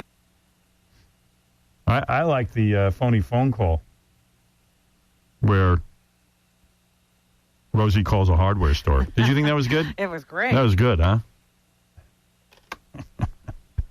For anybody who missed that, here it is. I'm an assistant to somebody who's handicapped, and I'm going to pass the phone to her, and she could talk to you about it. Okay. All right, her name's Rosie. Can you hold on? Uh-huh. All right. Hello? Yes. Toilet seat assistance at row number 1. You need a toilet seat or you need a whole toilet? Can we have assistance, please, at row number 1 for toilet seats? Okay, so you need a new toilet seat. No. Okay, we have toilet seats. What, am I scaring you? No, you're not scaring me. I do not understand what you want. We have toilet seats. I like the fishies. What do you like? Do you need the toilet seat or not? I don't have to go to the bathroom just to wash my hands and make them mad. Okay, look, this is a busy store. I have to get off the phone now, okay? Hardware, may I help you? Hi, please. He's with a customer right now. Okay, I'm an aide. Could you get him so he can go bust his balls? A handicapped girl. Uh-huh. She was talking to him, and he hung up the phone. So maybe if you're a little patient, could you talk to her, please? Okay. Her name is Rosie, okay? Okay. I appreciate it greatly. Hello? Hello? Jesse's delicious. He's going to take me today to get a new toilet seat because mine got broken. It was sliding. Okay, someone will have to come by the store and buy one. I like the fishies. What do you like? Okay, put me back on with the other person. Want me to scare you? Go, go, go! Put me back on the line with the other person that's there. Hello? Okay, we can't keep this up. There's rambling on about all types of things, like pick them up and go bring them, and do I like fishies, and they're going to scare me, and boo-boo, and... All right, let me put They on... just need to come by and look at the toilet seat. Let me There's put her nothing I on. can do over the phone. You know me. I'm fussy. Rosie, what type of seat do you need? Toilet seat assistance at row number 1. Okay. Have someone come pick it up for you. You are not my mother. No, I'm not. I have to go now, Rosie. I have to go back to work. Rosie, I'm going to have to hang up now. And I have to go back to work. I have customers waiting on me. I can't stay on the phone. Wow! God bless that woman. Yeah, she's cool. Yeah, we got to... I don't like that guy who hung up on a handicapped person. Where's Simon? Where's my daddy? Where's my daddy? He's in a coma. He's unconscious. He won't even know you're here. Yes, he will, because he's knowing. I think it's important for Beth to see her dad. I want to see him! I wonder if, like, the camera guys are all cracking up when they're having to film this thing. Well, that's what I thought to myself. I said, all right, is the director now going to, like, say cut and say, that was great? Yeah, I don't know. We don't need to shoot another thing. I'm probably like, oh, could she just shut up? I didn't want you to see him. I'm stuck with her. I've got to continue shooting. It's me, the sheriff. It's all pretend. She's not this person at all. Yeah, it's just it's layered on. What about the poor, like, sound editor or something? I mean, he's got to hear this all day. But she'll probably get an Emmy for this. I'm telling you, like Sean Penn got nominated for Academy Award. He was the worst retard on the planet. He was the worst until this. Yeah. She surpasses him. Do you think they made her do this so that Sean Penn wouldn't look so bad? That's right. No. He got her to do this. Can you hear me? Yes. Oh, God. Anyone could hear you. People in China can hear People you. who have their sets off can hear you. People in a coma can hear you. It is summer safe today. You had to wake up. You had to wake up. This guy's got the sweet release of death. I have to go catch a bus. Whoa. Oh, oh, oh. I have to go catch a bus. Toilet seat assistance at row number 1. I have to go catch a bus. Yes, I'm okay. I have to go catch a bus. Yeah. I have to go catch a bus.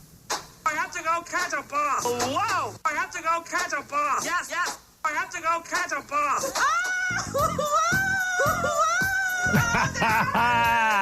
Go to it, Rosie. Go, girl. Go, girl. Nice. I have to go get your boss. I mean, really, Robin, you just did it just as good as Yeah, so how's that acting? No, I don't think Robin did it just as good. Do it again. I have to go catch a boss. Same thing. Oh, no. Why did you get a black car, Rachel? Why'd you get a black car? Just wait, Beth. Yeah, it's locked. Black cars are ugly. Wait. I don't Just like... wait. Can't you hear me? Yeah, I heard you. It's locked. I don't think black cars are good. I like blue cars or green cars like Rick. What? Like Rick. All right, there's Rosie. A little more Rosie for you. See what else I got here.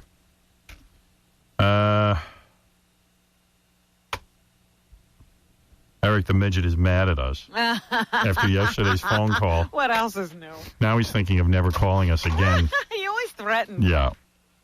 He's mad because he said he came up with an idea. He wants me to start a magazine so I can give him a job.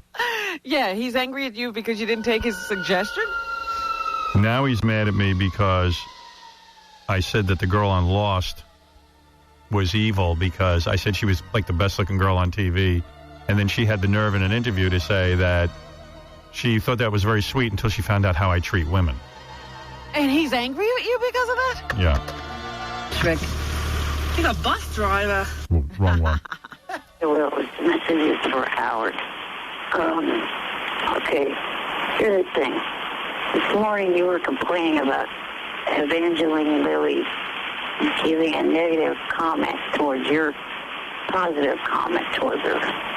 You know, maybe if you start treating people with more respect, you big nose, you would finally get respect from everybody that you come across, and not a single person would have a bad thing to say about you. But of course, that's not how you are.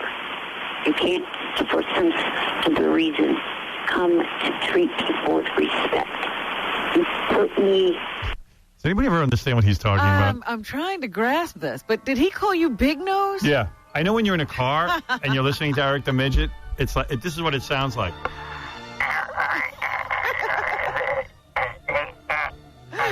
Sounds like you found uranium.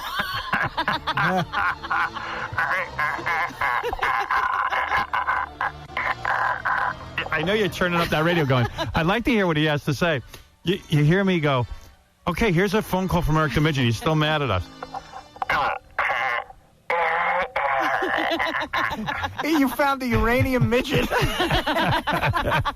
In a group of morons. You know, there are how many disabled people in the world like myself? What if every single one of them starts calling to your show? Each and every one of them would automatically get placed into the whack pack. See, that's what he's really mad about. He's upset that he's in the whack pack. I suggested yesterday a great idea. I said, we'll take every guy in the whack pack, or girl, like, Beetlejuice, High Pitch Eric, Marianne, Captain Jenks, Miss Howard Stern, Eric the Midget, you name it. Elliot Offen, the Elephant Boy. Take them all. And why I thought of this is because the Pope died, and I thought it was funny when all the cardinals were locked in a room trying to decide who should be the head guy, who should be the head Pope. It'd be great to take the whack pack, lock them in a room, and tell them they can't walk out until there's a head, not Pope, but dope. Yeah, and it would be a whack-clave. So Eric went nuts. I am not a member of the whack pack. So he says to me yesterday,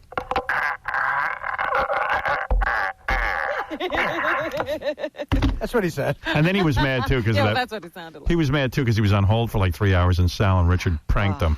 They really pranked him. They yanked him good. Sergio. Hello. Stern Show. I said hello. And I said Stern Show. What's up? Hello? Not much. It's Eric. Eric who? Eric the actor. All right, whatever. What do you want? I wanted to talk to Stern about American Idol. What? I said I would like to talk. Hey, don't you have to get loud with me, man? I'm just trying to work here as an intern. I know. I said that crystal clear. Why did... Now, what were you saying?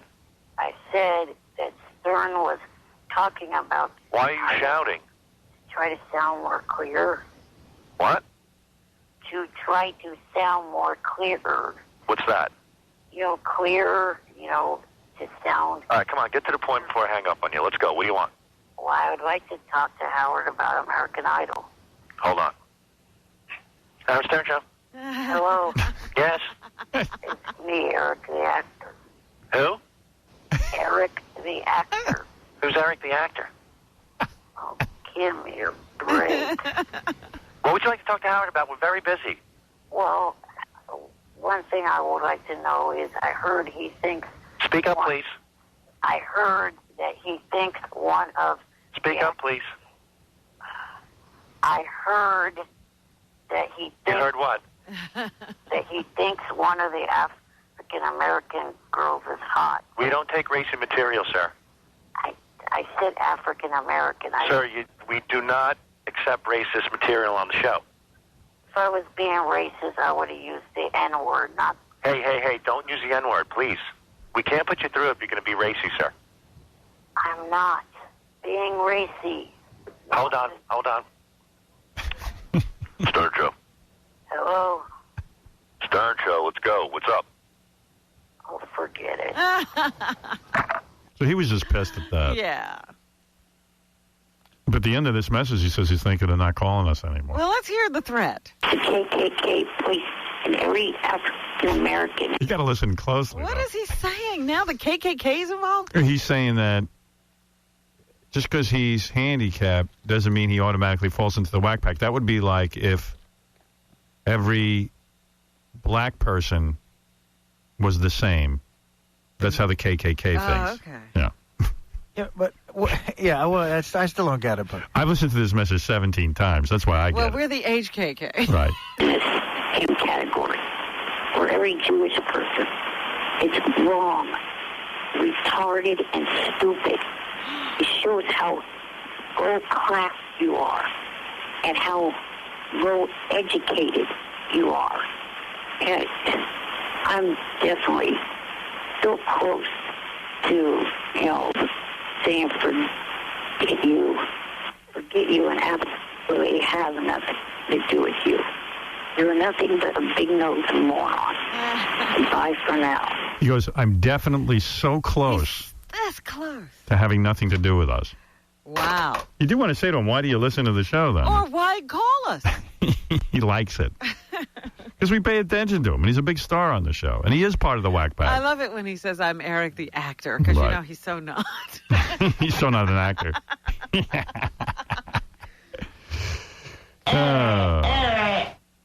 He's a good kid, though. I like him.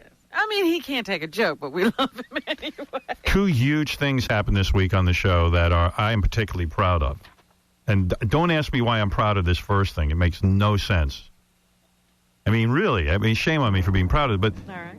I always think you're not really famous until somebody does some heinous crime in your name. Right. Or Yeah, unless somebody's killed for you. yeah, this is the Ohio sniper trial, and the dad is on the stand saying that his son was a killer because he heard Howard Stern's voice in his head. And I mean, it's a terrible thing what he did, but I can't believe I was in someone's head. What happened? Do you know the details of the case? Like, No. where was he shooting at people, or I don't know, how but many I'm going to look people did into he- it. Yeah, I mean, this guy made your day. I'm his Jodie Foster. You should know why he's doing all this I should look into this crime. Well, there was a serial killer a couple of years ago who they published his journals, and he listened to the show on the same days that, not on the same days he'd kill, but he would write in his journal, hey, hey, the dial-a-date was great today, the Stern Show was funny, and then the next page he put, I smashed this girl's head in with a shovel and buried her in a ditch, right? Who was that guy? But I want to correct. He wasn't a serial killer. He was a serial rapist. Oh, right. And Howard, his notes were, I had it, I still have it somewhere. It was like 1,200 pages, but it would be, listen to the Howard Stern Show, then went and hit a girl over the head with a shovel. Whoa. He didn't say, listen to Howard Stern Show, and then I went out and raped someone. He would just he'd have different entries. He'd be like, Right, the next entry. would be mentioned in his journal. He would say, like, I listened to Howard Stern Show today. They had on Sam Kinison. It was a really funny bit. Then I went to my car. No, and then then I went to my car. Then went out to lunch. And then 5 days later, he'd rape somebody. But you know what was interesting? I do believe that you made an appearance in his town, and he talked about going to see you. I think it was the book signing. That's what it was. Making eye contact. Yeah. You know what happened to that guy? What happened? I completely forgot about it. I guess they cornered him, and he killed himself. Wow. Oh, he's not with us anymore. No. Gee, what a shame. We lost another listener. We lost a devoted listener. It was like a crazy number of rapes he was associated. But this is unbelievable. This guy thought I was telling him to do stuff in his head. Right. While McCoy admits that he is the shooter, his defense maintains that he is not guilty by reason of insanity. Both of the defendants' parents were called and took the witness stand by both prosecutors and defense attorneys. Both recalled their son as a happy young man who excelled in sports and had a wide circle of friends. But then, after high school, things began to change. He mentioned to me that, did I hear that? And was there anything to hear? Just Howard Stern.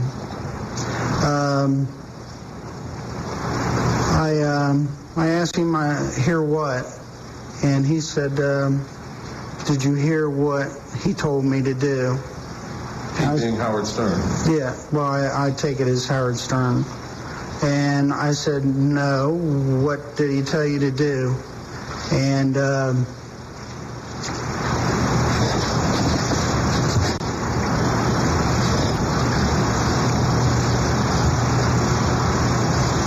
he said, you didn't hear him? Tell me what to do? I said, no. He says, never mind. After several more incidents like that, the McCoys sought professional help. You bet. Charles Jr. was eventually diagnosed with paranoid schizophrenia. Yeah. I would have left the country. Yeah, if your kid's hearing me in his head, do more than just get him a psychiatrist. Like maybe lock him up somewhere. But there, I made it into the trial. Yeah. You know, and nobody even said, Howard who? You know, they knew. Not only didn't say that, they didn't ask what you were saying. They just let it go. They assumed. So that was big news. And then the other big news, we finally got this tape. We made I played it for you 100 times already. I'm not going to play it again. But we had a phony conversation with a phony Arnold Schwarzenegger. And basically Arnold said he wanted to blow up the moon because, well, I said I wanted to blow up the moon, and he agreed it was a good idea because it would help calm women down with their periods. Right. No more bitchy, whiny women. Yeah. And we just assumed everyone knew it was ridiculous. But that's, when you make an assumption, what happens? But not MSNBC. Here's Joe Scarborough of the Scarborough Report. This is great. And finally, Arnold Schwarzenegger. This guy has been in so much trouble. He's got sagging poll numbers. He's got political groups criticizing his every move. And now the governor is making all his enemies' job easier. According to the London Evening Standard, Arnold recently went on Howard Stern's radio show and offered his theory on how to end premenstrual syndrome, saying, quote, if we get rid of the moon, women whose menstrual cycles are governed by the moon will not get PMS. They will stop bitching and whining. Hey, Governor, way to make 50% of California's voting population turn frigid towards you. I don't know how it works in Austria, but let me tell you something, friend. Jokes about such matters, not laughing subjects to women in America. Wow. Joe Scarborough coming down very hard on the fake Arnold Schwarzenegger for advocating blowing up the moon to help women's periods. When you call something the Scarborough Report, it makes you sound like you're very well thought out. It makes you sound like you really check your sources. Yeah. The only thing that would have made that better is if he somehow played a clip of Schwarzenegger talking on that would have been great. Yeah, if they pulled a clip from the show. Here's Arnold Schwarzenegger saying horrible things. Yes, Howard, I agree. And if they don't blow up the moon, I'll go up there and destroy it myself.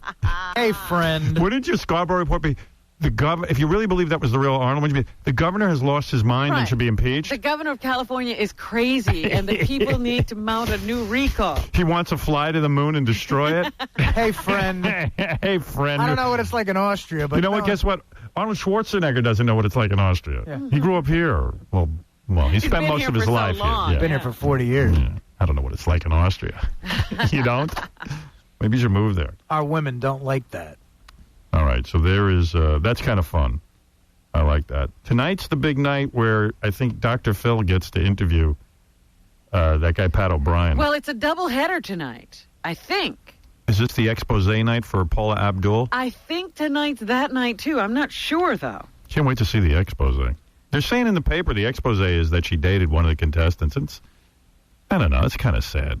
It is very. I feel bad for Paula. You know, it's always sad when like a 40-something-year-old broad is chasing one of those 22-year-old guys, and it's fine. She's just trying to get laid, and now they're going to turn it into a whole expose. Because it doesn't sound to me like she did anything wrong in the huge scheme of things. It's American Idol. Right. She didn't even affect the contest. The kid got thrown off. Right. Out of his own accord. So now they're just going to embarrass her. I mean, everyone knows she's looking a little long in the tooth, and now it's going to look even worse. She's some old crow going after some young, fresh meat.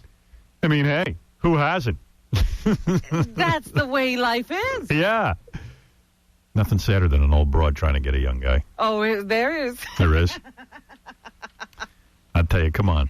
It's so great. Yeah. But I mean, don't point it out on national television. No. I mean, nobody needs to, because I sometimes think back to, the Anna Nicole Smith thing when that old man in a wheelchair who had worked all his life for all his money. Let Paula have her dignity. And for one view of her breast, he was willing to sign away everything. This is, you don't need to broadcast that. Right. All right, here's a... All right, this I'll play in a minute. I got to bring this chick in. And by the way, did you watch American Idol last night? Yes, I fast-forwarded through a lot of it. I believe in the conspiracy that Constantine was voted off because there is a group out there on the internet that is voting for the worst contestant. That's how come Scott Sable didn't get kicked off. And now he's getting cocky. Yeah. He doesn't realize he's a goof. Do they keep them closeted? He can't read that on the internet they're voting for him because he's the worst of the lot? Gary got a call from a record label, some small record label. I think it's called Koch Records. Okay. Gary said a bunch of guys got on the phone and they go, Gary, listen, we can get you Constantine's band on your show, Pray for the Soul of Betty. Wow. Really? Yeah, so Gary goes, okay, cool. When, sure. With Constantine, right? The guy from American Idol. They go, oh, no. He's not in the band. No, they go, you can't have Constantine. We don't have him. But we have the rest of the band. We signed them to an exclusive record deal. They signed... Lucky you. They signed Constantine's record. But they're not even saying this is the band. They're saying it's Constantine's band. Yeah. Right. Oh, yeah. So Gary goes, well, why should I have them on? I mean, what are we going to talk to them about? Well, they could tell you, for example, how Constantine feels about things. And we go, well, why don't we just call Constantine, have him on the show? Let him talk for himself. If we want to go that route. You know what was the best part I forgot to tell you? This was last Thursday. So I said, so wait a minute, you want to book the band without Constantine? And they said, yeah. And I said, I don't get it. And they go, well, they're doing Leno tonight and Letterman tomorrow. I said, wait a minute. The band without Constantine is doing Leno and Letterman? And he goes, yeah. I go, I don't believe that. No way. He goes, let me get back to you on it. And he goes, you're right, Constantine's doing Leno and Letterman. Right, yeah, without the band. I said, I do not believe that. You didn't fall for that, huh? No. Good for you. People barely care about Constantine. Really? So anyway, I have 3 tracks off the new Constantine without Constantine. Well, Constantine's on the record. Oh, so he was still with the band when they recorded. Right, it was tracks they recorded. Here is, you want to hear it? Sure. All right. I haven't heard it yet. We could have had the band on without Constantine, though, just so you know. Let's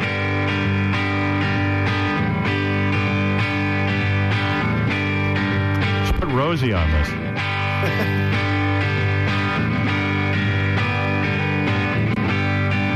Sounds pretty bad.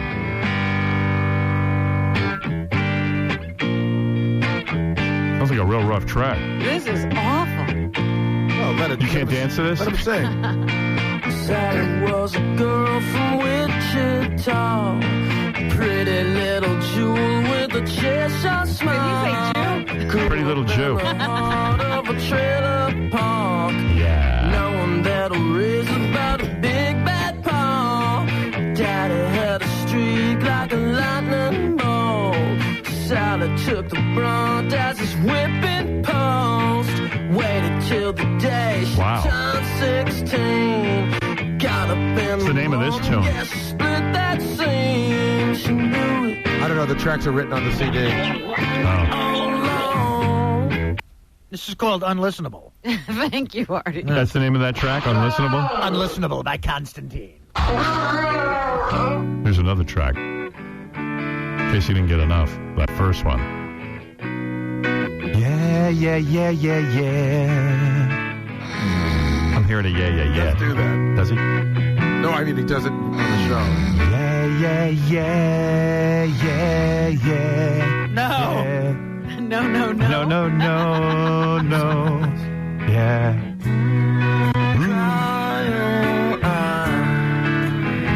Yeah.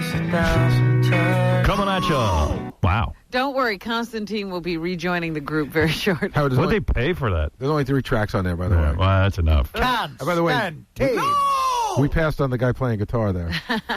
Yeah, we were going to have him in. Hey, you know, I was just looking through my old notes, Howard, and I was looking at the serial rapist biography. Yeah. There's pretty interesting stuff in there, but I just opened up. The first thing I saw is bought Robin Quiver's book tonight. Read it. It's great. Oh. Really? Yeah. And it's funny, too, because, like, she was raped in the book. Right. Kinda, and he loved it. He loved it. Like, anything to do with rape. But to give you an idea how big a fan, I forgot how big a listener he was. Yeah. He said there was an entry from March, and it said, got to work late, turned on the show at 6:48. It's the first time I've missed the beginning of the show since November. So the guy listened every day. Right. And then, like then it would be, went out and hit a girl over the head with a shovel. We went to, again, glancing at it, he went to a lot of porn. Didn't he also kill cats? I can't remember. No. I got to go looking through the notes. But I thought the first thing I saw was that he read Robin's book and he loved it. Read it in a night. Put on my man-trapping outfit. That bitch. Robin's asking for it. Hey, let's go to Mike. Hey, Mike. Hello? Hi. Howard. Yes? I was reading in that Time magazine. They're doing a big article on you going over to Sirius, and they're saying, and they're just saying how much you're going to help the station, and I think it's great because I'm going to move over there with you. All right, thanks. I hadn't seen the article, but that sounds very nice. Time, huh? You got to check out Time. You want to hear a quick paragraph out of it? Nah. Okay. It's all right.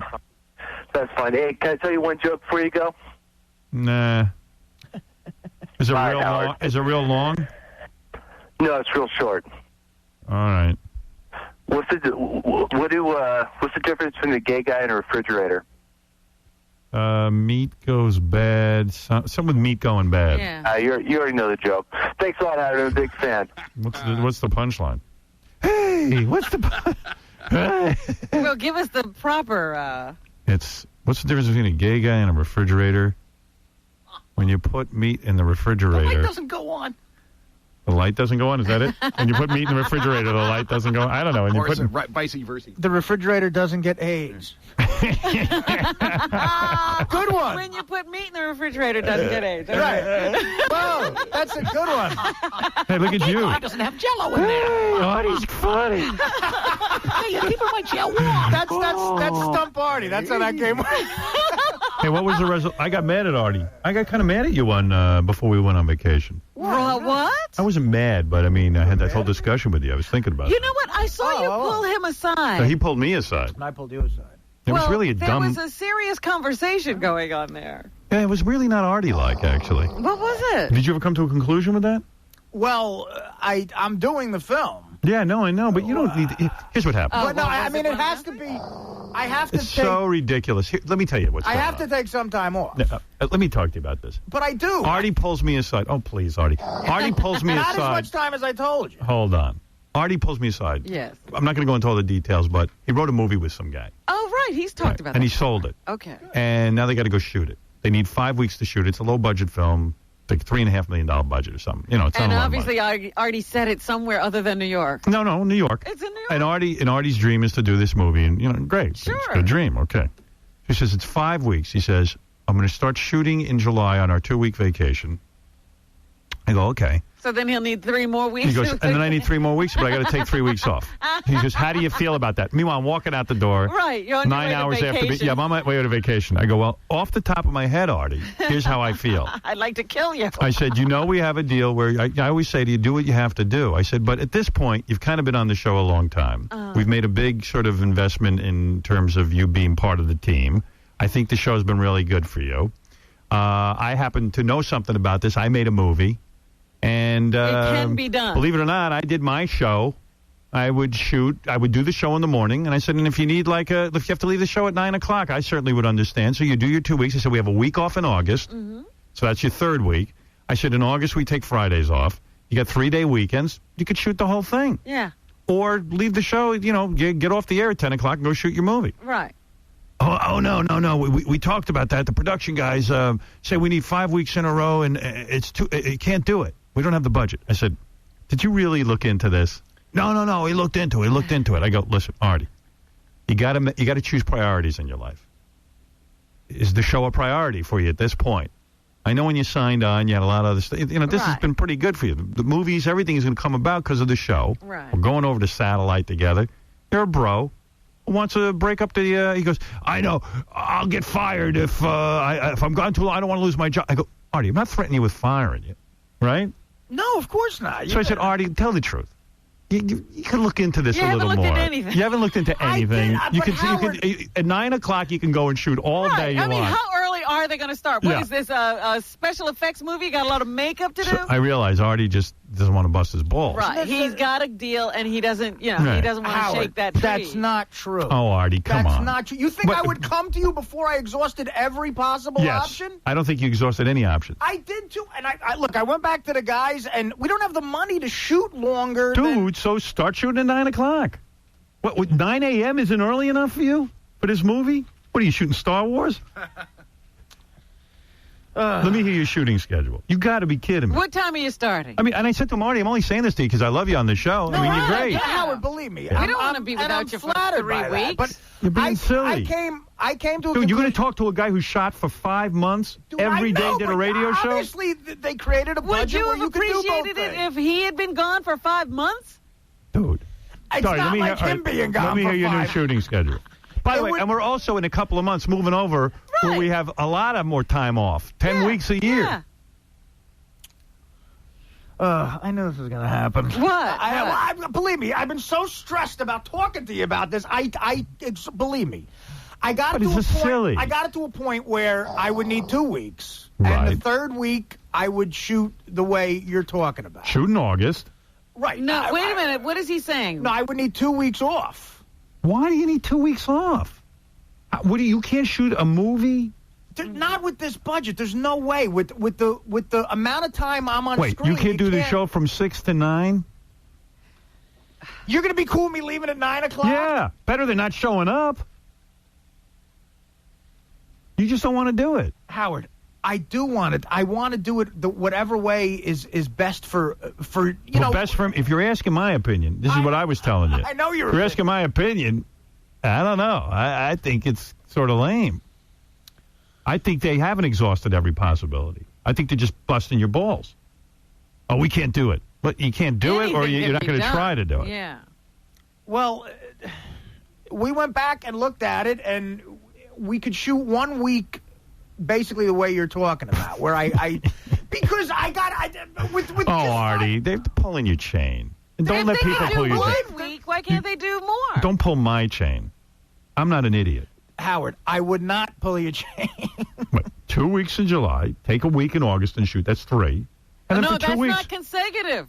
So what? That's what he's saying. They need consecutive. Sure, that's what they need. They're not considering our needs. Right. But it's very hard money-wise. No, it's not. Take off for a few weeks and then Why go not? back to Well, who do you got shooting this thing? Scavullo? I mean, who's shooting? George Lucas? I mean, what are you? You know what? Come on. Stop yanking my chain. Stop it. You're being silly. So what are you saying now? 2 weeks off? He needs 2 weeks. It was 3. I got to see this movie. Yeah, this better be War and This Peace. better be some movie. This better be Gangs in New York. I'm sure you'll love it. Dude, set your priorities straight. Honestly. I have my priorities straight. No, you don't. This was the only way to do this. No, it's not. You want me to sit down and work out a budget for you? You don't have Let me do it. Bring it to me, and I'll show you how you get it done. Same amount of money. It'll be less, actually. Yeah, I'll work it out. Yeah, believe me, I could shoot it for less. Trust me. What's the matter with you? I mean, really. I saw you two over there in the corner. Oh, I was going insane. That's some serious conversation I'm listening to this, over there. and I said, Artie, there's other ways of doing it. No, we can't. I go, well, I did a movie. I am shocked. That's when he brought it up? I shot a major motion picture from 6 to 10 in the morning, did my radio show, got off the air. I even said to him, I said, well, if you got to leave at 9, there's other ways of doing it, or, I said, we'd love to have you there. But wait a minute, is that the way he told you the whole thing right over there in that corner? Yeah. As you were leaving? As I'm walking out the door. Can never call me at home. That was so funny because we were standing here, everybody was sort of saying goodbye and what are you doing, for the week. And all of a sudden, you two were over in a corner, and we were like, geez, we were trying to keep our conversation going, but everybody noticed there was a heavy-duty conversation going on. I was busy from 87 hours on the air. He gets a hold of me. I was honest with him. I said, Artie, how could you do that? I mean, what are you shooting, Spider-Man? I go, Artie, you must be making Spider-Man 3. I didn't feel it was something. How could you bring it up then, Artie? Because I didn't feel it was something I needed and I to go, bust your jobs why don't you about. shoot some weekends? Oh, we can't. I go, come on, stop it. I said, what is it? You don't want to use up your time off? Right, he wants his days off. Well, I am using up my time off. Of course I'm using up my time off. That's what I did, too. What'd you do when you want to do something? Every day, didn't we? Of course. So you come in some 7 days. So you come in till 9 or something. And you leave. I mean, why is that funny? Because you won't be happy with that. I can't wait till I'd be happier with you not being here? Please do it. Why would I be unhappy with that? You don't want to do it. You don't want to do it. No, That's different. You got to be honest. You got to say, hey, Howard, I don't want to do that. I want to go shoot movies for a couple of weeks. Well, I want to live like a star. You want to live like a Not star. a You want to radio show up all guy. fresh and peppy. I want to live like a star. Yeah. All right. I don't want any more discussion about it. You figure it out. I'm not involved. You do what you have to do. That's what I said. He says, he goes to me, what's your opinion? I go, my opinion is that you could work out a different schedule. Oh, no. We exhausted every possibility. I go, no, you didn't. I've taken off days before for stuff couple of days, but you were talking about 3 weeks off. This was, I took and off if a I week said to you, once. you want to take 3 weeks off, go take it off. That's the priority. Is different than 3, Artie. Yeah. Well, I took off a week once to do something, But and this now would be 2 weeks. In my opinion, you don't need to take a day off for this. I mean, no offense. It's right here, right? Yeah. You don't have to go anywhere. I mean, wow. I don't know. It's just that I've done this. Right, I know. But And Artie says to me, I'm in every scene. I go, welcome to the club. Yeah, have you seen Private Parts? You had a much different situation, though. No, I didn't. Money-wise, you did. No, I didn't. Oh, come on. No, I didn't. Money-wise? I'm saying a budget for a film. They work it around Yeah, your but this was a feature film. It wasn't a huge budget for a feature film. It was a small budget. I had to bust my balls a little bit, but I wanted to make a movie. People used to say to me, how do you do it? You do the radio show and you get over here and you start shooting. Right. I said, well, I have an obligation to my morning show. And they don't even mention that no time off during the weekends. You worked out every day. Every day. I mean, no offense. I mean, this sounds kooky to me. You're shooting a little fun project. I mean, go have a fun the rest of the day instead of going to have a 20-hour lunch. Howard, this was a conversation we were just having in the office. I'm going to ask you an honest question. If Artie needed 3 weeks off to go shoot a movie in L.A., yes, I'd let him do it. Starring Jack Nicholson and being directed by Spielberg, would you feel differently? Yeah, I would. I'll tell you why. I think at this point, Artie, we've proven to Artie we want him, and he's part of our team. And I'm not saying Artie can't do that. I told him that. I said, Artie, you do what you have to do. If you're telling me you got to take 3 weeks off, you take 3 weeks off. I said, you do it. Didn't I say that? You did say that, absolutely. I said, but it seems to me that in this scenario that you're painting, this ain't Jack Nicholson, and, this isn't the break of a lifetime. This is Artie wrote a little script. They're going to shoot a movie. Great. You show up for work, and then you got all day. You got till 8 o'clock at night to shoot. And you got weekends. And you got a whole week in August. And you got, 3-day weekends in August. I mean, you work around that schedule. Yeah, that's what you do. the shooting schedule. Because in my mind, the show's more important than the little movie. And by the way, and it might not even be in his, maybe the movie's more important, but you can have both. This is like Shelley Long leaving Cheers to go shoot her movie career. To go wipe her ass. You're killing the boy. No, I mean, there's nothing. It's not like Shelley Long. I'm not saying. It's not even killing the boy. It's just he asked my opinion. If he hadn't asked my opinion, I wouldn't have given it to him. Of course, I have to ask your opinion. My opinion is you could work out a better shooting schedule. To tell you the truth, You want 3 weeks off for a hobby. It's not a hobby. What is this? It's definitely a career move. All right, It's not a so hobby. the career move's going to be helped by the morning show.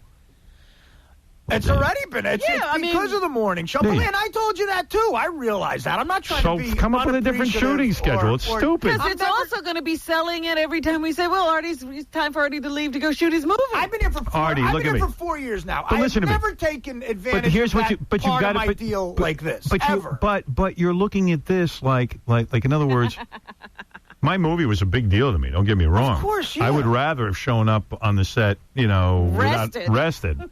But I said to myself, "Where's?" What if I just drop dead? You won't drop dead. I will. I was like, "Where's my bread buttered?" Like I went, "Wow, my morning show, my audience is everything." Yeah, but I ain't you. That's man. what fuels it. I'm not you, though. Yeah, on any but level. you're part of this show and you're part of the team, and we've made an investment in you.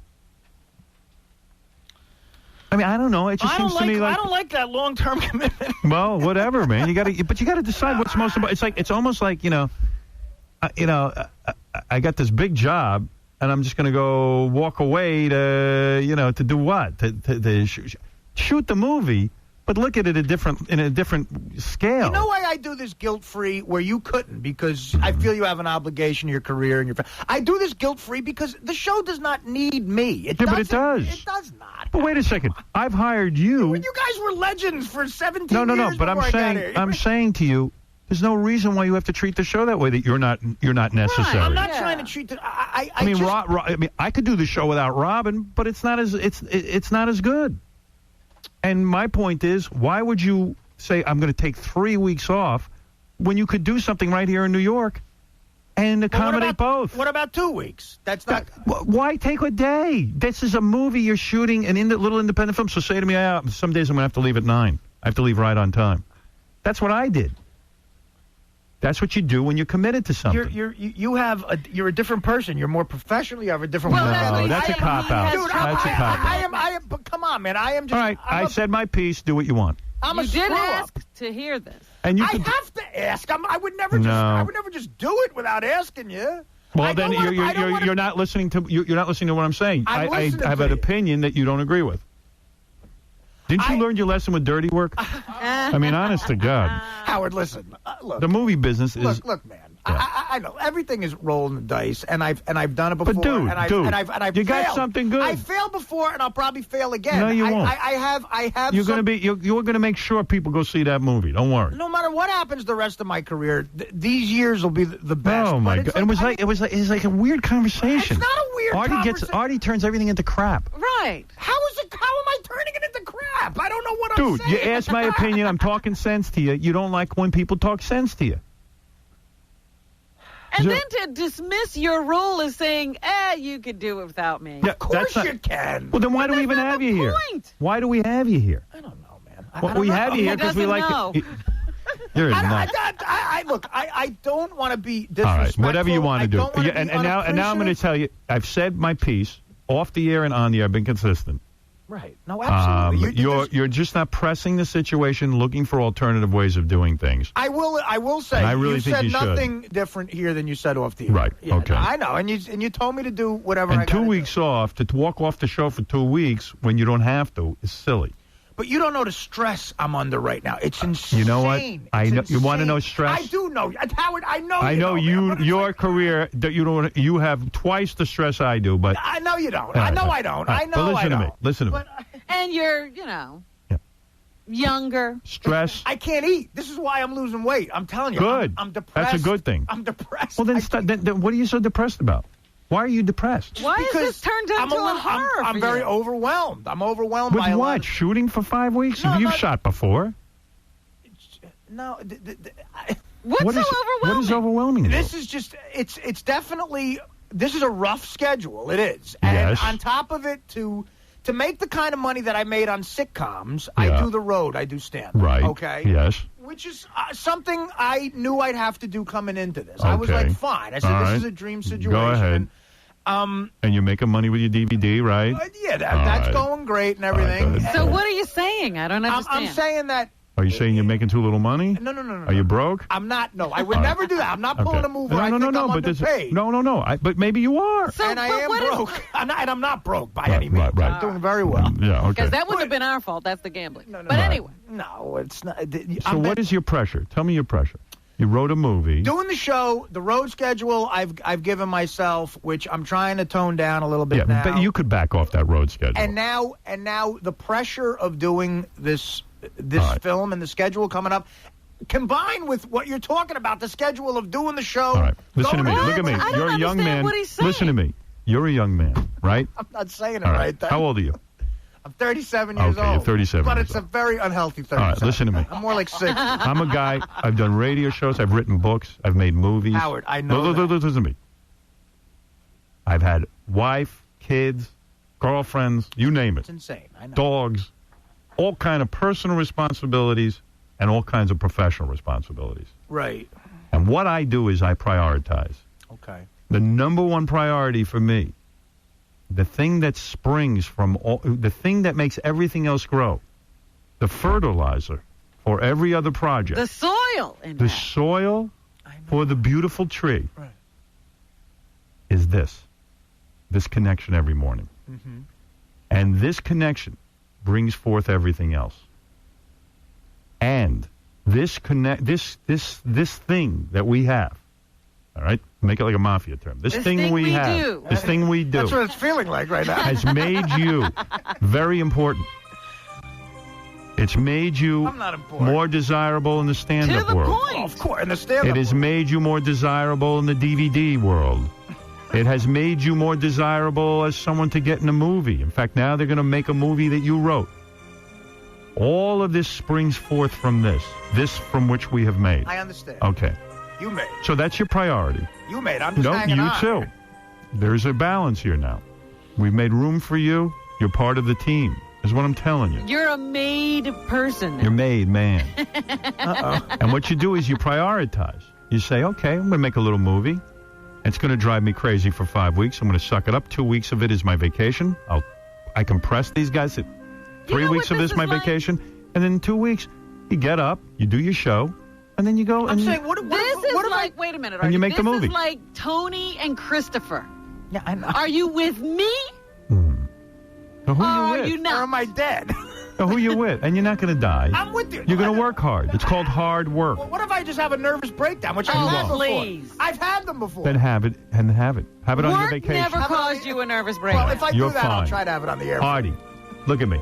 You know what? He's I'm not so silly, fine. Howard. I'm losing. Work never caused your nervous breakdown. You're not losing any. It was the cocaine that caused your nervous Look at me. I'm trying to talk through this. I'm not healthy right now. I know you're not healthy. I'm not healthy right now. Let me tell you something. I'm not. You know why you're unhealthy? I'm stressed. I'm out of it. Wah. Listen to And you. I make a painted movie. myself into a corner with that crap Yeah. that I started. Wah, I got to make a movie. You're not healthy right now? No, I got to be at least 30 pounds heavier. Artie, do I look healthy to you? Yes. Okay, Actually, well, I'm compared not. to I'm me. not. You think any of us are healthy? You want a report from my I don't know. psychiatrist how unhealthy I I am? gotta see it shrink. I gotta go. Well, why are you not going? Did I not give you a name? You did give me a name. Why are you not going? Very helpful. Are you going or not? No, I'm not going. Why are you not going? Because I don't. Because you don't need it. So then you're healthy. I'm not a believer yet, I guess. Yeah. Oh, my goodness. Listen You're a to me. believer, and I got to take 2 weeks off. Calling Dr. Howard. Dr. Howard. All right, listen. You're not having a nervous breakdown. Stop with that crap. Pull yourself together. And Yeah, Mr. prioritize. Exhaustion. You know what I did last night? I What? woke up at 12:30 Yeah. and I stared at the ceiling thinking about this. So what? For until Nothing wrong with that. until Lay in bed, 4 close your eyes, and think about things. 4:45. But wait a minute, Artie. If this was an okay decision with you, you wouldn't be waking up in the middle of the night. Stop it. You have nothing. You have no Robin, problem. could you stop making sense? Listen, I all right. Okay, thanks. This has been very helpful. Right. Good for you. You know why I did it so matter-of-factly, to answer Robin's question? I didn't want to bug you at home with this. I know you're very busy. This is major. I didn't think you'd think it was that big of a deal. Of course, I think it's outrageous. I think it's outrageous to walk in and say, I can't get up and shoot the movie. I mean, I didn't think think it was that big of a deal that I had to leave Where are you for 3 weeks? For 3 weeks. Of course I do. What am I doing here with you? I don't know. I'm making an investment in you. You're the guy. I'm the guy. Yeah, you're the guy. I've endorsed you. All I do is built you up the audience. I don't do anything. I sit here and bust balls. Just sit here and don't do anything. I just hang out. All right. Well, we need you to be there. Yeah. Listen. Take your not choice. do anything. Or don't make a choice. Do both. I thought you were going to go, oh, you got to be away for a few weeks? Oh, congratulations. No. Come on. Stop it already. You got to either treat this like this is something important or not. You never once congratulated me. I did, too. I said, that's great for you. I said, go do it. I said, but you don't need to take weeks at a time off. All right, man. I guess I'll go figure it out. What is it, Mike? Well, now with you hook-nosed you bastard. Listen, Artie, I love you, bro. I really do. But you got to remember where your roots are, where your bread is freaking buttered, bro. I know. And listen, I hear you talking about, I'm under so much stress, this and that. I work 14 hours a day, bro. And then go home, take care of the family life. I'm not saying no one else is stressed, too. I'm not saying I'm the only one. Artie, you're living in of what you make. Hook-nosed Mike is right. I'm very self-destructive, by the way. Yeah, I have a good thing and it that's goes why you away. need to talk to me. I've told you this before. This will end bad. Jim, go ahead. You're on the air. Hey, Howard. Hey, I just want to reflect the sentiments of the entire listening audience. Go ahead. Hey, Artie, you dumbass. Right. You'd be digging in a dumpster if it wasn't for that show. Don't be stupid. Don't be the next Jackie. Don't be David Caruso over there. Okay? Hang with the man. He's got you where you're at. You're great. We love you. That's Listen right. to him. He's That's making right. sense. He is Yeah, making but sense. this isn't either or. You do both. Oscar, you're on the air. Yeah, I'm calling to speak to Jackie. Artie. Oh, I'm sorry. I mean, this is a no-brainer. Everybody in the car right now wants to drive off the road because this guy wants to give up the gig of a lifetime to make some $2 movie. Well, you don't understand. He's stressed. He's stressed over it. He doesn't know what to do. Dan, you're on the air. I'm not eating. Hey, Benedict Artie, disgraziati. Benedict Artie. I went to artie-trader.com, and I saw a picture of your face, Artie. You have a face for radio. We don't need another fatso in the movies. We already had That's not going to be a Farley fatso. and John Candy, and they're all dead. By the time I get to the movie, I'm going to look like Matthew Perry. Hey, Dan, in Artie's defense, look at Juliana Margulies. She left ER, and she's doing great. Had to go. Guys, I'm going to start dating Dana just to get even with him. I can't defend this decision. It's silly. I do that a lot Just in do life. both and figure out a way. Impress the production people to use put their thinking caps on and figure it out. If you're so important, they would figure it out. I'm just not going to do the movie then. Oh, my God. That's not what I'm saying. No, I don't want to do it. Then don't do it. Then fine. That makes everyone's Did life we get easier. you out of the movie you didn't want to do? By the way, now your nervous breakdown's gone. Now you're not doing your dumb It movie. might still come. Yeah. Guys, if you're listening, Ivan I'm not Reitman doing looked at the me. film. Ivan Reitman looked at me and said to me, you can't be on the air when you're shooting the movie. And I go, then I can't do it. He goes, well, what are we going to do? I said, let's sit down and figure out a way to do it. I'll work 24 hours a day on it. I'll build me an apartment at the place that I'm shooting the movie, and I'll sit there. I'm not willing to do that. Well, then pick your priorities if you're not willing to do that. I knew what this was when you asked me. You were just like, hey, man, I want to take some time off. No. It's not just taking I want to like go get a relax when I do my movie. Relax. This is your priority. You know, Wake up. He's back in that. You know what? I could be the guy again, like when I was on TV and had my own trailer, and there was a One nice, time, you know what? One comfortable schedule. Dave, time you're on I the told air. you that I was going to do a sitcom, and you yelled at me for turning it down. Dave, you're on the air. Artie Martling, Chicago loves you, man. Just do the show, Artie film Martling. the movie, stress for a little bit, and call that doctor, will you? We love you. Artie Martling. I like Pope Benedict Artie.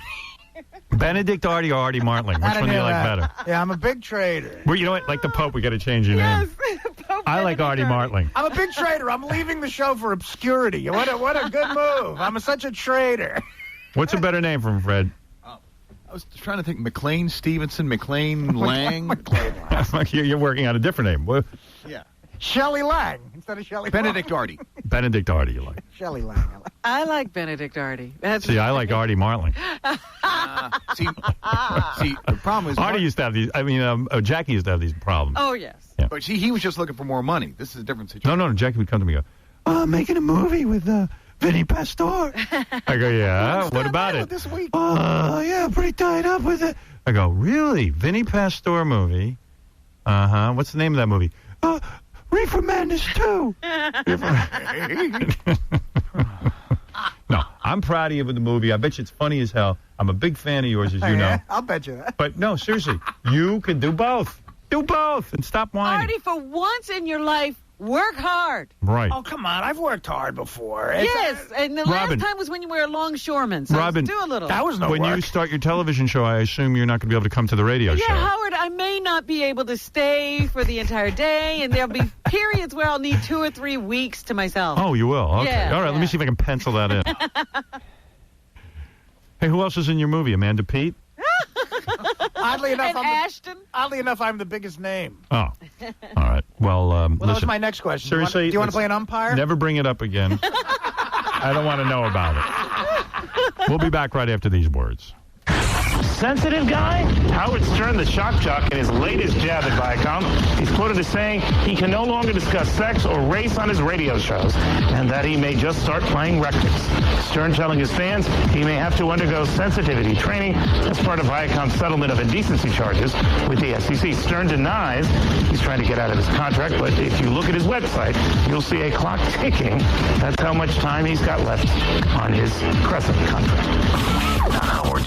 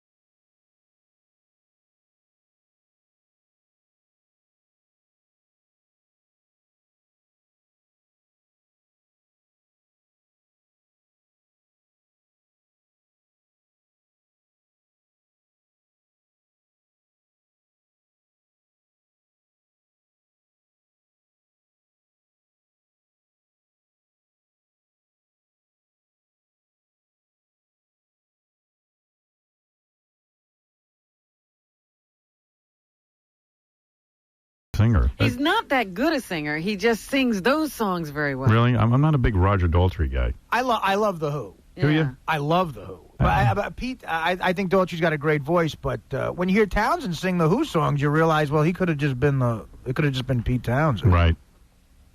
There some guys, you know. Because he's the genius behind all that. Oh, sure. You know he's pulling all the strings. Yeah. Well, it's like, you know, Joe Perry's a great guitar player and stuff. He doesn't sing like Steven Tyler. So right. Hey, by the way, speaking of Joe Perry, I just read an article. He did an interview, and he claims I was the inspiration for him putting out a solo album. What? Yeah. This is big news for me. How did you inspire him? I bet you I lost the article, and you'll never believe me. I don't really have it handy. I bring when this stuff. Did you inspire him to do that? He heard me say something, and it clicked for him. See, some people find me an inspiration. Just like that serial killer. Yeah, you know, there's a guy out there who was killing people. No, he was a rapist. This is we found his diary. And, of course, I just lost that. Yeah, it's gone. No, I'm talking about the new Ohio sniper. Didn't he kill somebody? I lost everything. Oh, here it is. Here's a diary entry. Listen to Stern. Soundtrack opened at number 1. Movie opened at number 1, making over $15 million on the first weekend. Went to WSCO to fix a computer, then came home at 2:30. There was a sweet little Chinese girl in the lobby who asked me for a ride to Pepper Pike. I gave her a ride to the Walk-On Wings. She was applying for a job. Her name is Tina, and she asked me to come down to her apartment anytime to talk. How weird. I'd love to rape her, but I don't know about effing her and having a relationship. Oh, my God. Jeez. Can't stop thinking about her. I would love to rape her. Oh, my God. Yeah, we forgot how harrowing those stories were. Can't believe he had those thoughts when our movie was number one. Well, he was so happy about the movie. Weird reaction. Oh, here it is. Additional courage came to Aerosmith's Joe Perry for a solo project, and it came from a strange place. That place being me. I love how it's a strange place. Howard Stern said when he starts twinging inside, when he's talking about something he knows that he's hitting a taboo subject, and he knows he's doing good radio, Perry said. And I thought about that as far as being an artist goes. I guess whenever you show a piece of yourself that you're a little scared to show or a little sensitive about, you're treading on ground that's actually important for the listener because it's real. So I inspired him. All right. Artie. Yeah, that's why we just did the last 20 minutes. You inspired Artie, too. Artie wants to take 2 weeks off. Yeah. No, I just want to let everything flow out. I just want complete and utter honesty. I'm looking at all the Artie calls on here, which I won't get. Artie's being a crybaby. Of course. Artie sounds like he doesn't want to be here. That's what I thought, too, when he said it to me. This guy wants tickets to Artie's show in Boston. Artie should be on anti-anxiety medication. Michelle wouldn't listen to the show if Artie wasn't on. So there you go. So you're important to the show. Howard, if I left in 4 weeks, I'd be forgotten. Forgotten. Believe me. That's not what we're saying, Artie. That's not. But you see, that's how he interprets everything. No, I'm not interpreting like that. I'm just saying. I'm saying you got a good job here. We love you. You're part of the team, and figure out a way to do both. All right. Here's Jim Brewer. Really? Just figure it out. I'm trying. I've decided, Howard, that I've just been, thinking that I need to work out a little more. Yeah. And the show is getting in the way. Yeah. So I want to take about 3 weeks off. I hate doing the show, too. And I'll work out during that 3 weeks. And when I come back, I'll be, ready to jump right back in. It'll all be here waiting for you. Can I say something, though? And Gary will back me up on this. I turned down a sitcom once, and you yelled at me for doing it. What's that got to do with anything? That would have been shot in L.A., and so I was It was just a long time ago. Was it? Yeah. Really? Yeah. But you're doing this movie right here, Artie. There's ways to work it out. Right. I thought you'd go away. You're going to be gone for a few weeks? No. Who cares? If you're going to be here, what you can't do the show? Bring in Artie's replacement. I mean, bring in Jim Brewer. Dude, there's 100 guys who'd be better than me. Oh, my God. There really are. All right. Jim Brewer is here. Why did we stop at you? This guy was on Saturday Night Live for a couple of years. He's now on satellite radio. Yeah. Hey, Jim, good seeing you. Sweatshirt. He's a big guy in radio now. Top guy. What's up? Hey, now. How are you, Howard? How are you? Good. Good to have you on the show. It's good to be here, man. I used to... this is cool. Right. So you guys got to, see, this is living, man. How's that? Jim? Artie, Hammer. Tell Artie. Artie. Dude, Howard, I do a little cheesy show on Sirius Satellite. Right. Jim was just trying to explain to me outside how amazing it is. This is what happened to Artie. Basically, he got wooed by the savages. Once you leave Howard's site, they're waiting. Artie, come take a walk down here. And we're just hot whores. That's all we are, Artie. And they're like, now you know you're much funnier than what you're portrayed on that show. There must be so much more to you than what's really out there. You did TV. Yeah. You've done films. Artie, you're going to make your own movie. For $3 million, and the back-end deal is tremendous. What names they drop on you, Artie? Let's take Spade. His first film no one really knows about, but I do. That was in his first film. Hey, Artie. I know where he's coming from, man. Artie, You feel that Just 3 weeks and $5 million. We'll get a great producer. Have you ever worked with Bobcat? He'll direct it. He's a great director. He's directing now. We can get Bob Saget. Bring me another name that can woo Artie. That's another name I work with, Bob Saget. Right. You seem to know his whole history. Wow, were you there? No, man. Actually, Brewer was there. You I was. I'm there right now. But I said to Artie, so shoot the movie, do your morning show, and then go shoot the rest of the day. First of all, it's only 3 weeks. Are you married, man? No. It's over, Hammer. Yeah. Hammer, it's over. Right. Friday and Saturday, you go to Stress Factory? That's what I'm doing. In 3 years, you'll be this week live in concert at Theater Madison Square Garden. It's a good gig. I keep saying, good gig? Yeah. Are you kidding make me? them pull you out of here. Yeah, and that's what. But that's the industry, Robin. Wasn't Saturday Night That's Live? the industry. Wasn't Saturday Night Live like the pits? You were the most honest guy when you were working at Saturday They Night Live. didn't like me, man. They hated you. Yeah, they had a rough time. Because you did an interview where they said, well, how's it working at Saturday Night Live? And you said, it's horrible. There's backstabbing. People are only in it for their own fame. Look. They steal your own ideas. It's just like any other job, basically. You know, I worked at Sears. Once I worked in paint. Once that guy has the red badge in hardware, you're like, how do you get a red badge? You can sign voids now? Let's take, everyone's taking your ideas. Was it really that bad? Yeah, man. It's was just horrible. like, we'd hide things and, you'd hide your ideas. People come along like, so, what are you working on this week? And if you tell them... Well, then you don't know. Then you'll be at a read-through for the, if you don't know, you go on a Wednesday and you do your read-through. And the worst feeling in the world is like when you're talking, hanging out. Norm was on the show at the time. He was a silverback gorilla. Norm would do whatever he wanted. Right. But he would, man. I might show up and read through that. Just let me know when I'm going to read my sketch, man. But and you'd sit there and then right across and you'd say, yeah, this week I'm going to wait to this one comes, Alec Baldwin comes on, then I'll drop my A-bomb. I'll throw a little goat at him or something. Right. And then whatever the theme is right across from you, you'll have like Katangon reading in front of you. Your idea. An idea which you go, hey, man, that's real close. But you can't say dick. Chris Kattan you didn't like. No. And you didn't like Spade. You didn't like when I David first Spade. met Spade, I wanted to punch him in his snot box. I know a lot of guys who feel that way. Really? What did he do? He's insecure. That's all. He's just that little he's a faggot. He was a kid who missed a kickball in 3rd grade. What happened between you two? No, at the time, that's what he was, but now he made it, Yeah, now he's a big shot. I got models. You're paying to hang out with him. Go to bed. They don't want to hang with you.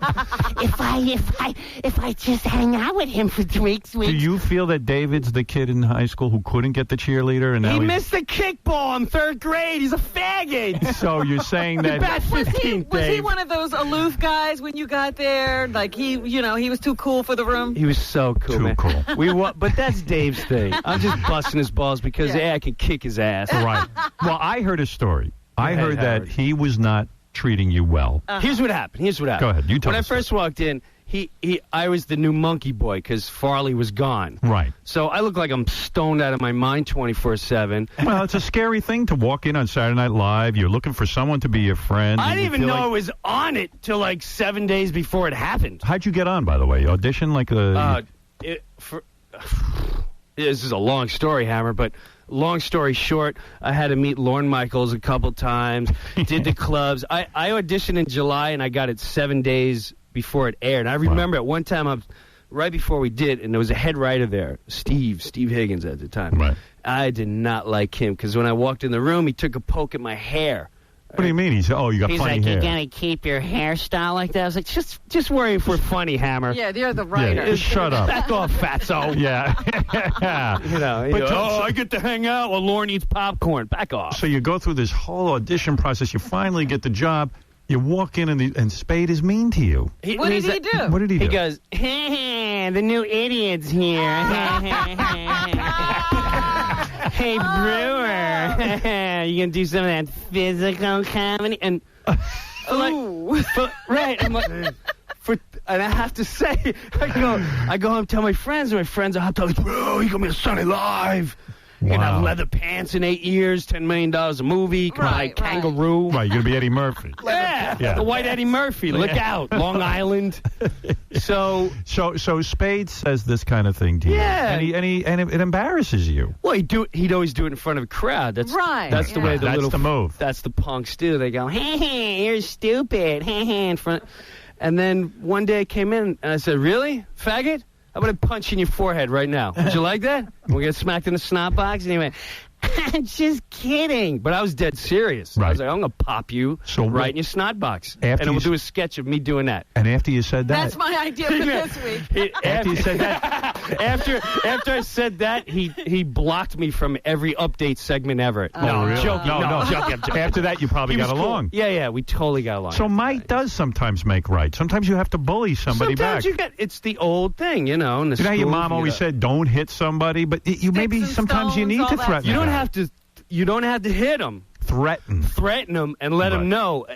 Hammer, if we got to go. There's a lot of guys like that in comedy who are sort of little, really arrogant types who think that they're smarter than you. Right. And Jim's right. You have to let them know that you're willing to throw them out of a window. Right. Right. Because they only... look, man, I don't know. I'm not some Lower East Side fruit. I will throw you out of a window. So there were I'm not doing a cellar tonight and the Cafe Wah. There were no more snide remarks after that. Never. It all stopped. Never. No more smart-ass But comments. you see, Spade to me is not one of those guys. Apparently that's why he was to Jim. But he didn't know who I was. Yeah. Right. He didn't know what the deal was. But Spade is always cool to me. It didn't get any better. Oh, it's still cool. Oh, no, Robin. It did get better. Oh, absolutely. I'm just saying, when you first get there, you don't know what's going on.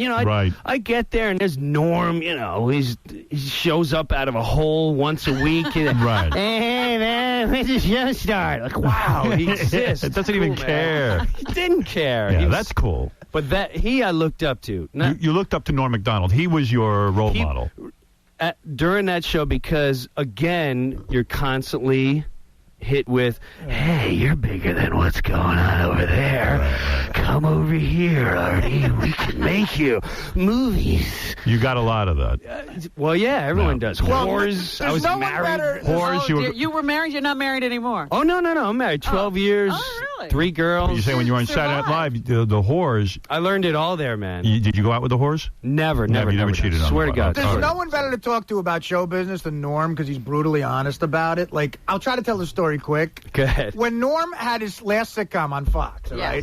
He invited me to go to the upfronts with him. You know that big thing where they introduce the shows to the advertisers? Yeah. So the head of Fox, this guy Sandy Grushow, right out of Beverly Hills High, permanent tan, permanent fake smile on his face. Right. The head of Fox goes up to Norm, and it's Norm and Jason Bateman, whose show had premiered, and all these Fox people. Goes up to Norm and says, right in front of me and a bunch of people, goes, Norm, I want to let you know that your show is the highest tested show we've had in Fox history. And Norm goes, wow, man, thanks. That's unbelievable. Wow. And then Grushow leaves and goes to talk to Jason Bateman. So this other executive at Fox, this woman Tracy something, comes over and goes, where's Sandy? He was just here. And Norm goes, he's over there telling Bateman that his show is the highest tested show in the history of Fox. See? That's what I'm telling you. Norm gets it. So well, Jim's trying to tell you does get this. it. Yeah, we're all trying to tell you, Artie. Jim's trying Artie, let me... But no, I Tim, get talk it. some Believe sense. me, I get it, too. I get it. I have a friend... I'm not getting it. I'm telling you, I get You don't it. get it. I have... Hammer, one of the guys on my show works... He still does wedding gigs on the weekends. Now I said, how much do you make in a year doing the wedding gigs? Wedding gigs. Right. We're not talking Caesar... We're talking a wedding gig. Joe and Carol get married.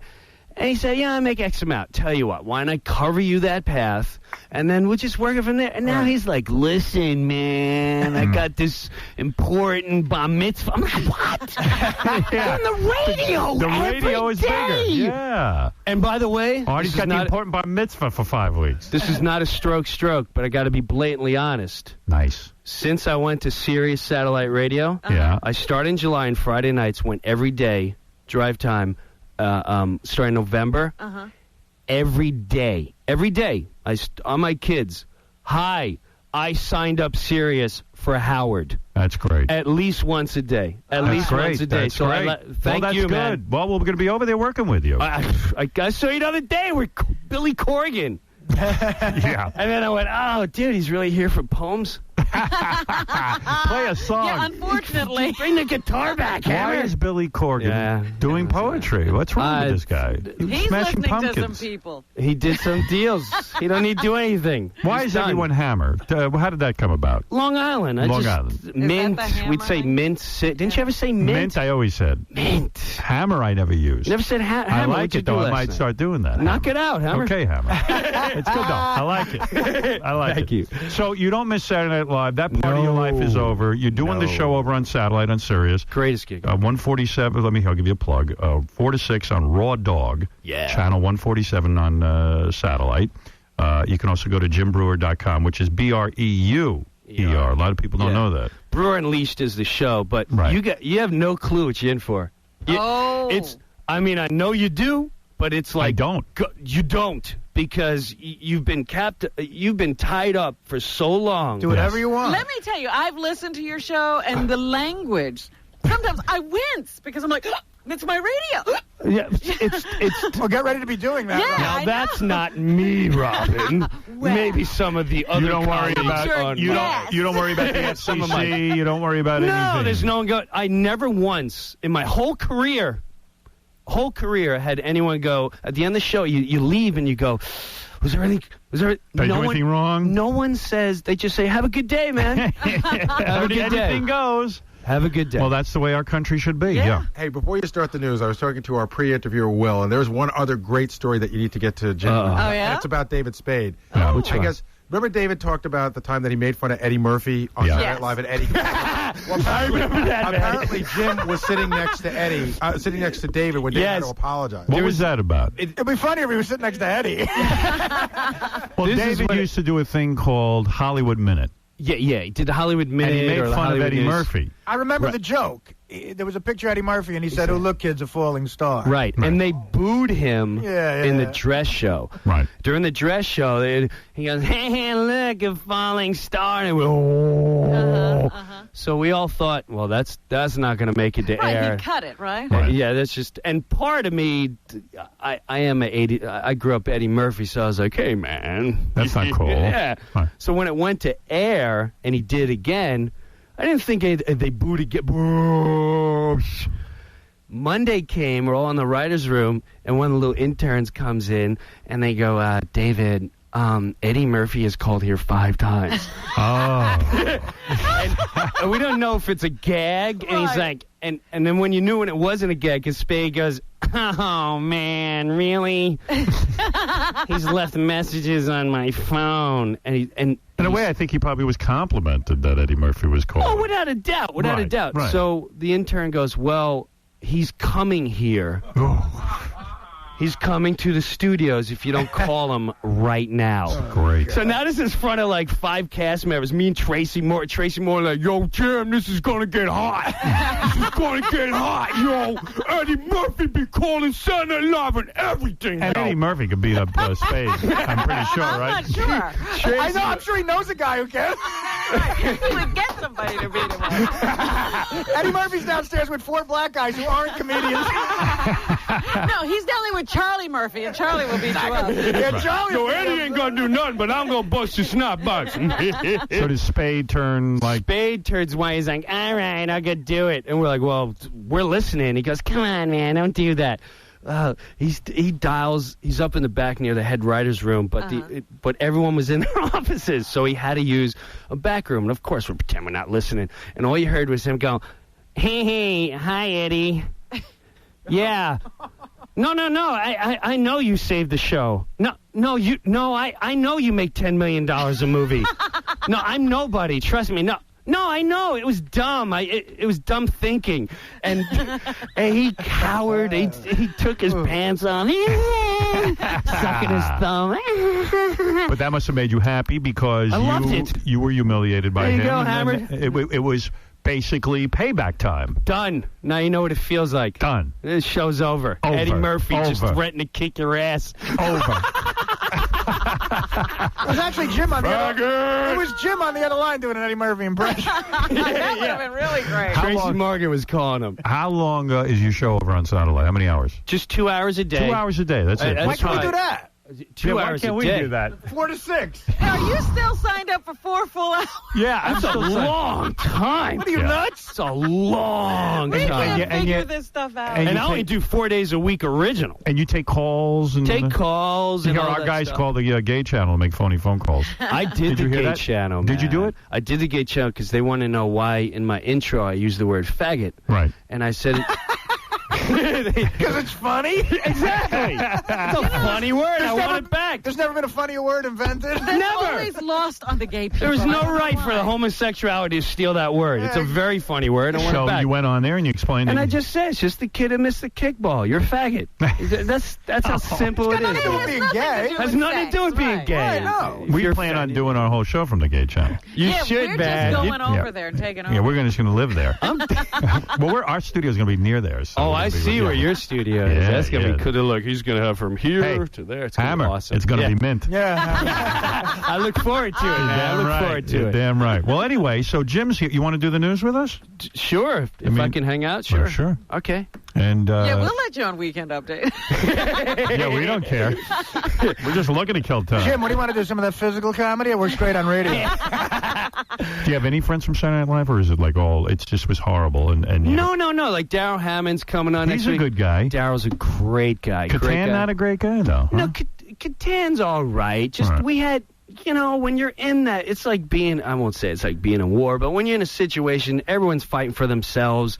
I understand back then. Now I Right. could sit back and go, all right, man, I get what you had to do. But everybody had to love you when you did the Joe Pesci show. That was the greatest Oh, thing. no, they loved that. They loved, whatever, the goat man. I had some Yeah. banana out here with a, you got to The follow Joe it, man. Pesci show was great. Joe They Pesci. start waiting for people down the block when they're Right. coming to your show. And this guy comes running up to me with a camera. He's like, man. There's another great quick Norm story. No, great quick Norm story. Kid, Artie. Well, Jim will appreciate that. They do a big Rolling Stone article about the Kansas City. That was a great one, man. Wait, what is this? They do a big Rolling Stone article about the cast. I got About a good the one. what? So the cast of Saturday Night Live. Right, yeah. And it's everybody kissing each other's ass. So they ask Norm about Chris Kattan. And it's after pages of, I've never seen someone do better character work. Norm's quote is, he seems gay to me. He goes, I've never met a guy who said he wasn't gay who seems so gay. But I guess he says he's not gay, so whatever. Hey, I love that. You want to hear? go ahead. Go ahead. No, you go. We're on SNL one time, right? This is what Norm just didn't care about anyone. This a quick story.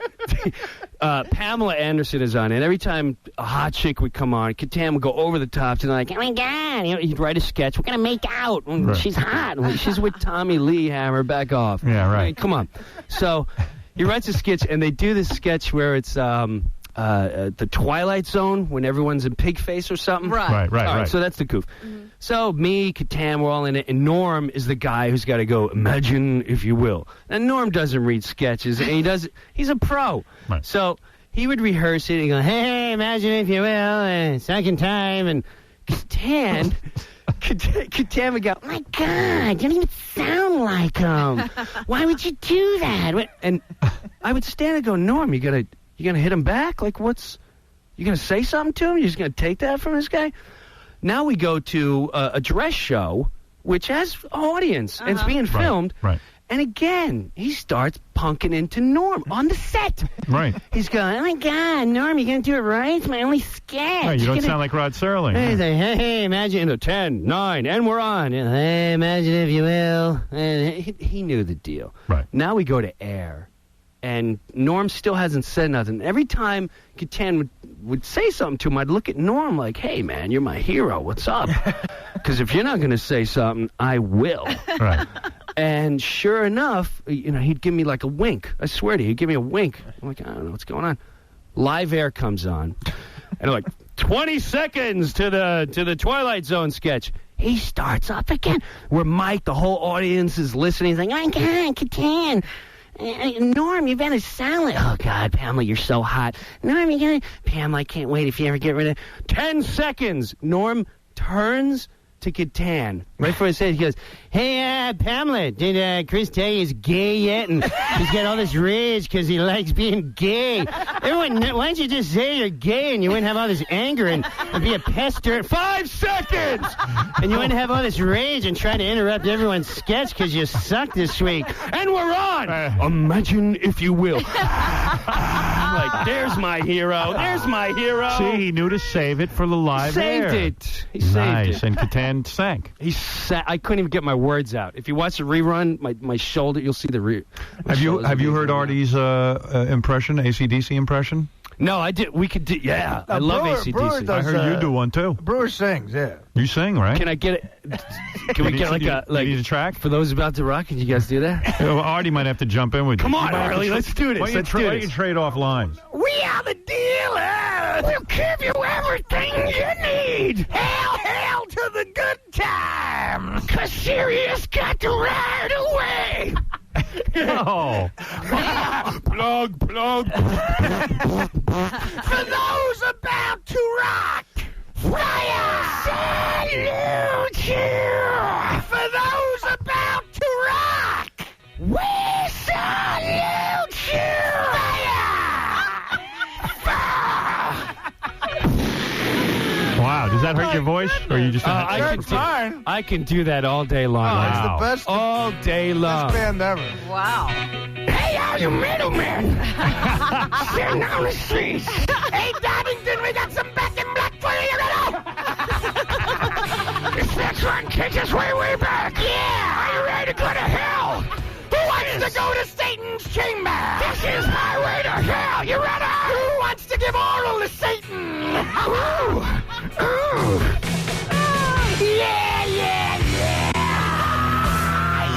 Let's do drugs and F women. Take out to blow. Let's do a line of blow off Angus. Angus, lay down. Who wants to shoot a movie? Let's shoot a movie and raise the show. $3 million movie. You can do it on the weekend. Let's take 3 weeks off. Bobcat's gonna direct. Yeah. You're gonna be big. Man, that's good. Yeah. Stand up and be counted for what you are about to receive. We are the dealers. That's how you got to do We'll it. give you everything you need. All right, Jim, now you do a line. Hell to the good times. Artie. 'Cause rock has got the right away. Jim. Artie. There'll be hell to pay for those about to rock. All right, Jim. We salute you. Yes, we do. For those about to rock. Fire. Wow. You have to go on the road. Man, you guys need to team up. Who else? Did you do other 80s metals acts, Well, man? he just AC/DC Who else is you my do? favorite, but he does everybody. He does Metallica. And Yeah. How do you do Metallica? This is James Hetfield of Metallica. Yeah! Dude, this is Lars Ulrich, and I'm just telling you, we're going to have a effing great big tour. You may be not playing us a lot, but we're going to be huge. Huh? Yeah! Well, I like Brian Johnson's banter with the audience. You do Bruce. You do a great Bruce. He makes no sense. Sort of Bruce. You do the whole rap. Do a Bruce rapping before he. But yeah, like that up actually on the plays. roof thing. Bruce Springsteen? Yeah. Listen to I this. can't do Bruce. No, listen to this. You know, the other day I was thinking about when I was in high school, you know, and I had real long hair. My father hated it, you know. He said, "I can't wait till the army gets hold of you, man. They're gonna make a man out of you. Cut all that hair off, and they're gonna make a man out of you." And I remember I'd get real upset, and I'd go down to the telephone booth, and I'd talk to my girl all night long. A real boring story. And then the night before the draft to go to Vietnam, you know, I stayed up all night with my friends, and I went and I got a 4F. I went back. You guys want to get a beer right now while he's still talking, or what do you want to do? I cracked the joint. Let's go. Can we leave the stadium for an hour? Yeah, play Born to Run. I went back home. My father was there, and he said, "Where you been?" I said, "I went to the draft board." He said, "What happened?" I said, "They wouldn't take me." And he said, That's good. This song is called We The waited River. for that? Wow, wow, wow. This, I remember growing up in, where, Kentucky? No, just outside of New York. How did Bruce grow up 3 miles from New York, and he sounds like that? We always dreamed of going to Manhattan. Who else you do from, you do anyone else? Nah. Little Ozzy, maybe. I was actually on the... I was on it. He looks like he gets... I feel bad for him. I didn't want him to do the MTV show. Yeah, me neither. Because... Yeah, because he became a joke. He was like the Prince of Darkness when we were kids. He was and Ozzy. The rebel, and Right. And the War Pigs and the whole Black Sabbath thing. Yeah, everybody bought into that. No one wants to see... Many people are listening to the old music of Artie Osborne, sire. How can we ridicule him? Throw him money. It's not working. Expose him. If money cannot buy him, exposure will. He looks like he just gets bricked. Right. Yeah. The great thing is the contrast of, like, the rap that Springsteen would do like that, the contrast of Brian Johnson, AC/DC. All he would say to the audience was, goes, hey, Donington, we've got some back in black, you ready? I watched that one a lot, too, man. Yeah, that's all he says. He goes, yeah, all right, yeah. Ooh, all right. Ooh. I remember when I was a kid, I had long hair. Yeah, who cares? Did you like Priest? Judas Priest. For vengeance! Isn't it weird now that every one of their songs has like a gay? You think they're gay now? Yeah, because well, now you know. Ram it down. Straight to the ground, ram it down. I know, we're like, what's the other one? You got another thing coming. One life, I'm gonna live it up. Living after midnight. I love when I've been living up to midnight, you know. I used to try to do because I used to try to actually pleasure myself to a heavy metal station so my mother wouldn't hear. And Judas Priest would be on, and I'd be like, trying to pleasure myself to breaking the law. How do you... Artie, what's up, man? Wow. Oh, man. No, There's your movie, man. Yeah. Breaking the law. Breaking the law. If I fold these pillows together and put some leather on it. Heads are gonna roll. Heads are gonna roll. Ow! Ow! How did we not know they were gay? He came out with leather pants and a bullwhip and a motorcycle and a full-blown S&M outfit. Exactly. Oh, wait, he's gay? And his friends would say gay, and I'd go, no, faggot, he's metal. He's metal. That's Little did metal. you know. Double A, you're on the air. Go Hey, ahead. how's it going? What's going on? Hey. Jim, you are definitely one of the funniest guests Howard had on a long-ass time, man. Whoa. Well, if you want to hear Jim, he's on weekday It's all who you afternoons. hang with, man. It's all who you hang with. Yeah, definitely one of the funniest guys on in a while, man. Huge fan, Jim. Just to be do on a the little safe Joe side. Pesci for us, please. I'm a huge fan of that bit. What, Joe Pesci? You gotta, it's got to be organic to what we're doing. Right. First of all, just pull that otherwise out. it's gay. how do you do Joe Pesci? You have to double Wait, let me pull the string. Hey, listen, I ain't got time busting my home trying to satisfy you and your pathetic drive to work. Are you I one of can't those even do 'em guys anymore. Are you one of those guys who could do like every scene from Joe Pesci movies? Because Artie can do every scene from The Godfather. Well, Goodfellas I'm good at, too. You could do Goodfellas. That's right. You do Goodfellas. The funny thing is, see, the only way I can do a good Joe Pesci, I had to do Joe You gotta Pesci. watch him I had to for a do Joe Pesci on Mad TV. Yeah. And I couldn't get any. And at the same time, Brewer was doing them on Saturday Night Live, and I couldn't get anywhere near as good. To me, That's so frustrating, man. you gotta. The way to do a Joe Pesci impression is you gotta let yourself get out of breath, and then you start to sound like him. Like what do you mean? Like that scene in Goodfellas where right before he does the whole, he goes. The funny thing is, the bank job away in Sea Caucus, I'm lying down in the weeds, a cop comes up to me, he says, "What do you do?" I'm saying, "I'm resting." He goes, "Hey, you resting?" "Yeah, I'm resting." Prick. And he goes, "What are you going to tell us today, tough guy?" I said, "I'm not going to tell you nothing." He goes, "I think you're going to tell us something." He goes, "I'll tell you something. Bingo, F your mother. Pow, bing, pow." You let yourself get out of breath, you start to sound like You really are funny. Yeah. You really are funny. Double Trying A. to get laid over here, Henry. Help me out, would you? This could be a big score for you. She's a Jew broad. She's prejudiced against Italians. In this day and age. Can you prejudice. imagine that? Can you imagine that, Jew, Henry? this could be a big... I do a lot for you, Henry. You can help me out here. This could be a big score for you, motherfucker. What's the matter with you? See, now look what you made. Hit the door. Here, put that drive. Where you going? She's a Jew broad. She lives in 5,000. This could be a big score for you. She's going to have a lot of money. What do you think? I know you know this line. I know you know.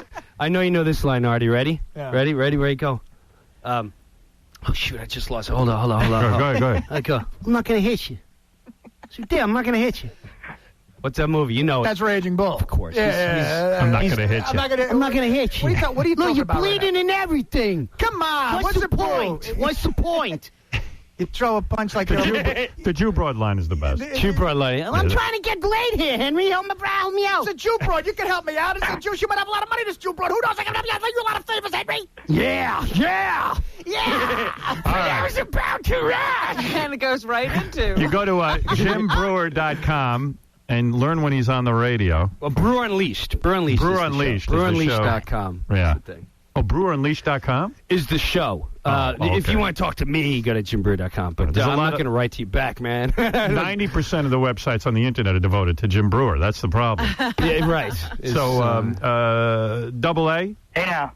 And we'll be working with you in a couple of months. I can't wait. You guys just got to come in the morning and hang out with us. I would love Would you do that? Of course I would. Great. Excellent. Of course. You want to come here for 3 weeks in July? You better watch out, man. See, what did I tell you? You can find a guy in 2 seconds. Oh, shut up. You don't know what you're getting. Seriously, on a serious note, note, a really good beating. I just want to go. I just want to retire. Yeah, serious that'll note. be fun. That'll last a day. You're going to be rushing. You're not going to have time, man. You're going to be because you're going to have to watch what's going on, and you're gonna put people you quote trust to look at all the things you're doing all day, and then you're going to be here. All right. Whatever. Forget that. Whatever. It's all night. Whatever. What, does Artie have to do everything? Yeah, does Artie have to do everything? I don't have time to eat anymore. On a $3 million budget, Artie's going to be working the cameras. All right. I got to go to. Can't be. You know what Artie's got to do? Artie's got to go to Boston to the It's going to be on a shoot. Artie, stop your whining. I'm not whining. Let's take a break. There's a wedding kid. Let's take a break. Jim Brewer's here. You ready? We're going to take a break. You're going to do the news, Robin. Let's take the news with Robin. Fire up. Angus. It's going to be great working with you. Yeah. Oh, man, we're going to have fun. I can't wait, man. We're going to have fun. We're going to have a good time. Fun. Our new friend. It's a new candy store over there. Right, brother. We're all going to F Angus. We're going to take our shirts off and show them what we got. That's right. He comes in here and he calls you a tart. He goes, "Oh, come on, Howard, don't be a tart." Why don't you? don't even know what he's talking about. Why don't you take your show, switch it over to our channel, or are you committed to that channel? You tell me what you. I'm done in November. Nice. I'm done with whatever's going on. As long as we're rocking and have a career going, I'm in. All right. This is my new fit. I love it. Nice. Nice. Mint. Hammer. All right. We'll be back right after these words. This is the Howard Stern Show. Time for his nap. Come on, man. Stern Show. Let's go. Let's put it into high octane. Come on. Hour 5. Man, I hit 2 hours. They're like, you guys done? Hour 5. Oh, God bless you.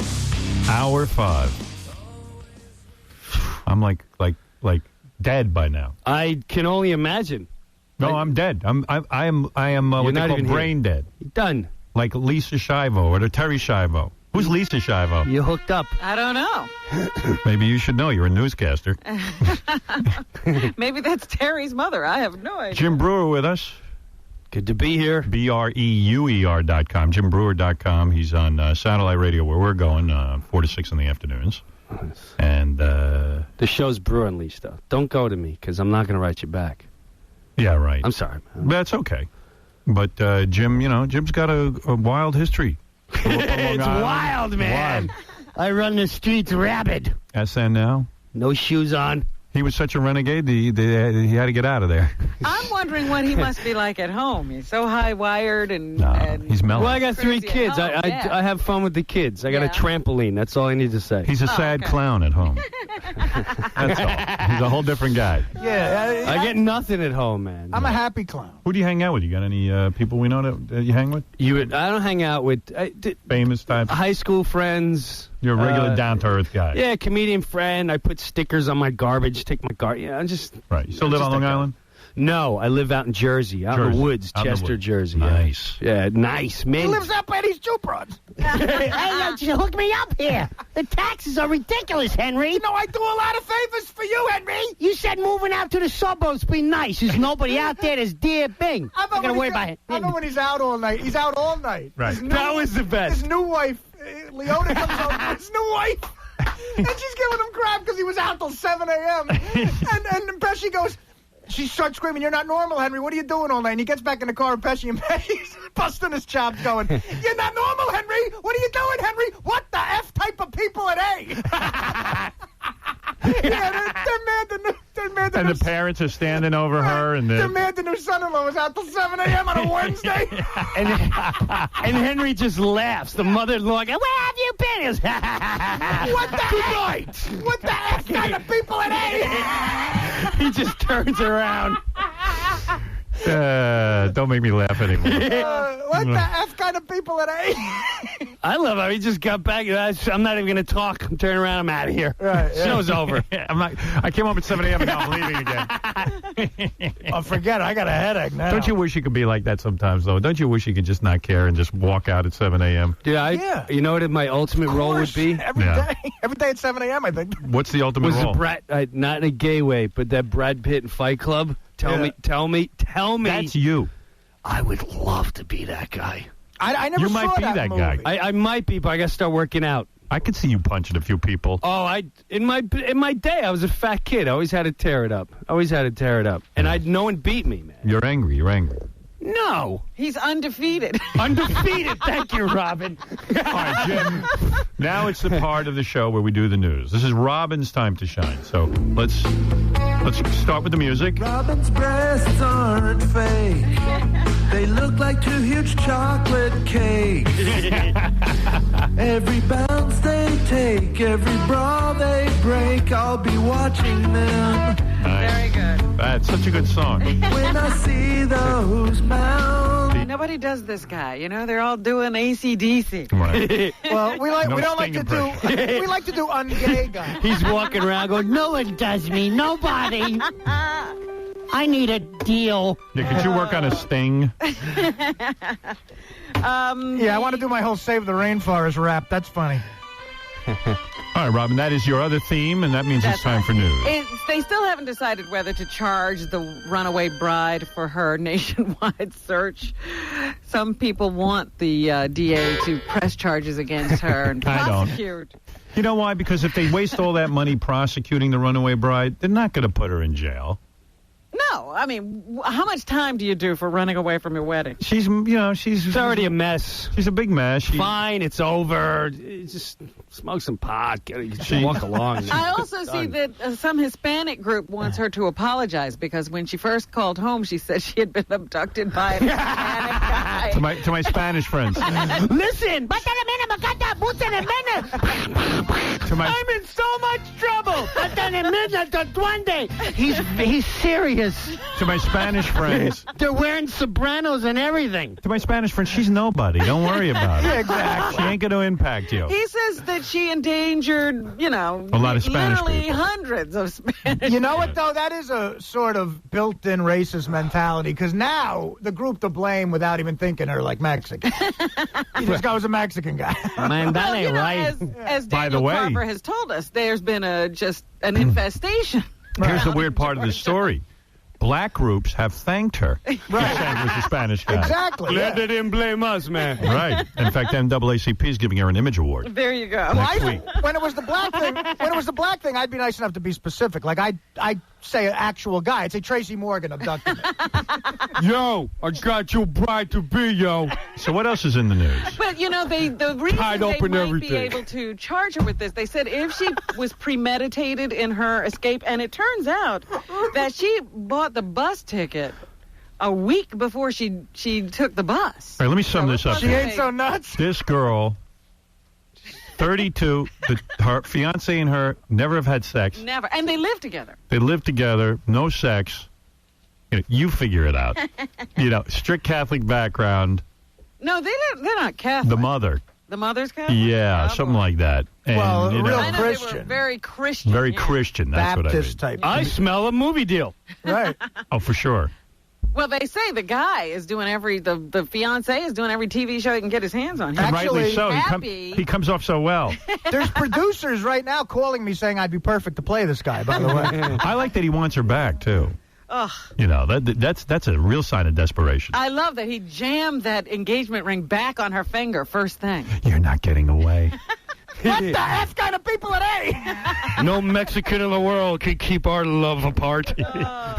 Where's that Mexican who took it? Oh, honey, I was just using that as an alibi. There was no Mexican. Hello, she's in a Vegas hotel room on the phone going, hello, this is Jose. Yeah, but when she called the cops, it was like she goes, Hello? I'm all over TV. Excuse me. And I'm going to kill you. There's a Mexican in here with me. He's going to get me. I'm going to kill you tonight. Oh, that's my kidnapper. That's my kidnapper, Jose Jimenez. Is that the TV? Oh, yes. My kidnapper's watching. My kidnapper's watching Desperate Housewives. Do you hear those goats and chickens in the background? Mexican farm.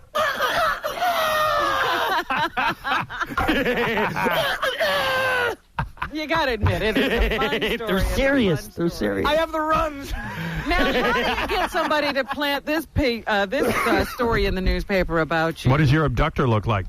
He looks like Antonio Banderas. Imagine Edward James Olmos with an acne problem. Get this story printed about you, and you'll be very proud. Brad Pitt and Angelina Jolie made so much noise during an animalistic sex session She's a freak. at their Kenyan love nest that security rushed to the room. You know, In she's- Kenya, they made a lot of noise? she is such a freak that, like, they, you know that he's not. Listen, Brad Pitt. They never had to rush to Jennifer Aniston's age. Jennifer Aniston didn't make a peep all the years he was banging her. All of a sudden, he's having sex with Angelina Jolie, and she's like going berserk. Yeah, she's just yeah. berserk. If Kenyans are complaining your sex is loud, that's loud sex. Brad Pitt. I don't care what you do. Get him out of our jungle. I tell you something, that makes me crazy. I'd love to do Angelina Jolie because she would make me feel like I was a great lover. Right. That's what I'm thinking. He must think he's incredible at this point because people are banging on the door trying to help her while he's doing her. The guy I can't figure out is that Billy Bob Thornton dude who left her. Well, you get bored. Brad Pitt'll get bored. You get bored of that? He got wooed, man. He'll get bored of her. He got wooed. He got wooed. Started to believe his own. To the dark side, she'll bang the living snot at you. When's the last time you've done Jennifer in the bright daylight? Tell me. That's what happens when you're married. Brad Pitt should hold on to her. You're married. Wait a minute. It should be called patience. Where'd you meet your wife? Florida, many years ago, as friends. I was actually dating her best friend. It sounds worse than it is, but Hot she was chick, a friend. She keeps She's herself really together. cute. Her body's really nice. But wait a minute. How do you make the move from the friend to her? Honestly, what happened was we were friends at the time. I was a little too old for it, man. I was 19. She was 16 when I met. And then we were best friends down in Florida. And then I said, oh, man, I'm going to start a career. And it was L.A. and New York. I went back to Long Island, where I grew up, lived in my friend's basement, and lost touch with her. She wrote to me a couple times and tried to get in touch, but a guy's not going to write back to a chick friend. No, that's gay. So, it's so gay, capital G-A-Y, gay. Right. So with that, I think this is weird. This is honestly true, and it says I left Florida to go up to New York, and the day I got there, I know this sounds really gay and all that, but I swear to God, I had this feeling like, man, I'm gonna meet my wife up here. And the minute I got to my friend's house, the day I got there, he goes, some chick called for you, said she knew you from Florida. She lives on Long Island. And the last I heard, she left 3 years ago, lives in Jersey, getting engaged. Blew her off for 2 weeks. Because I came up here, I'm going to be a comic, I'm going to be on television. No time for I'm women. going to have a leather pants kangaroo. Right. I'm on the path. For those about to rap. I went to go meet her on the way to a club, and she was late. I left. So screw her, man. She don't realize I'm going to be I'm going to be a white Eddie Murphy. She blew it. I then realized I had no gas.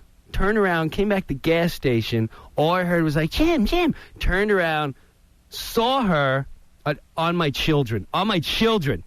It wasn't that she was sexy, but I just went, oh, my God. That's my wife. That's my wife. Really? Holy crap. And you still into her and everything? Everything. Nice. Everything. Amazing. It does happen. It's that anchor, man. It's that, there was times at Saturday Night Live where I just, oh, God, if I could Did you ever have, like, 5 minutes? Can I just see the ass? Did you ever have, like, a beautiful host for the week? And Supermodel type? Oh, there was so many. And you could have gotten laid, right? Yes, but at the same time, please. Yeah. I'm fat now and I still can. But at the same time, she can do. But she would come to me. I was dirt poor when she was around, man. She'd come to the club, sleep outside in the village. Just tell me when your set's done. You appreciate her. You value her. Yeah, man. Absolutely. Okay. All right. Enough said. So now, how long have you been married? 12 years. Wow. Yeah, that is gay. He's got how many more years does he have left? 12 years you're crossing the gay line. What else is in the news, Robin? And my other question about this, I don't think this will last. I don't think Brad Pitt is staying with Angelina Jolie. He's just going to have loud, noisy sex. I believe he will. What's it like when Brad Pitt walks into a party in L.A.? He just picks someone. That's it. I mean, he doesn't even pick. He just waits to sit on a... He'll get bored of her. He lets the girls fight it out. What is it, Irish John? Go ahead. Hey, Howard, Irish John. I wanted to ask Jim who his least favorite host was while he was on SNL. Oh. Was there someone anybody that was a real hated? jerk? I got to be honest, it wasn't any real jerks. There really wasn't. Because I always took the attitude of these guys, first of all, you don't know if they're there to promote, if they really want to be there. But there was one time when you're going to like this one. I couldn't wait for Rosie to come in. She was peaking. And stand-up comedian. I was stand-up comedian from Long Island. I'm from Long Island. Couldn't wait to say hello to her. I really couldn't. Right. You were a fan. I was a big fan. This is Rosie O'Donnell. Yeah. Huge fan.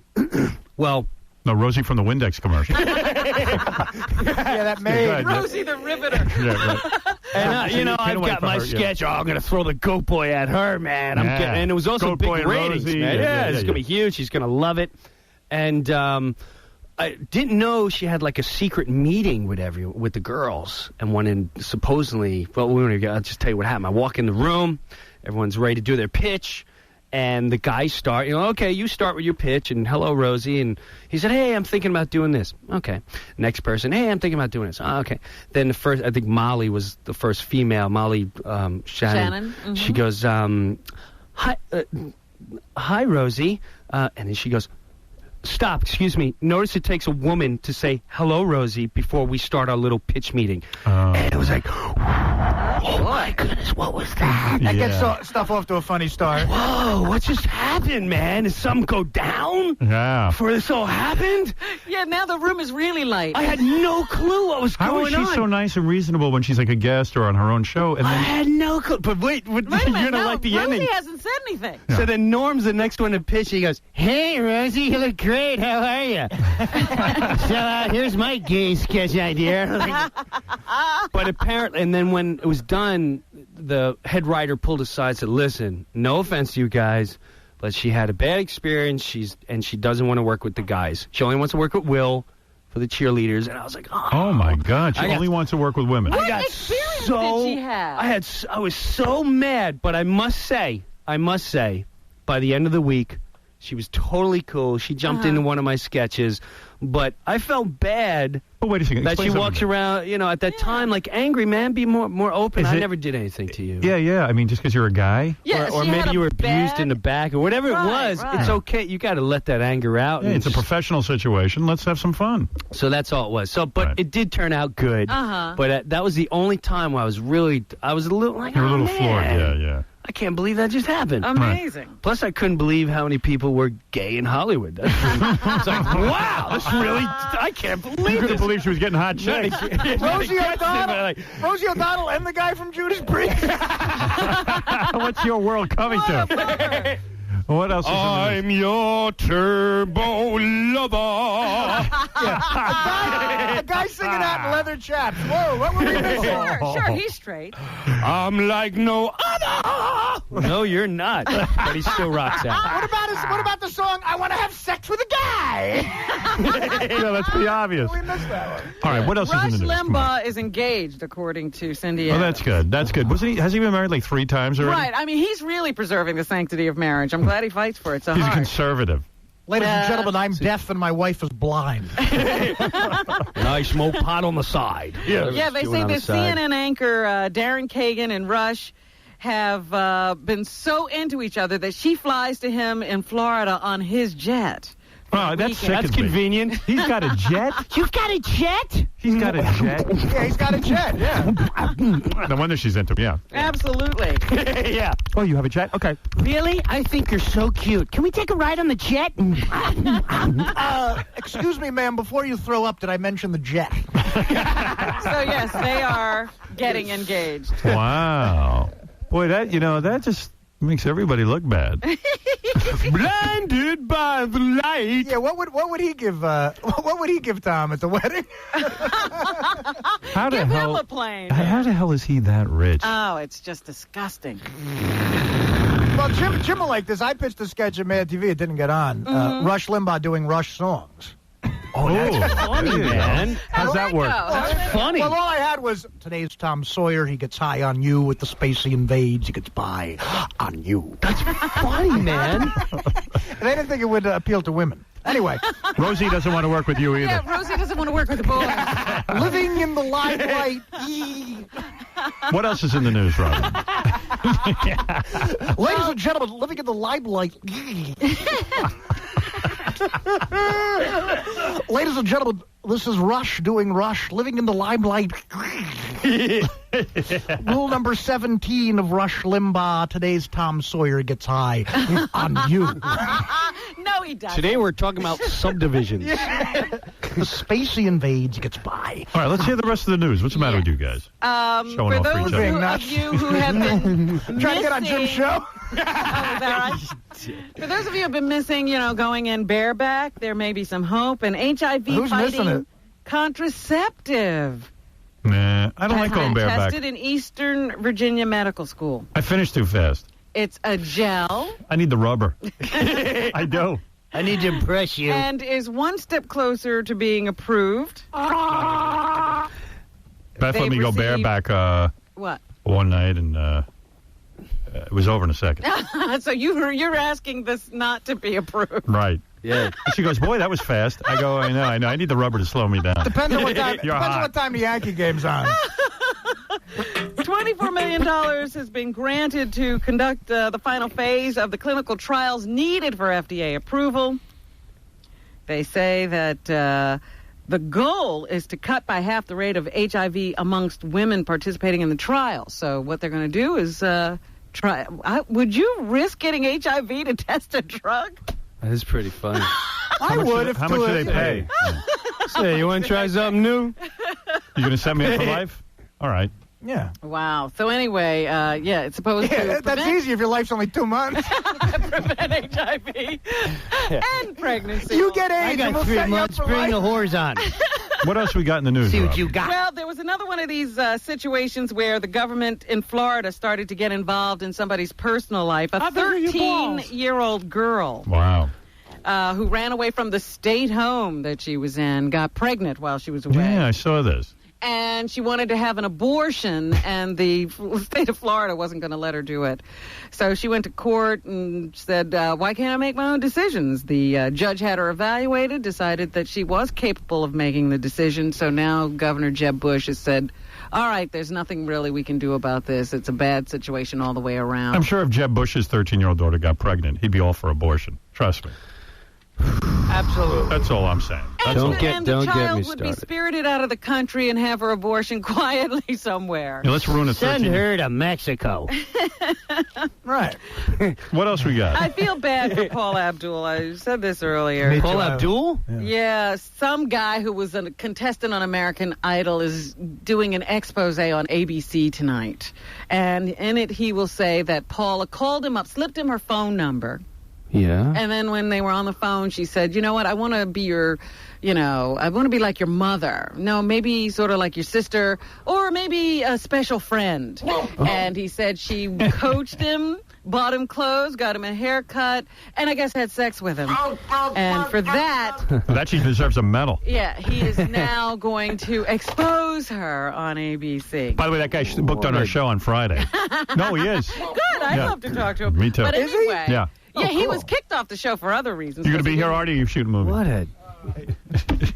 I'll be not to get gay or anything, but we were in the office and we were just saying, like, that's like not even a good-looking guy. She like, Right. You wouldn't think she would have gone for like the best. Dude, she's you Paul don't like Abdul. him? Well, some of the guys said she might have picked an ugly guy. Dude, she was a woman. Look, this is terrible what they're doing to her. She was a woman who was on top of her game. This is an Ozzy syndrome, but in a female. Well, not to that degree. She had a she had a big career. She was doing John Stamos. She was doing a lot of hot guys. Emilio Estevez. She had it going on. Now she's an old bag, and she's trying to get some of the old glory back with this young guy, and now they're going to expose her. And That's there's not nothing not cute about this guy. What's that? He's a cute guy. Really? Yeah, Gary. I don't know. Gary, don't you know a cute guy? No, thank God. What else is in the news, Rob? But anyway, yeah, they're going to be talking about that. And then, of course, Pat O'Brien has his big night tonight. That's the one I want to watch. On...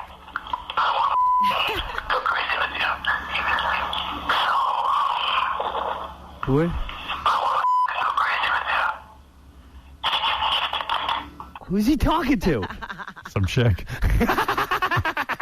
Yeah, some chick he met 2 minutes ago. You know what? I can't imagine where this interview is going to go. Is he really going to talk about these phone calls? It would be great.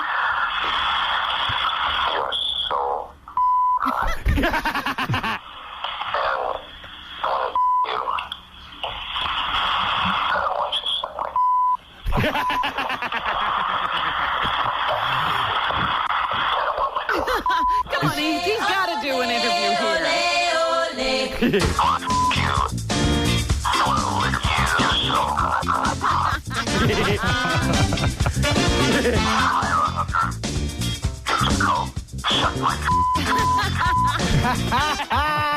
summer, I am playing that all the time. You bet. Is he married and all that? Yeah. Well, he's got a girlfriend, Betsy. He was married. He's but got a Betsy's girlfriend, the Betsy. Yeah. he's going to go on. He's going to go on TV with Dr. Phil. That shows he's normal. Is he really? Yeah, he just came out of rehab. Yeah, it's a primetime special. He almost completely derailed his own career. And what do I got to bang a horse to get famous nowadays? What do I got to show you how normal he is, he's going to go on Dr. Phil. Right. And then tomorrow night, he's back Make a as mockery. the host of The Insider. Make a mockery of the whole problem. What exactly is so effing hot about Betsy?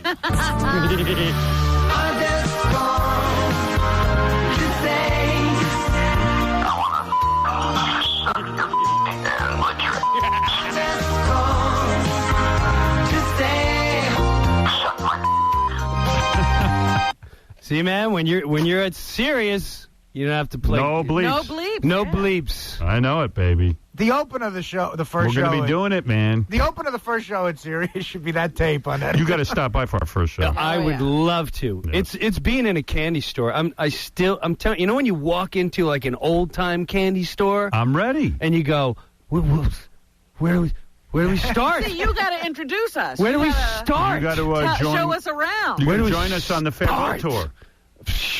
Don't entice me, Hammer. All right. Don't entice me. Mint. Sick. I love reading about Michael Jackson's finances.